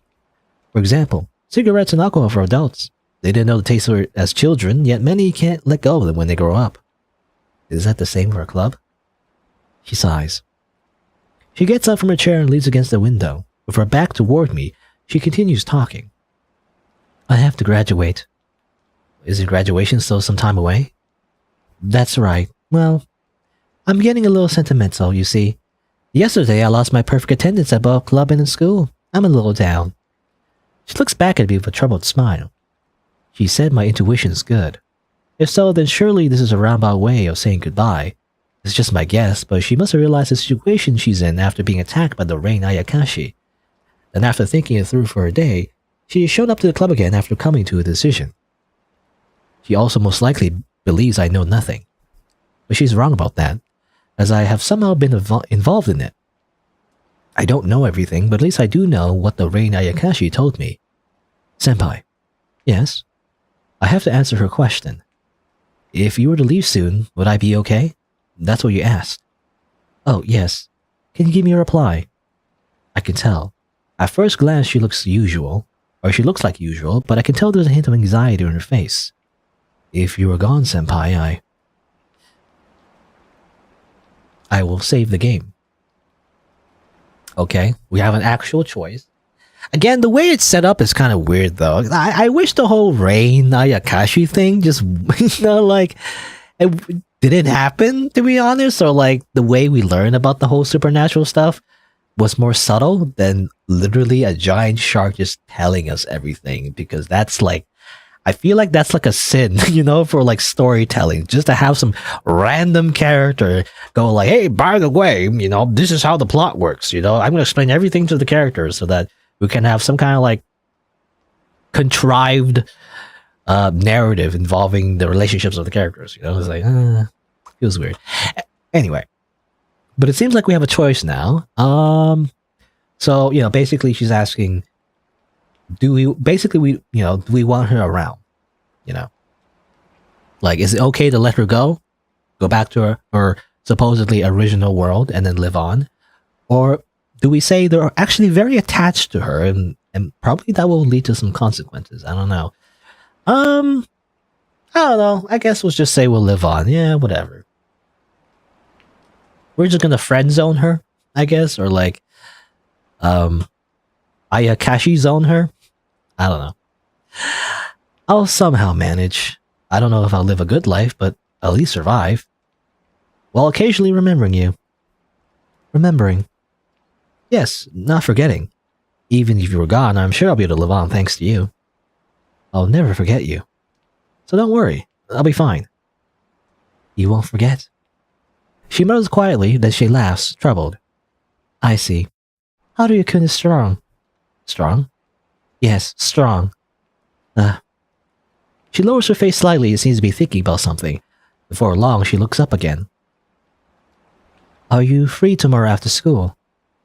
I'm at a loss on how to answer. I certainly don't have any plans, but it's doubtful whether I'll live to face tomorrow. It's doubtful, but I'm free, but I'm just hoping to get through today. What's up with that? Do you have accumulated schoolwork to do? Oh, something like that. Senpai doesn't seem to notice that my responses are vague. Then, Haruya-kun, please finish your homework before tomorrow. I've been feeling a little tired lately, so I'm gonna go home now and rest. After we're both in perfect condition, why don't we head out to the station? Do you want to make memories before graduating? It feels a little hasty. What does that mean? It's important to seize the day. But haste makes waste. No, I want to hurry. The time I can spend wearing a uniform is short compared to the rest of my life. She picks up her bag and walks towards the exit. So, I'll be going home now. What about you? After a moment of hesitation, I answer. I'll stay a little longer. Okay, see you tomorrow. Senpai, I hope you get some rest today. Of course, tomorrow's gonna be a big day. Saying that, she left.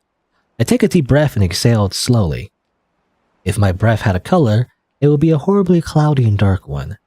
I feel like I just said things I didn't mean, but to begin with, I'm not a strong person. In this school life I haven't fully adapted to yet, this club room is, without a doubt, the place I belong.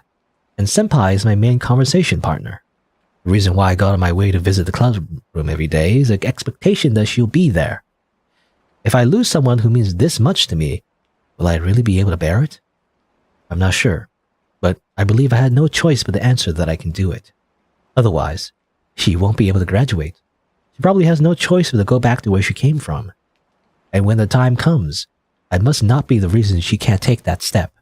That's why I must hide my feelings. However, that wasn't the only lie in our conversation. Hearing the phrase making memories before graduation, we both undoubtedly thought of the hydrangea garden we visited the other day. As if we had a pact, neither of us said anything about it.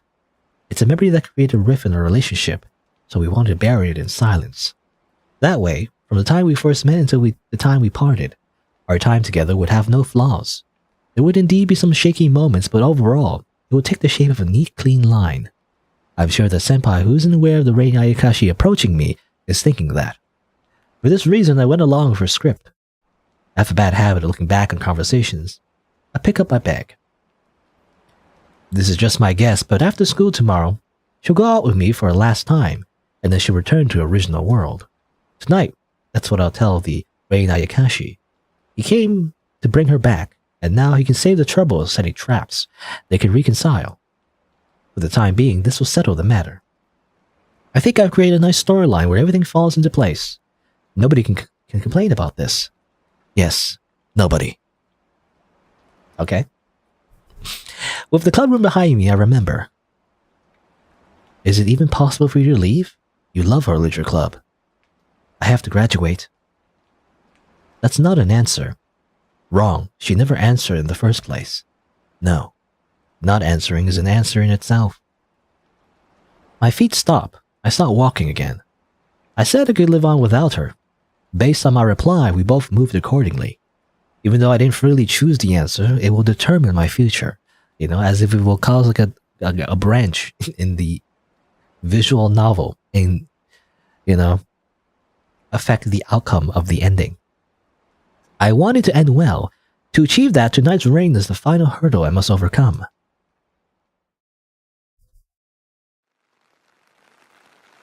You're on time. Amidst the pattering rain, the solemn voice of the monstrous shark resounds. From under the umbrella, I watch the grotesque mouth move. Again, why are we listening to this giant shark again? Supposedly we're afraid of it, but why can't we just ghost it, Why can't we simply ghost it? Again, it's just so sudden that we just listening to this giant dumb shark. I don't know. Anyway, the answer you have reached. Will you please let me know? I nod and take a deep breath in the moist night air. My heart is about to explode. A sickening chill runs down my spine, and I fear I could lose my mind at any moment. Even though I wish I could put off answering forever, I make up my mind and speak out. I have no intention of cooperating with you, because there's no need to do that in the first place. Oh? I cannot seem to figure out what you mean. My apologies, but could you explain yourself in a manner that even a dullard such as myself can understand? He's both polite and rude. At a first glance, you would think he treats others like equals, but in reality, he's overbearing and provoking. I had a vague impression of his condescending attitude when we first met, but now it reaches peak. I'm sure the Raid Ayakashi sees me as a foolish human being. My whole body feels so oppressed my skin tingles, but I try my best to speak calmly. It's simple. There's no need to lure Senpai out and bring her back. She'll probably come to you instead. Today I talked to her at school. Although she didn't directly tell me, she mentioned graduating from school and leaving this place. I believe she set the time limit for her return to tomorrow. So, could you at least wait until then? She'll surely come back to your world. You don't have to kill me because she wouldn't obey the order to come back. She must have finally made up her mind. Or finally made up his mind? I think there's a typo. So, why don't you go back to where you came from and listen to her side of the story? The sound of rain replaces my voice. Like a rock protruding from the surface of the water, the Rain Ayakashi stares at me without moving his eyeballs and sinks to the ground for a few seconds. When he resurfaces, he begins to speak slowly, as if to comment on my opinion. Well, there are various things from your story that bother me, but I shall put that aside for now. I really hate his way of speaking. However, there's a serious mistake in your statements that I cannot overlook. A mistake? Where? You seem to have misunderstood. But the reason I've come to this world is not to bring back Yukino Akabane. By order of my master, I have come to kill Yukine Akabane. She continuously refused her orders to return, so I said I would kill her for that reason. However, that does not mean I won't be killing her even if she does return. Well, that's just BS. Why? Aren't you two from the same place? Sure.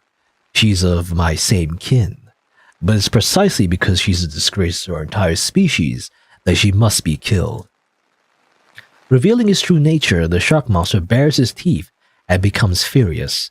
I'm so overwhelmed that I cannot move. How dare mere child man speak so insolently? Did you even think of trying to convince me for Yukino's sake? With a big splash of water, the figure of the Rain Ayakashi disappears before my eyes. That's when I come to my senses and look around, searching where he's gone. Feeling an unbearable pressure overhead, I instinctively put down my umbrella and look up at the sky. Darkness, a cozy darkness, an endlessly deep darkness spreads behind the pure white teeth. I should have done this since the beginning. I heard the muffled sound of splashing water. My consciousness returns to the darkness. I can hear the rain. Arya Shitaji is here. The voice of the Rain Ayakashi shakes my whole body, and I hurriedly stand up with a jump. I look around my surroundings even though I feel like collapsing due to my hazy consciousness.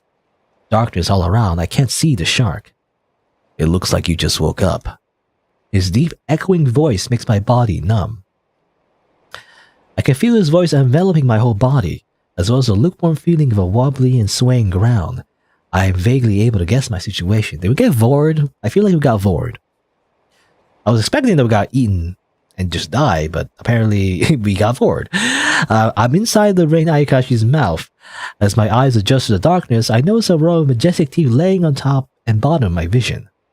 In the shadow I can see from within his mouth is, "This guy's life is precious to you, isn't it?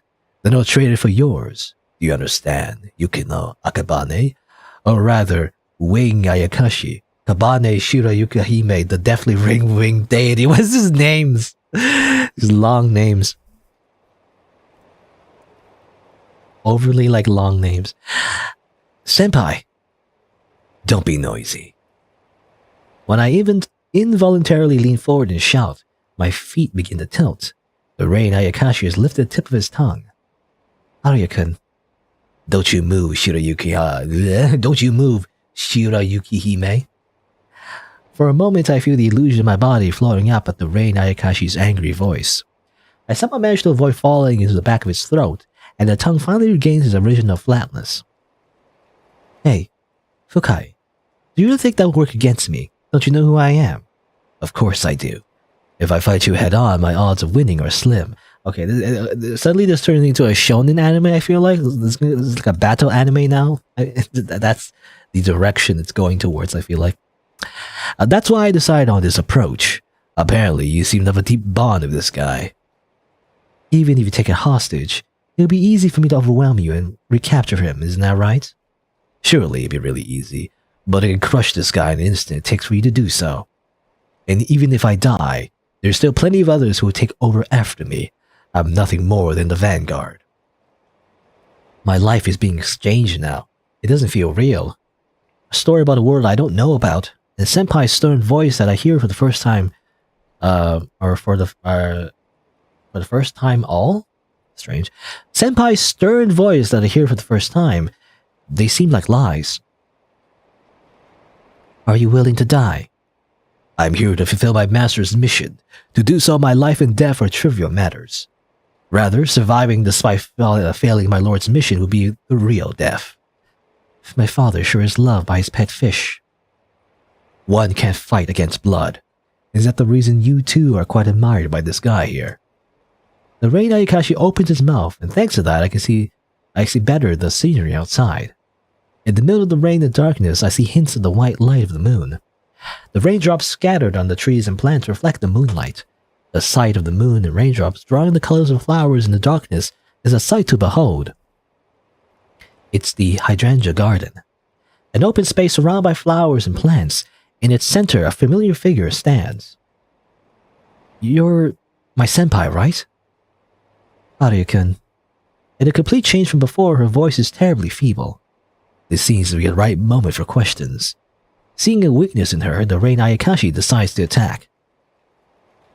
Haruya, is there anything you want to ask her? I'm sure there's a lot you want to know. For now, I'll allow you to say a few words. Am I not allowed to speak without his permission? Until now, it seems I didn't even have that right.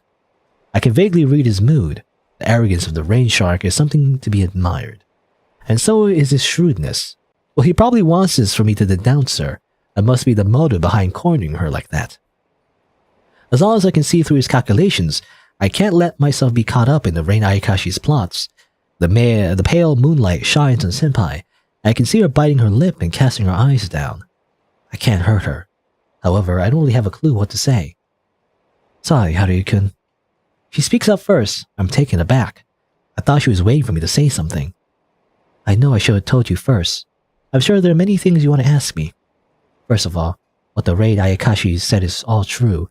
I'm not human, and it's true that I attacked people. I've been hiding my identity. That's how I deceived you. I'm sorry. I don't know how to face you. She says bitterly, confessing one's guilt must be painful. But honestly, it's maybe she has strayed from the right path, but I don't really care about that anymore.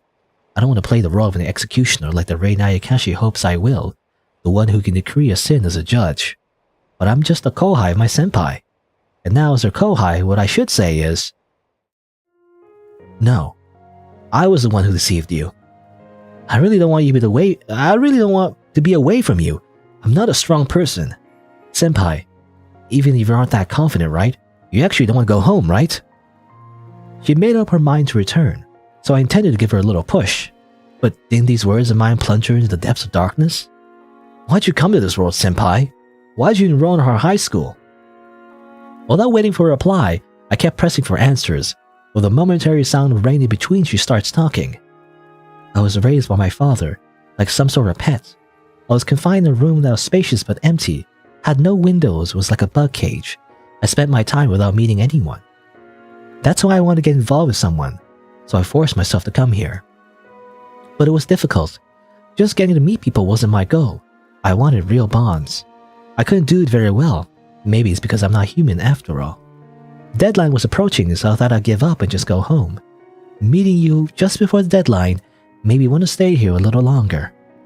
I've harmed many people. I lost count of how many people I've troubled and hurt. My guilt is crushing me. In the end, even you are in danger of losing your life. I really am no good. It's only right that I should disappear. That's not true. I always thought you were a great person. It's fun to get involved with people when it all goes well, but when things go south and you make mistakes, it's really painful, isn't it? Even when faced with setbacks, you've been trying to get involved with people, and that's amazing. You kept trying again and again. You should be proud, despite, murdering a bunch of people. Don't worry about it. The strong person is you, not me. Enough. Don't you hate her? My eardrums are about to burst from the anger of the Rei Ayakashi. He must be frustrated that things aren't going the way he wanted them to. But thanks to him, I've been able to say what I wanted to say. That's all I can do. She closes her eyes while listening to my words, and before long, after a pause as if trying to grasp the meaning of my words, she opens her mouth. Thank you. Her hand glows white. Her fingertips run along the nape of her neck. Senpai, all of the things you just said, they're my salvation. I can see it. Shining white fingertips engrave streaks of light on her body. White light overflows from the cracks as if a dam had been bust open. Okay, really, it's just a shonen anime now. Anyway, that's the future I can see in my own eyes. The long-awaited moment has arrived. She shows recognition. It's time to fulfill her wish. I've managed an unexpected escape from the shark's mouth. The Rei Ayakashi's momentary lapse of concentration is probably the only reason a mere human like me can escape from him. As I run through the white grass, I shout her name. I won't let you do that. But I'm only human after all. Even if I can outsmart a monster for a moment, I can't take victory home. You bastard. The Rei Ayakashi immediately chases after me. Just before being eaten by a shark, I managed to say it. I want you to live. As a human, or rather as a kohai, I was able to at least say that much. Okay, I thought let's see. The shark's body is filled with black water. I'm drifting inside the Rei Ayakashi as if in a violently flowing night sky. Yeah, I thought she was going to transform. They mentioned something about like white energy. She was about to go Super Saiyan. I don't know. I thought that was the direction it was going, but no, we kind of got out of the mouth, but then got caught again. It's like, what? Not much progress. There isn't enough oxygen. My consciousness becomes vague. It's the sensation of drowning or suffocating. My thoughts become faint. What's the meaning of my words? What kind of meaning can it have for her to be told to live? I don't know. The water is violently swirling. If the shark hasn't crushed me, does he still want to use me as a hostage? I don't know. I don't understand anything. In the midst of suffocation, my consciousness begins to be dyed, the feeling of floating out of place. I see something in the darkness. It's a white light. It must be Senpai's hand. I feel it clearly in the dark. It's out of sight. She grabs my body and pulls me up. Ah, here you go. Yeah, she transformed into like a weird butterfly thing. I don't know. I didn't realize this was the direction I was saying game? Oh, the visual novel. Anyway, I didn't realize it was the visual novel, or rather the story that it was going. It's like you really like, I don't know, like a shonen anime. It's like, I don't know, a little bit contrived and like based on like magical powers. I don't know. My body floats in the air and flying in the sky. You're senpai, right? It's like I don't know how to describe it, but it's like Digimon. It's I don't know. It's like it starts off like somewhat mysterious, but like it just turns into like magic battle, where monsters just fight each other. It's what it is, That's how it feels like. I ask, gasping for breath. I can't hide my surprise at the figure of the person who pulled me up. Long hair, white like moonlight, a jet black body with scarlet wings and an expressionless face. A beautiful and extraordinary figure of existence but unknown to our world. Yeah, I'm your senpai, Haryuken. The voice that answers me is definitely hers. Okay, big mouth. Curse you bastards! He shouts angrily and chases after us. Black water is gushing out from one end of his back, and it looks like he's been pierced.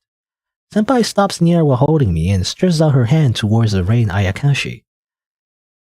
Rain Ayakashi, you said you're risking your life to fulfill my father's orders. Then I would bet my life here as well. Her fingertips glow white, drawing a wall between us and the Rain Ayakashi. Seeing that the shark is effectively blocked by the wall and crashes to the ground, she slides her fingertips onto her chest in a relief gesture. Senpai, I'm alright, don't worry. There's a thin incision in her chest. Then, as if her interior was filled with light, a dazzling beam of light overflows from the cut of her torso. The light bursts out as if to split the night sky, but its power gradually weakens. Eventually, it disappears as if it were an eye closing its eyes? An eye closing its eyes? Anyway. Shiroyuki Hime, what are you? I returned the lifespan I stole into the sky. Now I won't be able to stay in this world for long. I'll return to our original world. Neither Rain Ayakashi nor I seem to follow. However, she continues regardless. Rain Ayakashi, your job here is no more. Can you go home first and prepare for when I come? Are you insane?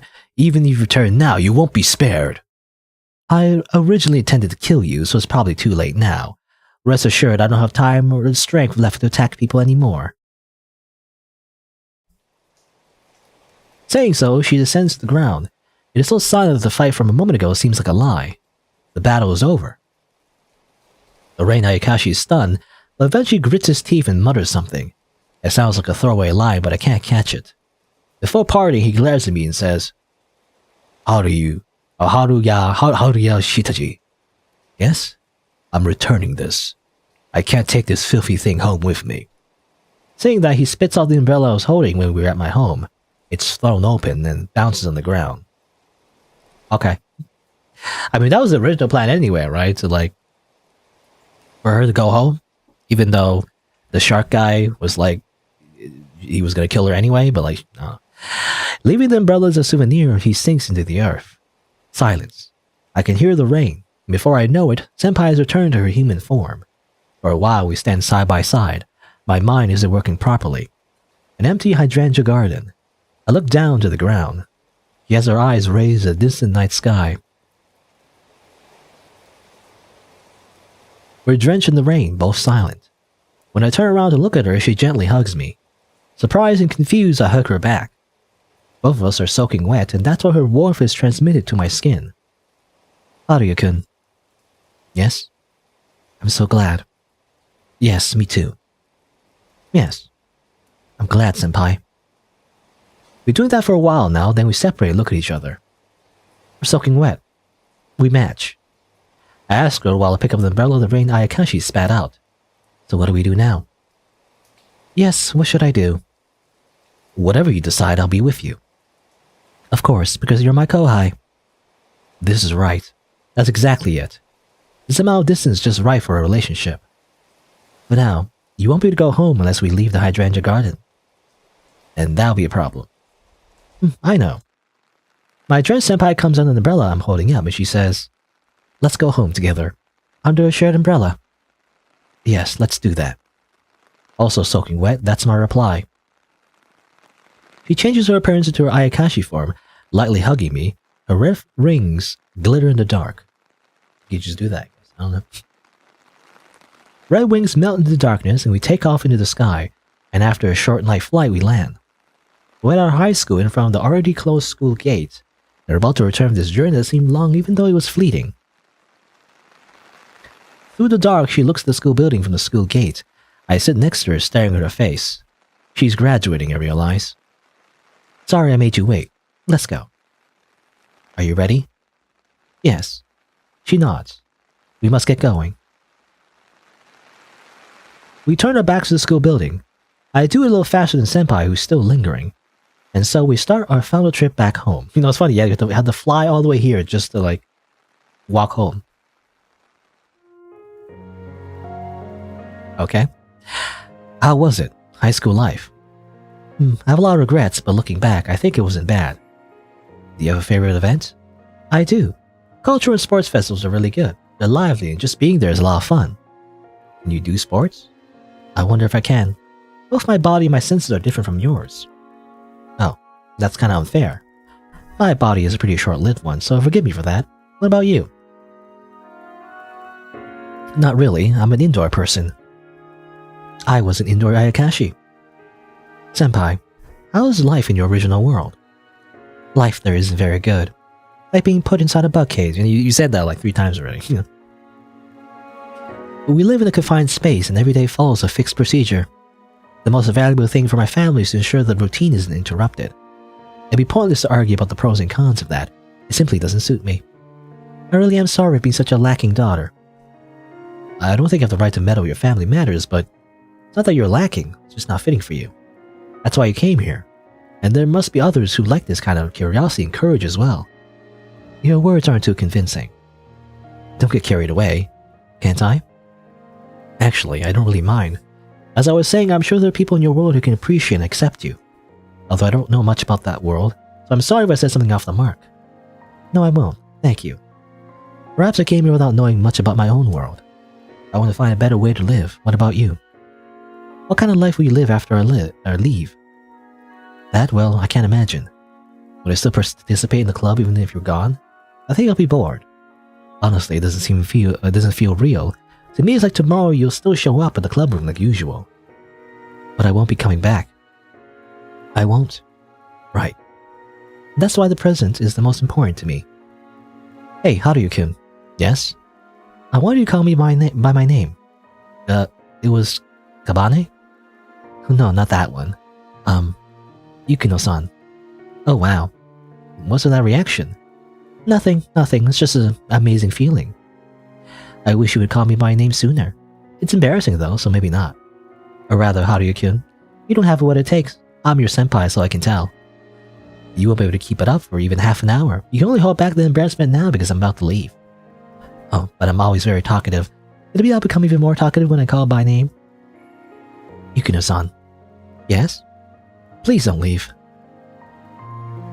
I'm sorry. I'm being selfish. Please forget it. No, I won't. Or, yeah, how do you said that? Yeah. No, I won't. I'll never forget you said that. For the rest of my life.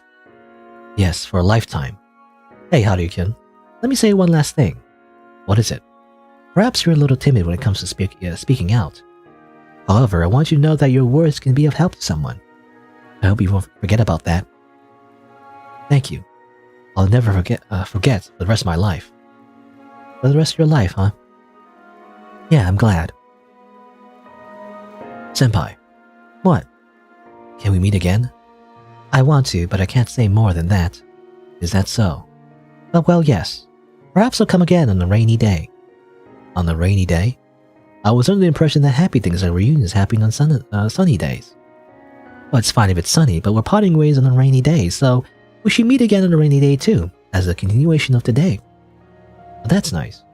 Well, we'll meet again. Meet again. Maybe one day, far into the future. Our relationship will continue forever though, and that's for sure. I should remember to bring an umbrella.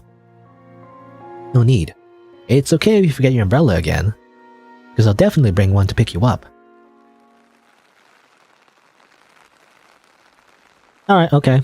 I mean, it's supposed to be tragic and everything. By the way, I'm gonna brush over the fact that she's killed multiple people, by the way. We're not gonna, worry about that, I guess.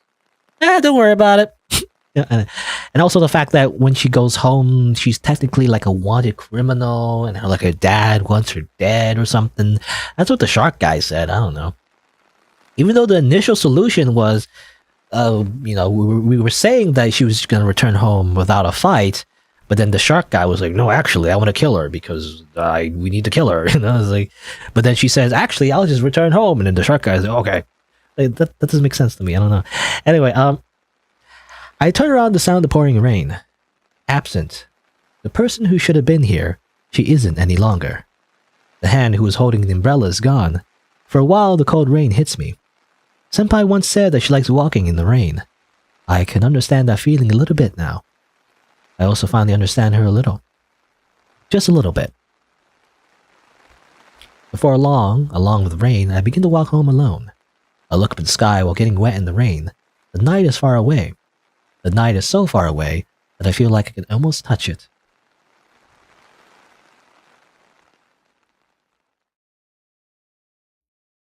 Since then, the damage caused by the murder case has come to a sudden stop. According to police investigation, the victims all had criminal records, had bad behavior, or were in trouble with someone the day they were killed. Okay, well, just hey, by the way, she's totally a good person. She only kills other killers, I guess. I don't know. All right, well, I guess that kind of justifies it. It's still kind of like, vigilantism, so I don't know about that, but whatever. So yeah, she's not as bad. She only kills people who deserve it, right? It's fine. Don't worry about it. For the time being, the police are investigating the murders under the assumption that they were the work of someone acting like a vigilante. I'm not going to say anything about this. It's a fair assessment of the perpetrator. Everything that left a trace of her has disappeared. It disappeared as if she never existed.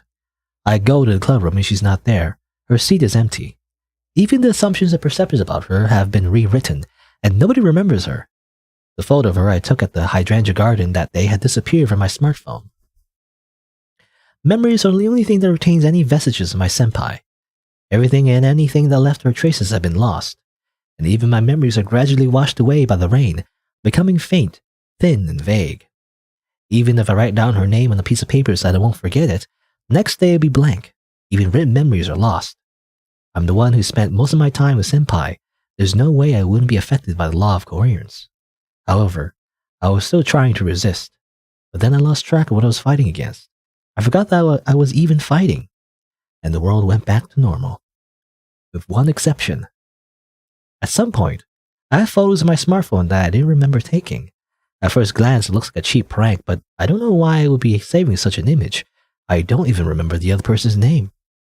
But seeing that name makes me feel nostalgic. It even makes me cry when I say it out loud. Why? This person must have been very important to me. No, even now, she's the most important person to me. I'm sure I'm alive thanks to this person. I'm living for her.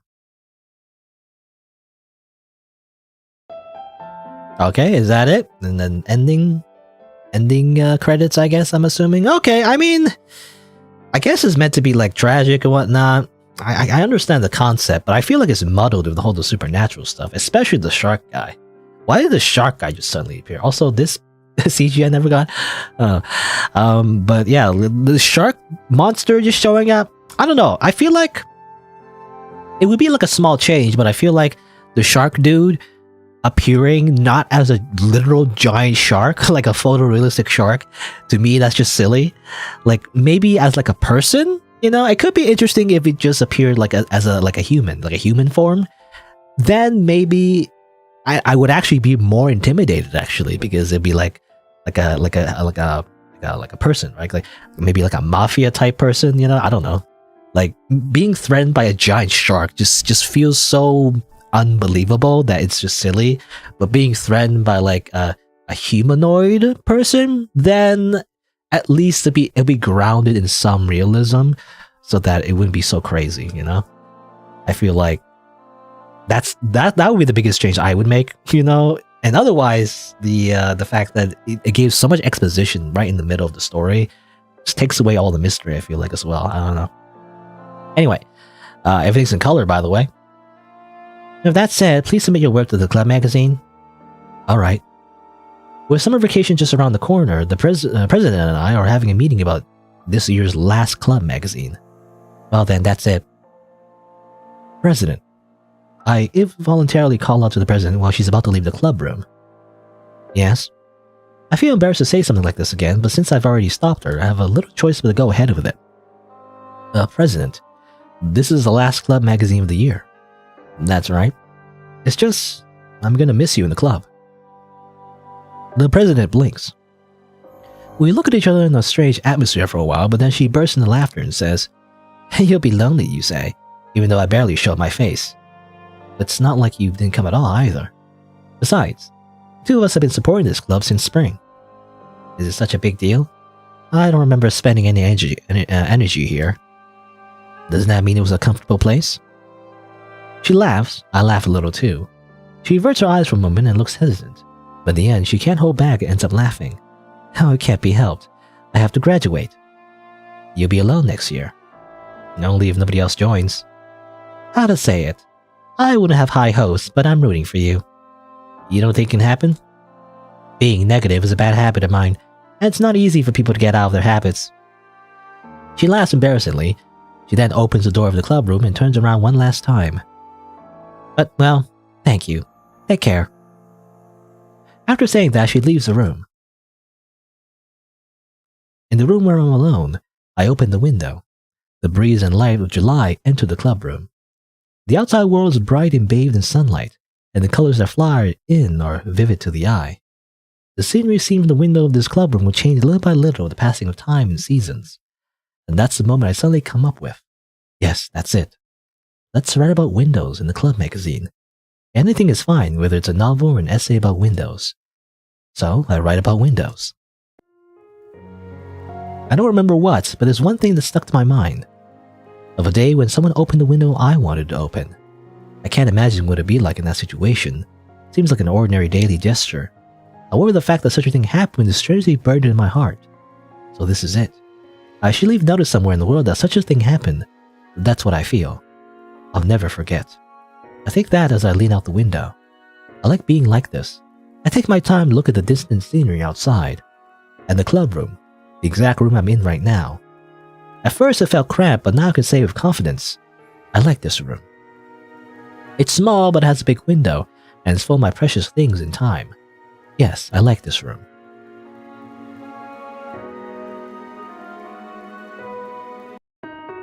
Alright, oh, and then it cuts to the main menu. Alright, there you go. I guess that's an ending.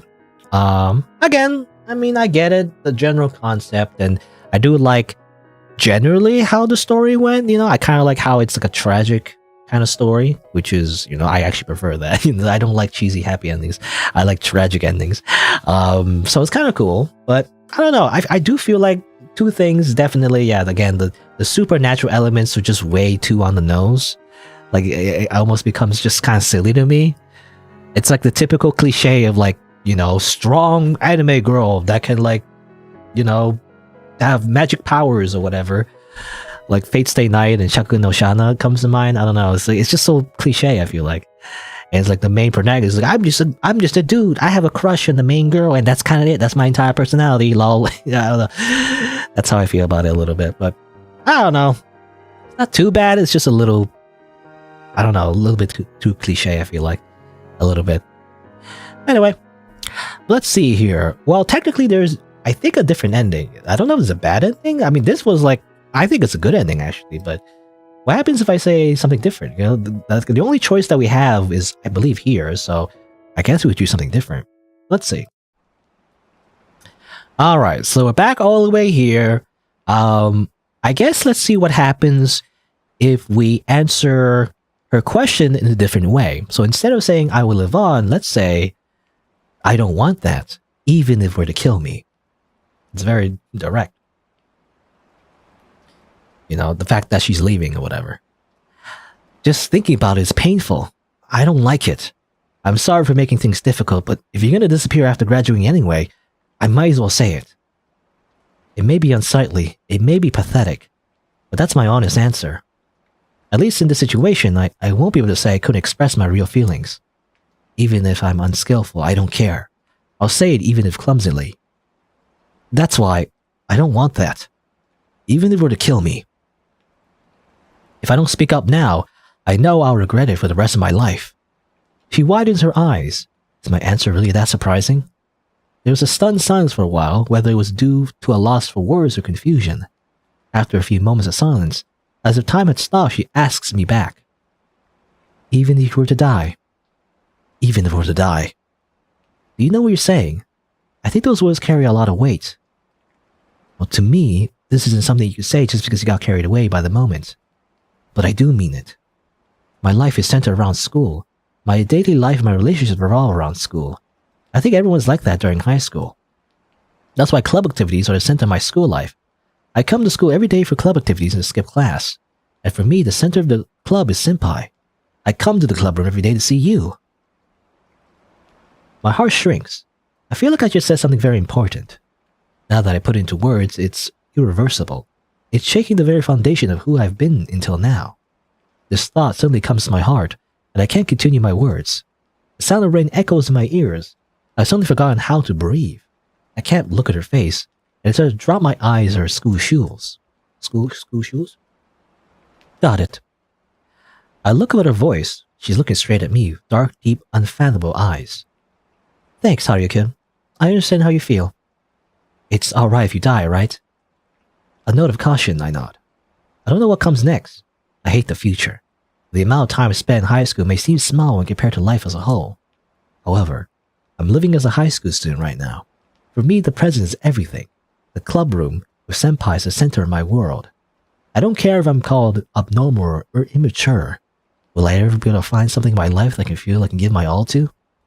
Will I be able to do that as an adult? Do such things exist in everyone's life? So I just nod. I look into her eyes and nod. Yes. At first she nods mysteriously, but her movements become gradually lighter. As if she's been possessed, the curse has finally been lifted. Her mouth relaxes. After returning to normal, she asks, Say, there's something that worries me a little. Eh?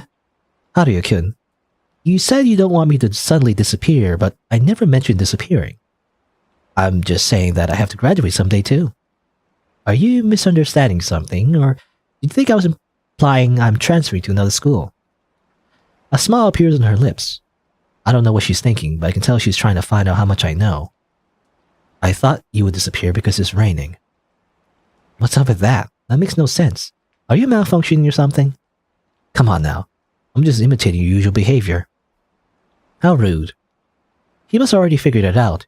In order not to get caught by the Rain Ayakashi, we must slip hidden meanings into our everyday conversation. A code, or a metaphor.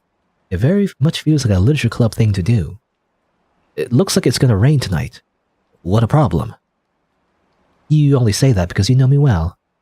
Well, little. You can't imitate someone you don't know. She nods and huffs. Can I call you tonight? Sure. Let's talk about the future. She looks at the rain through the window. I don't know what will happen from now on, but right now I'm happy. Haruya-kun. Yes. Do you like the rain? I hate this rain. I thought so. Dark rain clouds fill the sky far into the distance. Will I ever see a clear sky again? Rain. Darkness. The time is 10 o'clock p.m., exactly 1 hour before the time set by the Rain Ayakashi. With my smartphone in my hand, I lean my elbows against the desk, and I fret over the situation. I can't think clearly. I'm very nervous, waiting for her call. Can't do anything. I'm worried about her, but I can't go check because the Rain Ayakashi would surely notice something. What are you planning, senpai? An incoming call. My body jumps up. Hello? Haruya-kun, it's me. How are you holding up? I mean, didn't we meet in the club room just a few hours ago? Well, people change. In such a short time. That's alright. People's hearts are freckle, right? Freckle? You mean fickle? I think that's a typo. Anyway, not knowing how to start correcting her, I remain silent. Then she continues. Oh, maybe that's intentional, actually. You know, I think maybe it's like a translation thing, actually.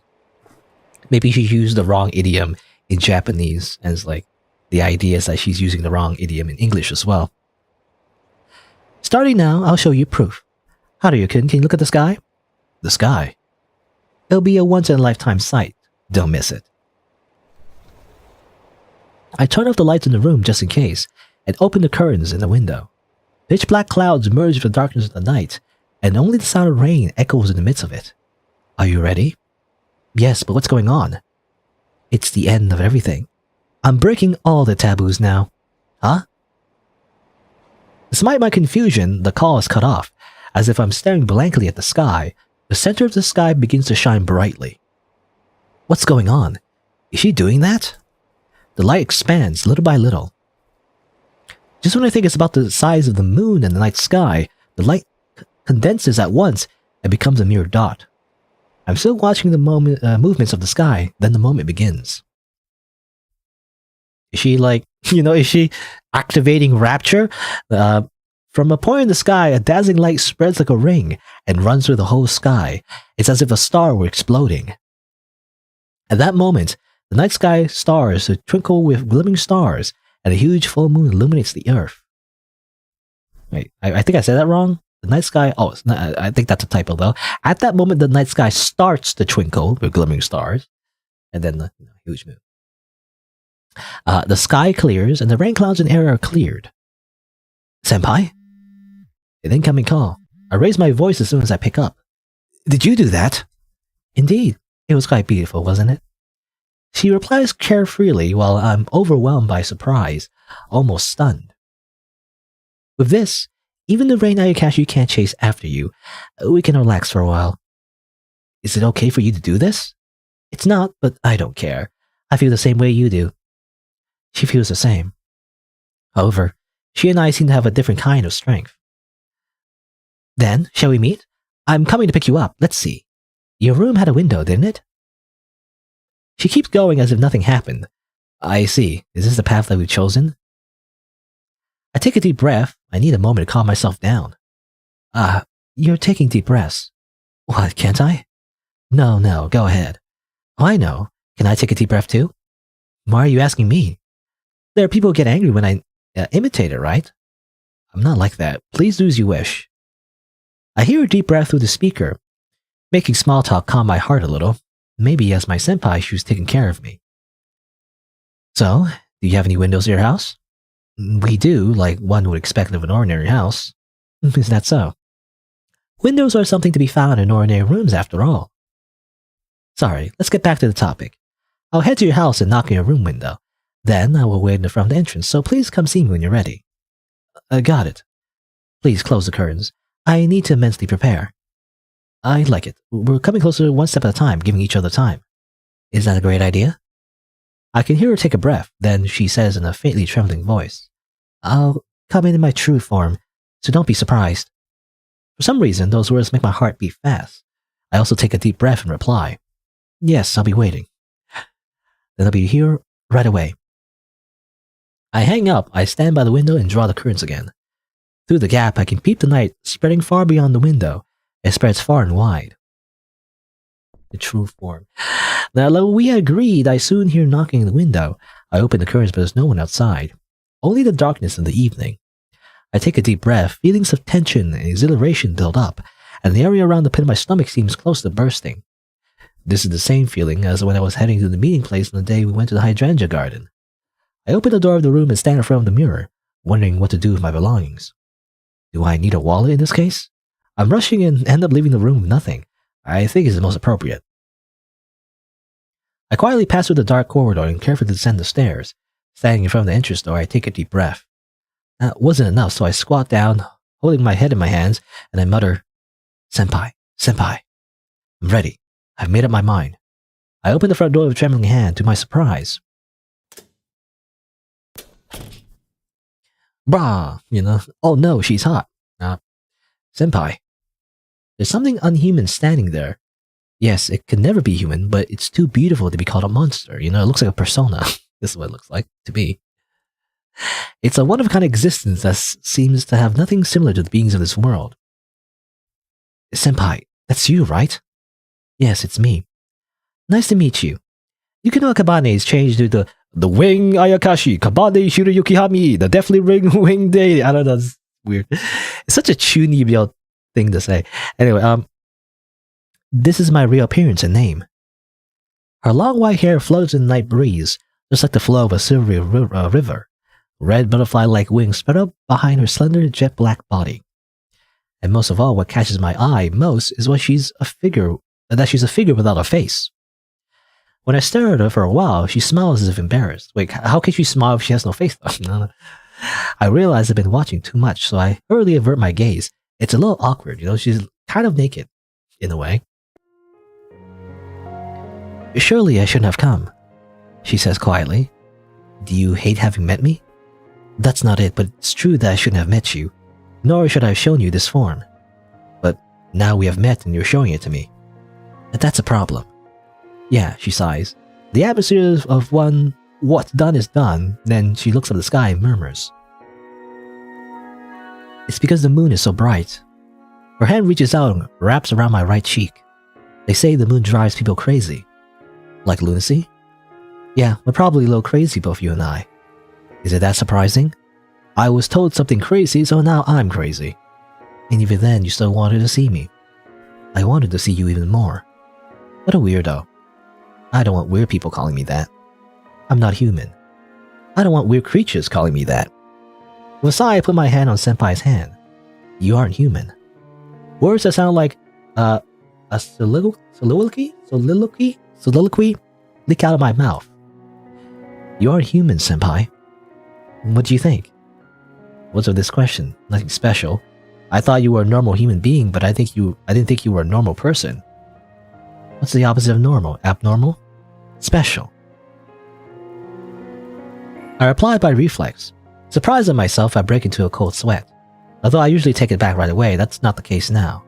I gently take her hand that's resting on my cheek to my chest, and I put my other hand on top of hers. I looked up at the senpai's face and I say again, "You're special. To me, senpai is senpai, whether or not you're a human being. That changes nothing for me and I can't help it." There's no expression on her face. We stare at each other for a while, but eventually her hand slips out of mine and puts it around my back. Aren't you scared? Scared of you? Yes. Not at all. Well, not beyond you being an upperclassman. Huh. She takes a long breath and hugs me tightly. I was scared. A faint voice. You were? That's right, because if I show myself to you like this, what should I do if you reject me? That's a baseless worry. I think you're beautiful. Beautiful. Did you say beautiful? Yes, I mean, no, it's not beautiful as in for people. Well, it's like the beauty of flowers and butterflies. It's just, I get it, but you don't have to be so embarrassed. It's a moonlit night's rendezvous. We don't have time for that now. I know. Let's talk calmly later, but I'm only me. I came because I was happy to be called. You're happy. She lets out a sigh as if a weight has been lifted from her shoulders. She then looks up at the full moon in the sky again and says, Night makes people bold. No doubt about it. When tomorrow comes, I might be too embarrassed to see you again. But will there be a tomorrow? She says nothing, and I don't say anything either. I love this silence. Let's go, Haruhi-kun. Where to? The hydrangea garden. I couldn't take it easy before. What do you say? Okay, but how do we get there? With my wings. It's very convenient, actually. This is a very... This would like save in a lot of like money, instead of like using a car or public transportation, we just fly everywhere, She picks me up and I leave myself to her. My body gently floats in the air and soon my eyes go beyond the roof of the houses. Don't look down. I'm sure you'll be scared. Understood. Then, can I look at you? Wabble. Hey, senpai. The ground and sky rotate. The lights of the houses trail in circles. I see the night sky in front of me. After regaining her balance, she says, Talking is forbidden. Is this a night bus or something? After that, we continue the night flight while chatting. We weave through the clouds and night sky while basking in the full moon. Is basking? Basking, right? Surely if someone looked at us from a distance, we would have become a single dot running through the sky. In fact, the Japanese self-defense force is actually detecting us on the radar, is now shooting anti-air missiles right at us. No? Okay, guess not. We land at the nightly hydrangea garden. The flowers are wet from the rain that fell until evening, and the white moonlight is reflected in the water droplets. Come on, let's walk and look around. She changes into her human form again and turns towards me. Let's chat while we walk. And so we start our final trip back home. We start walking side by side, with a sunny and transparent feeling like the one after rain. I'm not human. Walking next to me, she says suddenly. Well, to be honest, when the Rain Ayakashi said that to me, I was convinced pretty quickly. I wonder what that means. She replies with a smile. You're saying that to someone who's been living like a human till now, It didn't really work out well, though. Then, why were you pretending to be human? Did you live here posing as someone else? Senpai has a thoughtful look, then she answers me. I wanted to go out into the world, and I was also interested in people. Is there any reason for that? I'm a well-to-do young lady after all. What's that reaction? It's convincing. Does it fit? It does indeed. You seem to find everything fitting today. But that helps me understand. You had no common sense, or rather you did things that ordinary people wouldn't even think of, so I was rather relieved to hear that. I wonder if it was really that unconventional. Did you think you were pulling off well the whole human thing? I thought so at first. Now that attitude doesn't feel right anymore, does it? Oh, that's right. I was in high spirits when I entered school, but people gradually stopped approaching me. Well, people choose who they want to be friends with. Which one would it be in our case? Which one? What do you mean? You say people choose others. Did I choose you? Or did you choose me? I feel like I can only answer that I chose. Oh, you just said something nice, didn't you? It's the truth. Back during the club members' recruitment day, when I met you for the first time, I wanted to follow you. I was sure you'd take me to a faraway place. And was that prediction correct? Me being here now is the answer. That's right. I too am here now after many sacrifices. Silence descends between us, who are beginning to regain their normal liveliness. That's the truth. Yeah, I'm an existence that shouldn't be anywhere by now. And I can't say anything. I'm not able to condemn you. To be honest, I still can't dislike you. I can't hate you no matter what you've done. I don't want to. It may sound like I'm saying something out of the line, but I'm happy I can meet with you one last time. One last time? Yes, I came here to do that. When I met the Rain Ayakashi, I thought, maybe there are Ayakashi even more dreadful out there, and maybe there are lots of them. That's right. There are many more powerful Ayakashi stronger than him. I see. And all of them may come to get you. Surely. So, today might be our last time. Yes, that's all correct.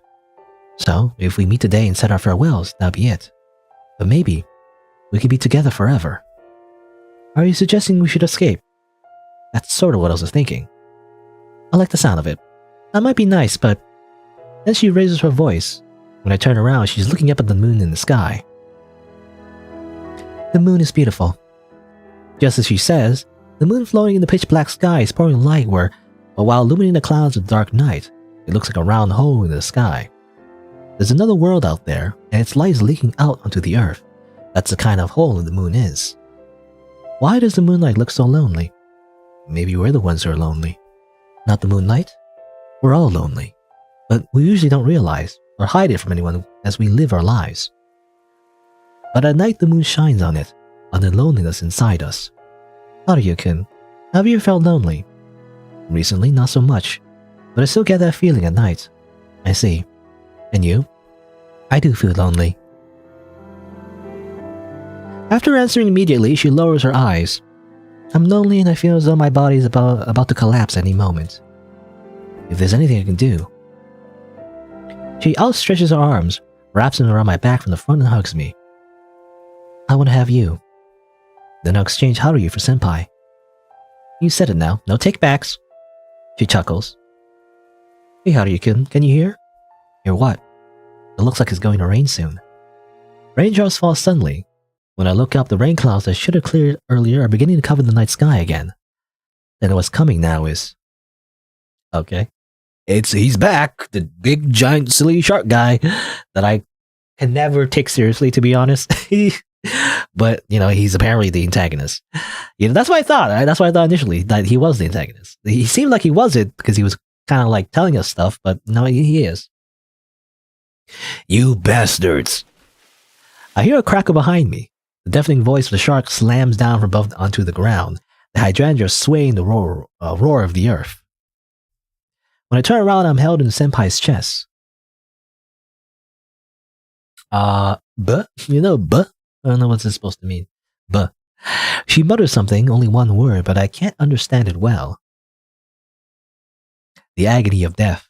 A screaming voice in pain. Even though it comes from our enemy, his screams freeze my blood. The changes in the volume and the tone of his voice until the screams faded away seemed to make the contours of death stand out vividly.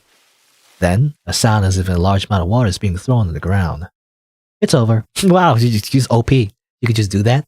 Snap her finger and the freaking shark is dead. I guess we're having, fish for dinner. Then she adds, as if remembering, looks like a red spider lily. Did she say bloom? Or maybe break or burst? She did her, special move, Her Kamehameha, but, it's not. The exact word doesn't matter anymore. A red spider lily. Do you have any more regrets? Do you want to see one for one last time? Nope, it's okay. Ignore what I said. Rather, let's continue what we were talking about earlier. She says, letting go of my body. Are you talking about escaping? Yeah, I'm calling it an escape, but I have no intention of running away. Do you want to obey the orders, or you want to fight? It doesn't matter, even though we're debating now. I've harmed Fukai way too much to be forgiven. By Fukai, she refers to Rain Ayakashi, She has laid a hand on her compatriot. It's not that we won't run away, it's that we can't run away in the first place. We'll be caught, and even if we resist, we have no chance of winning, and when we're caught, we'll be killed. These are all our options. Are we at a dead end? I don't know what to do. What should I do? I'll follow you. Thank you. Let's see. She changes her appearance into her Ayakashi form, then she picks me up again and we take to the sky. The moon looms over us. It's so close I can see the other side.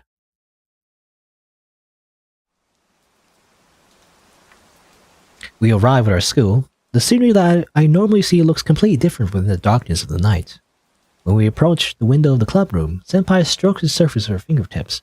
Then I pull the window and it opens smoothly. The series of movements are natural and fluent, like a ritual. Even the locked door isn't ineffective before you. It's like opening the shell of a clam. That expression gets stuck in my mind. Through the clams having their shells open, the things she has done come to mind. Was there ever a crime done in a locked room in a nationwide murder case? Careful, it's dark. We enter the club room spontaneously without having decided to do so beforehand. I grab the edge of the window with both hands and put my foot in the window frame to climb over. The soles of my shoes touch the wooden floor. After that, I step inside and turn around and see her fluttering like a butterfly. When she enters the room, the outside air blows in, and the darkness inside blends with it. Even breaking in through the window now makes such a difference. Should we turn on the light? I ask, closing the window. It's better if we don't. It'd be troublesome if the light can be seen from the outside. She replies while lowering the key to close the window. Our movements blend together seamlessly like gears in a machine. I'm sure that if I were to start a sentence, she would immediately be able to say the rest of it. This is the sort of sense of unity that envelops us. We face each other in the dark, in the pitch-black club room, Senpai's figure is emitting a mysterious glow. It's strange. But what is? Well, we're sneaking to school at night right now. I think it'd be normal to get a little excited, but I'm strangely calm. What are you talking about now? First, you made the rain clear, then we flew into the sky, and you killed a shark. Only after that did we sneak into school at night.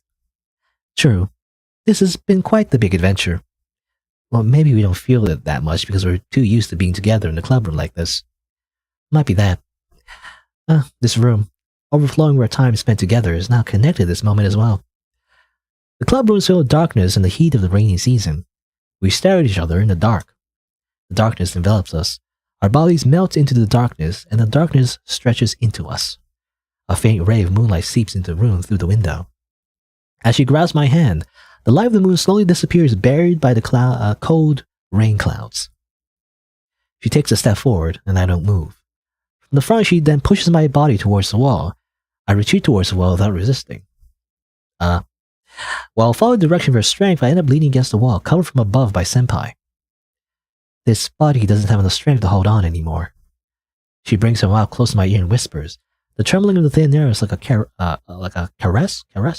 Ticklish. Do you understand? So, you want to eat me to make it last longer? You fool. She chuckles. Do you understand? I do. Now it's enough. I say nothing. I don't have to answer. Words exist to communicate with others, but when your relationship with someone is deep, you need less words. This is our case too. A critical place, a singularity, or a literature club room. The air is slightly disturbed. A warm breath flows down my neck. It's probably an unspoken sigh. Outside, the rain continues to fall like a soft noise. It's a sound of silence. She brings her mouth close to my ear. The touch of her hair on my cheek is ticklish. Again, she doesn't have a mouth though. Unless this giant circle is the mouth, it's kind of creepy when you think if that's the case. Anyway, we keep our faces together for a while, listening to each other's breathing. Now the moon is swallowed by clouds. The moonlight is gone, and a narrow room is overflowing with darkness. Something hard touches the upper edge of my ear, inside which is made of cartilage. My tactile sense that's become sharp in the darkness now sharpens further all the nerves of the ear. I can feel a solid touch behind my ear. Soon the pressure loosens up. The seams of my body might just collapse and vaporize. That's how I feel. Usually we don't notice, but our bodies are truly heavy, and there's nothing you can do about that. If you have a body, you can go anywhere on Earth. With some ingenuity, you can fly in the sky and dive deep in the sea. But without a body, you can go even further. As I was thinking all that, a weight was suddenly added to my body. It has body heat and is breathing. The body is indeed heavy, and rightfully so, I think. Is it painful? No, not at all. We all have a body. I'm sure that's why we can feel each other's hearts in pain. But because of that very body, we can never be one of someone. When we are born, we become a single individual, and we live alone forever. In this lukewarm, damp darkness, those walls dissolve. Just like shadows blending together, our boundaries become ambiguous. Where does it end for me, senpai, in the darkness that fills this room? My body is flowing. It's like being in warm water. Is my blood rushing to my head? Is my consciousness hazy? Or is maybe my soul trying to escape? Anything is fine. For now, I am me and I am here. For now. Senpai, are you here? When I ask, she raises her upper body. With a desire to touch her, I stretch out my arm toward her. My hand touches her cheek. I am. She says with her familiar voice, she takes my hand and shakes it, redirecting it somewhere. It's pulsating. Warm blood circulates through her palm. How long will you be here? I'll be here forever. What about you? I'll stay here until the end. She approaches me again. I whisper in her ear as I wrap my arms around her back. Senpai. What? I like you. Oh, I didn't realize we're on the floor, by the way. I thought the description was that we were against the wall, but no, she's just on top of us. Anyway. But yeah. I like you. Suki desu. Thank you. I'm very happy. I'm so happy. Me too. I love you. I love everything. Your taste, too. Nope.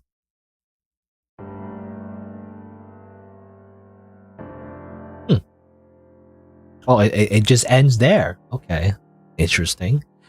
I guess that's sort of considered the kind of like the bad ending in a way. I'm not exactly sure what was meant by that. I mean, did she eat us? It was kind of like stated, but like I didn't think it was going in that direction technically because, you know, the whole love thing. So I didn't think she was actually eating him.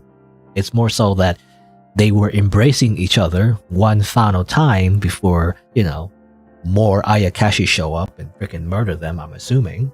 That's what I understand from that ending, maybe? I don't know. Could be a translation thing as well. I do notice the translation is slightly off. I mean, as you notice there, you know, like, technically we were pushed against the wall, but like in the CG, we were pushed against the floor, actually. So like it's different for some reason. So I think there is some kind of like loss in translation. It's mostly fine though. There's no like, I mean, there's a few typos here and there, but like the most of the translation seems okay. You know, it does translate the meaning correctly. But is that it? Does it just end there? You know, I feel like we were about to have the sexy times. No, but like, don't worry about it. Oh, extra scene. Oh, there's an extra scene. Okay. All right, there you go. So it just ends there. I mean, I guess that's also kind of like a tragic ending as well, you know, because they get together, but like, I think the idea is that, you know, because they get together, both of them can't survive, right? That's the idea. The other ending was also kind of tragic, but also kind of happy in the sense that at least they live, you know, is the idea. I mean, assumably she lives. Not really sure about that, but, you know, I'm assuming she lives. But, you know, they forget each other. Also, why is everything so, like, glitchy? I wonder, like, intentionally. I guess there's the extra scene. Where's the extra scene? Let me see that extra scene. What is it? Oh, okay. It's just extra, okay. So you're the kind of person who reads manga in the literature club, huh? Manga is literature. Reading manga is still reading. Somebody had a chair right next to me. It was peering through the manga magazine I had opened. Manga? I was troubled because of a nice smell. I wonder why the main characters in manga often have scars in their bodies, she muttered, staring at the character in the panel. Is that a mark? It means you have a special power. Senpai took her eyes off the manga, crossed her arms and legs, and began to think about something. It's probably not a good thing, so I poked her. What are you scheming now? I want to mark you too. What are you saying, marking? I'm not a dog, but I love dogs. After a conversation without context, Senpai brought her head close to me again. When she peered in the manga, her silky hair hung over my wrists. Aren't you going to turn the page? She looked at me with a sideways glance. I was just thinking. Yes, about me. That too. Her eyes widened in surprise. I guess my comment was unexpected. Can't you tell me? After some hesitation, I decided to nod. My body, too, has a scar. Huh? Oh, that's... Can I ask why? Sure, otherwise I wouldn't be telling you. She nodded. I had a big surgery when I was a child. I have a scar on my back. On your back? Yes, I can't show it to you, though. True that. You can't because you look too sexy. Is that comment appropriate? Is this sexual harassment? No, I continue talking while wondering. After surgery, I was convalescent for a while. It was during that time that I picked up reading. My love for books started there. So this means that scar is your reason for joining this club? You could say that. That's right, Senpai muttered deeply. It's the first time I told anyone about this. Huh? I'm the first? Yes, at least the first time since middle school. That makes me happy. But why'd you tell me? Why? Yep, because you're the type to think before talking. Well, maybe I wanted you to know. I tried my best to mumble as if it was someone else's problem. If not, I'd be even more embarrassed than I already was. Was that payback for the information about me liking dogs? You think? I'd say the price and cost proportion isn't evenly matched. Proportion, huh? In that case, I'll accept any question from you. I'll answer anything openly. Then, what's your type? Of dog? The kind of dog over there, she said, narrowing her eyes. That's what I like. A book lover that's surprisingly not obedient and that likes lollipops, dogs with surgical scars on their backs. I'm not a dog. I know, you're my kohai. I didn't mention names, I was talking about dogs. Right. I directed my eyes to the magazine again. The story, which started with the scars of a fictional character, passed through the scar on my back and ended up with a story about dogs. Senpai's arm suddenly wrapped around my back. A heart tightened from being hugged from behind. What is it? I'm thinking of the scar on your back. I looked sideways at her, who had her eyes closed. So pretty, I thought. This person is beautiful. My story, was it that interesting? Yeah. Oh, but that's because it's about you. She snuggled up to me. Your back brought you to this literature club room. It's almost poetic. That's how it feels. She released me from her embrace. She then put her hand between the back of the chair and my back, letting her fingertips slide down the back of my uniform. Strangely enough, the trajectory of her finger accurately traced my surgical scar. Then she hugged my back again. She held me tighter than before, an embrace filled with loving strength. Maybe I'll think about the scar on your back many times from now on. My whole body was stiff, down to my fingertips, and my heart was beating loudly.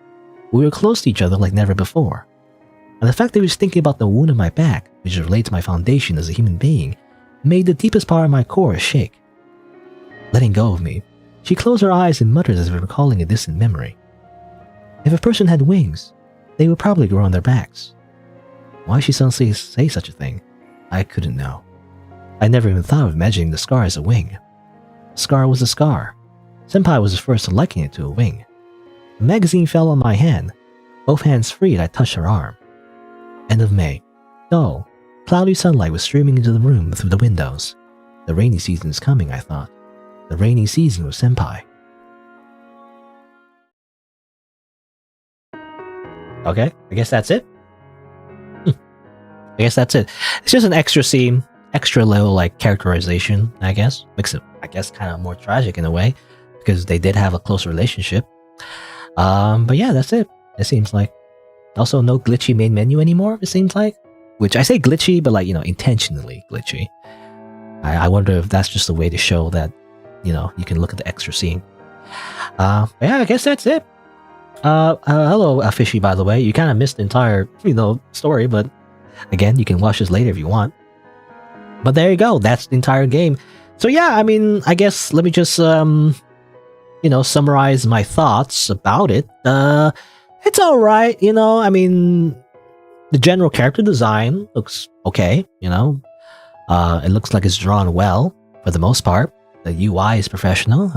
Though this font is I feel like a little silly, they use this kind of like weird Asian font, that's not really meant for like actually like a professional font, I feel like, I don't know. It's like Comic Sans in a way, but for the most part, it's all right. I mean, the actual like font for like reading is okay, so at least that's fine. But yeah, I mean, overall, like I don't know, it's like I like the general idea. I actually do like the endings, to be honest. You know, I tend to not like romance genre, so I don't like cheesy romance, and the game does kind of go towards that direction near the end. But it's actually framed in a very tragic way, which I do like. I don't know. I'm a sucker for like tragedy. I don't know why. You know, I like it when bad things happen to characters, and not because I'm like sadistic necessarily, but it adds depth to the story, right? When like, you know, it's more relatable when like the characters just don't have, oh, I just do this thing, I'm happy now, hooray, all right, everything's great, you know.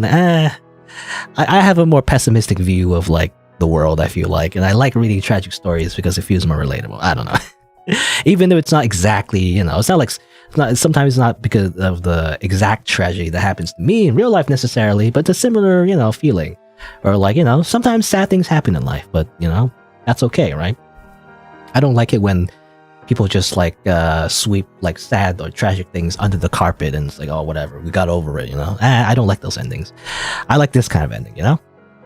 But I do feel like the story is a little, in terms of pacing though, it's a little all over the place, right? Because there's definitely like scenes where it's like focusing on their relationship, right? And that's fine. But then it suddenly jumps in like the supernatural, and there's like a giant shark, and she's from a different world, and she transforms into a butterfly woman. You know, it's like, I feel like it's also suddenly like this visual novel could be tagged as like Monster Girl. You know, as it turns out, you're dating a monster girl in a way. I don't know. So yeah, it's kind of all over the place, and it's like I don't know why they felt the need to introduce the supernatural elements like that strongly. You know, it could be like a little bit in the background. I feel like, you know, the whole fact that she's from another world, that she has a different form and all that. I wish it was a little bit more subtle instead of just being explained like right near the beginning by a giant floating shark, you know, with human teeth. That feels a little bit like ham-fisted, you know. I think that's the right word for it, you know, a little bit on the nose. Like it's way too like, there's no mystery, right? There's no tension, there's no like, oh, what if she's this? So what if she's that? You know, there's not, all of it's gone if a random giant shark just tells you everything. It's like, what's the point? You know, it's like, I don't know. Like, I get it. It's supposed to set up the idea that you might distrust her, you know, like she's a murderer or whatever, is the idea. But I feel like it could have been done in a more subtle way. I don't know. Like clues, you know, like stuff like that, right? Just little hints, little things instead of just being told it, right? That's, again, it depends, I guess, but like I do feel this story kind of like broke a rule in terms of just simply telling us the story instead of like showing us the story, you know? Like it could have been like him just figuring out stuff as he goes along, right? Instead of like, again, just being told by a giant shark. And another thing is why I wish the giant shark wasn't a giant shark. You know, the giant shark dude is just like not scary at all. I mean, I guess the idea of it could be scary. You know, if I met like a giant floating shark that would eat me alive, I guess I would like piss my pants. But like in a story though, I don't know. It's just not very convincing because it's just kind of silly. I feel like if you wanted to be a little bit more convincing and a little bit more mysterious, you know, instead of a freaking giant shark, the giant shark could also take a human form, right? And it'll be like this guy. It could be a guy, it could be a girl as well. In fact, it's kind of interesting, right? It could be like a love triangle in a way, but like it could be like a shark girl. You know, I was kind of joking about that, but I think it would work actually, like a shark anime girl that like would transfer in, and it would cause some love triangle hijinks, but also she's trying to manipulate the main character into distrusting his senpai. Right? And that would be kind of cool, right? Some intrigue, some like mystery, some romance even, and drama, right? That kind of thing, like human conflict. Instead of like, I don't know, her transforming into like a butterfly and then fighting the shark, which to be fair, we didn't do much of that. So I guess it's okay because we didn't really focus on that too much. So I think that's fine, but still, I don't know. I don't really like the idea of like, resorting to like magic fights, Dragon Ball Z style fights, you know. It's like kind of boring in my opinion when it's just like focused on that, especially as a visual novel, you know. I feel like if you're doing like an action thing, it's more enjoyable if it's, you know, animated, like in like an anime even in manga. I tend not to read like battle action manga all that much because I don't know, I guess my imagination is like horrible but like I like seeing it like still images just doesn't really make me all that excited, you know. I mean, I guess the exception would be One Punch Man. I like One Punch Man, but that's beyond just action. I like it beyond, you know, just the fights. It's also because of the themes. But anyway, but yeah, so again, overall I feel like the game it's weirdly paced. The tone is a little bit off, but I like the idea. I like the general thing they were going for and how like it's a tragedy and all that. So I like that. So, you know, it's interesting. I mean, obviously the ending where he forgets about her, you know, that's tragic in its own way. And obviously the other ending where I wasn't sure what it was trying to imply, and I think it's because of some of the bit of the translation, but I think it was implying that they would just simply, you know, basically just make out, you know, like they're gonna make out and, you know, whatever, and it's just so they can be together one more time, you know, before they get killed by like other monsters. I'm assuming. I think that's what it was. I think that's the idea. It's supposed to be another kind of tragedy where they do end up together, but you know, they both die anyway. I think it's the idea. Still kind of ambiguous though. She did say like, you know, are you gonna, you know, he said, well, are you gonna eat me? And she says, you're a fool. Like, I don't think he was gonna eat her or eat him. That doesn't make sense to me. It wouldn't make sense for her to actually eat him, you know, and like take his life energy. That wouldn't make sense. I think it is just they simply just, you know, quote unquote cuddled, you know, before they die. I'm assuming. That was not very clear, right? Because it just fades out from then. I don't know. But yeah, I mean, what else? I mean, I do like some of the writing. Again, even though the pacing, the tone is a little bit off, and I do feel like, not that I can do better necessarily, but I do wish the story was written more subtly. I do like some parts of it, you know, some of the mystery parts, especially some of the conversations with the main character, like the senpai, you know, she's like interesting, so like that's interesting too. And even though the romance parts was cheesy, it wasn't too flowery, which is good actually. I don't know, maybe it's because of the translation actually, but like for the most part they were using simple language, which is actually preferable, you know, funnily enough. I feel like a lot of visual novels, especially indie visual novels, when they write for it, they use way too flowery language, they make it way too poetic, and they make it way too like elaborate. And this one, and again, I think it's because of the translation, so they couldn't really translate everything. You know, all the meanings and hidden meanings, double meanings from Japanese, I'm assuming, into English. But because of that, they use much more simpler language, which is actually nicer because it's easier to read, and therefore it actually is better pacing, I feel like, overall. Even though, again, some parts of it I didn't really like, but you know, overall, I think the writing is like, you know, it's good, I think, for the most part. I guess the only thing I don't like, again, the supernatural elements where it feels phoned in, especially the part where she's like, what was it like? Winged Ayakashi, Red Queen, Crimson, whatever. I don't know. She's like a JoJo stan, you know. Her name is like too long. It's just kind of silly. That's kind of silly as well. I don't know why they had to like put that in, you know. I think I feel like a lot of visual novels are popular based on that trope, right? Where like the main love interest, usually female, is some otherworldly like creature, and she's magical, and like she has superpowers for some reason. I don't know why, but it's like that's very popular for like a visual novel. You know, it's like that meme. You know, isn't that like the meme, like a typical male fantasy? You know, is to have an overpowered anime girl where she can beat up your enemies. You know, I don't know. That's like a very common trope, I feel like. Again, Fate Stay Night comes to mind, even though technically that story was supposed to subvert that, you know, expectation of like a super powerful girl, technically. But you know, it's kind of like that, right? Whereas like for the most part, the dude doesn't really do much. He's just there as a way to like have a crush on the girl, and the girl is like the actual character does everything.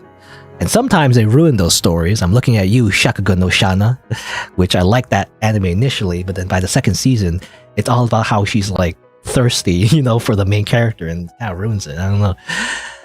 Anyway, but yeah, okay. Well, let me summarize those. Overall, pretty interesting. It's decent. It's decent.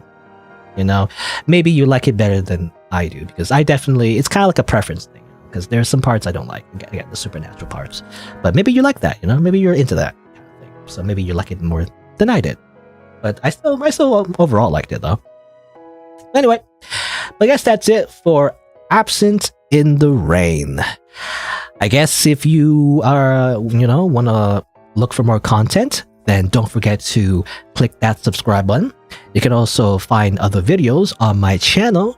And if you didn't know, I also stream these games live, so you can always change your bell notifications from personalized to all if you want to get notified when I go live. Well, there you go. Thanks for watching. Until next time, see you then. Alright, that's it. That's the game, and it took quite a while. It's like more than 5 hours now. About 5.5 hours. I'm hungry. I didn't get to eat lunch. So, I actually have lunch pretty late, actually, on the weekends, because I stream first and then I eat lunch. So yeah, that'll be it. Let me press the button. There you go. Let me say my usual schedule is Saturday and Sunday around noon Eastern time. Next week, I hopefully may be able to stream. I am moving actually around next week, so I might be busy. I hate the fact that, you know, I have to take another break, even though I just took a break, which wasn't really voluntarily, really, because it's because I was sick. But now I take another break because I'm moving. So I don't know. Hopefully I can get some streams in anyway. I guess we'll see. But hopefully next week I'll stream. If not, maybe stream some other days. I don't know. I just want to get some streams in, you know, because I feel like I need to catch up. You know, my channel's empty. I feel like, you know, in terms of recent videos, anyway. Well, there you go. I guess that's it for today. And yeah, I guess we'll see what we'll do next time. Probably more games. I guess we'll see. You know, games. I mean, that's what I usually do. Is game, play video games. Anyway, there you go. Thanks for coming by, and I guess we'll see you around. Bye-bye.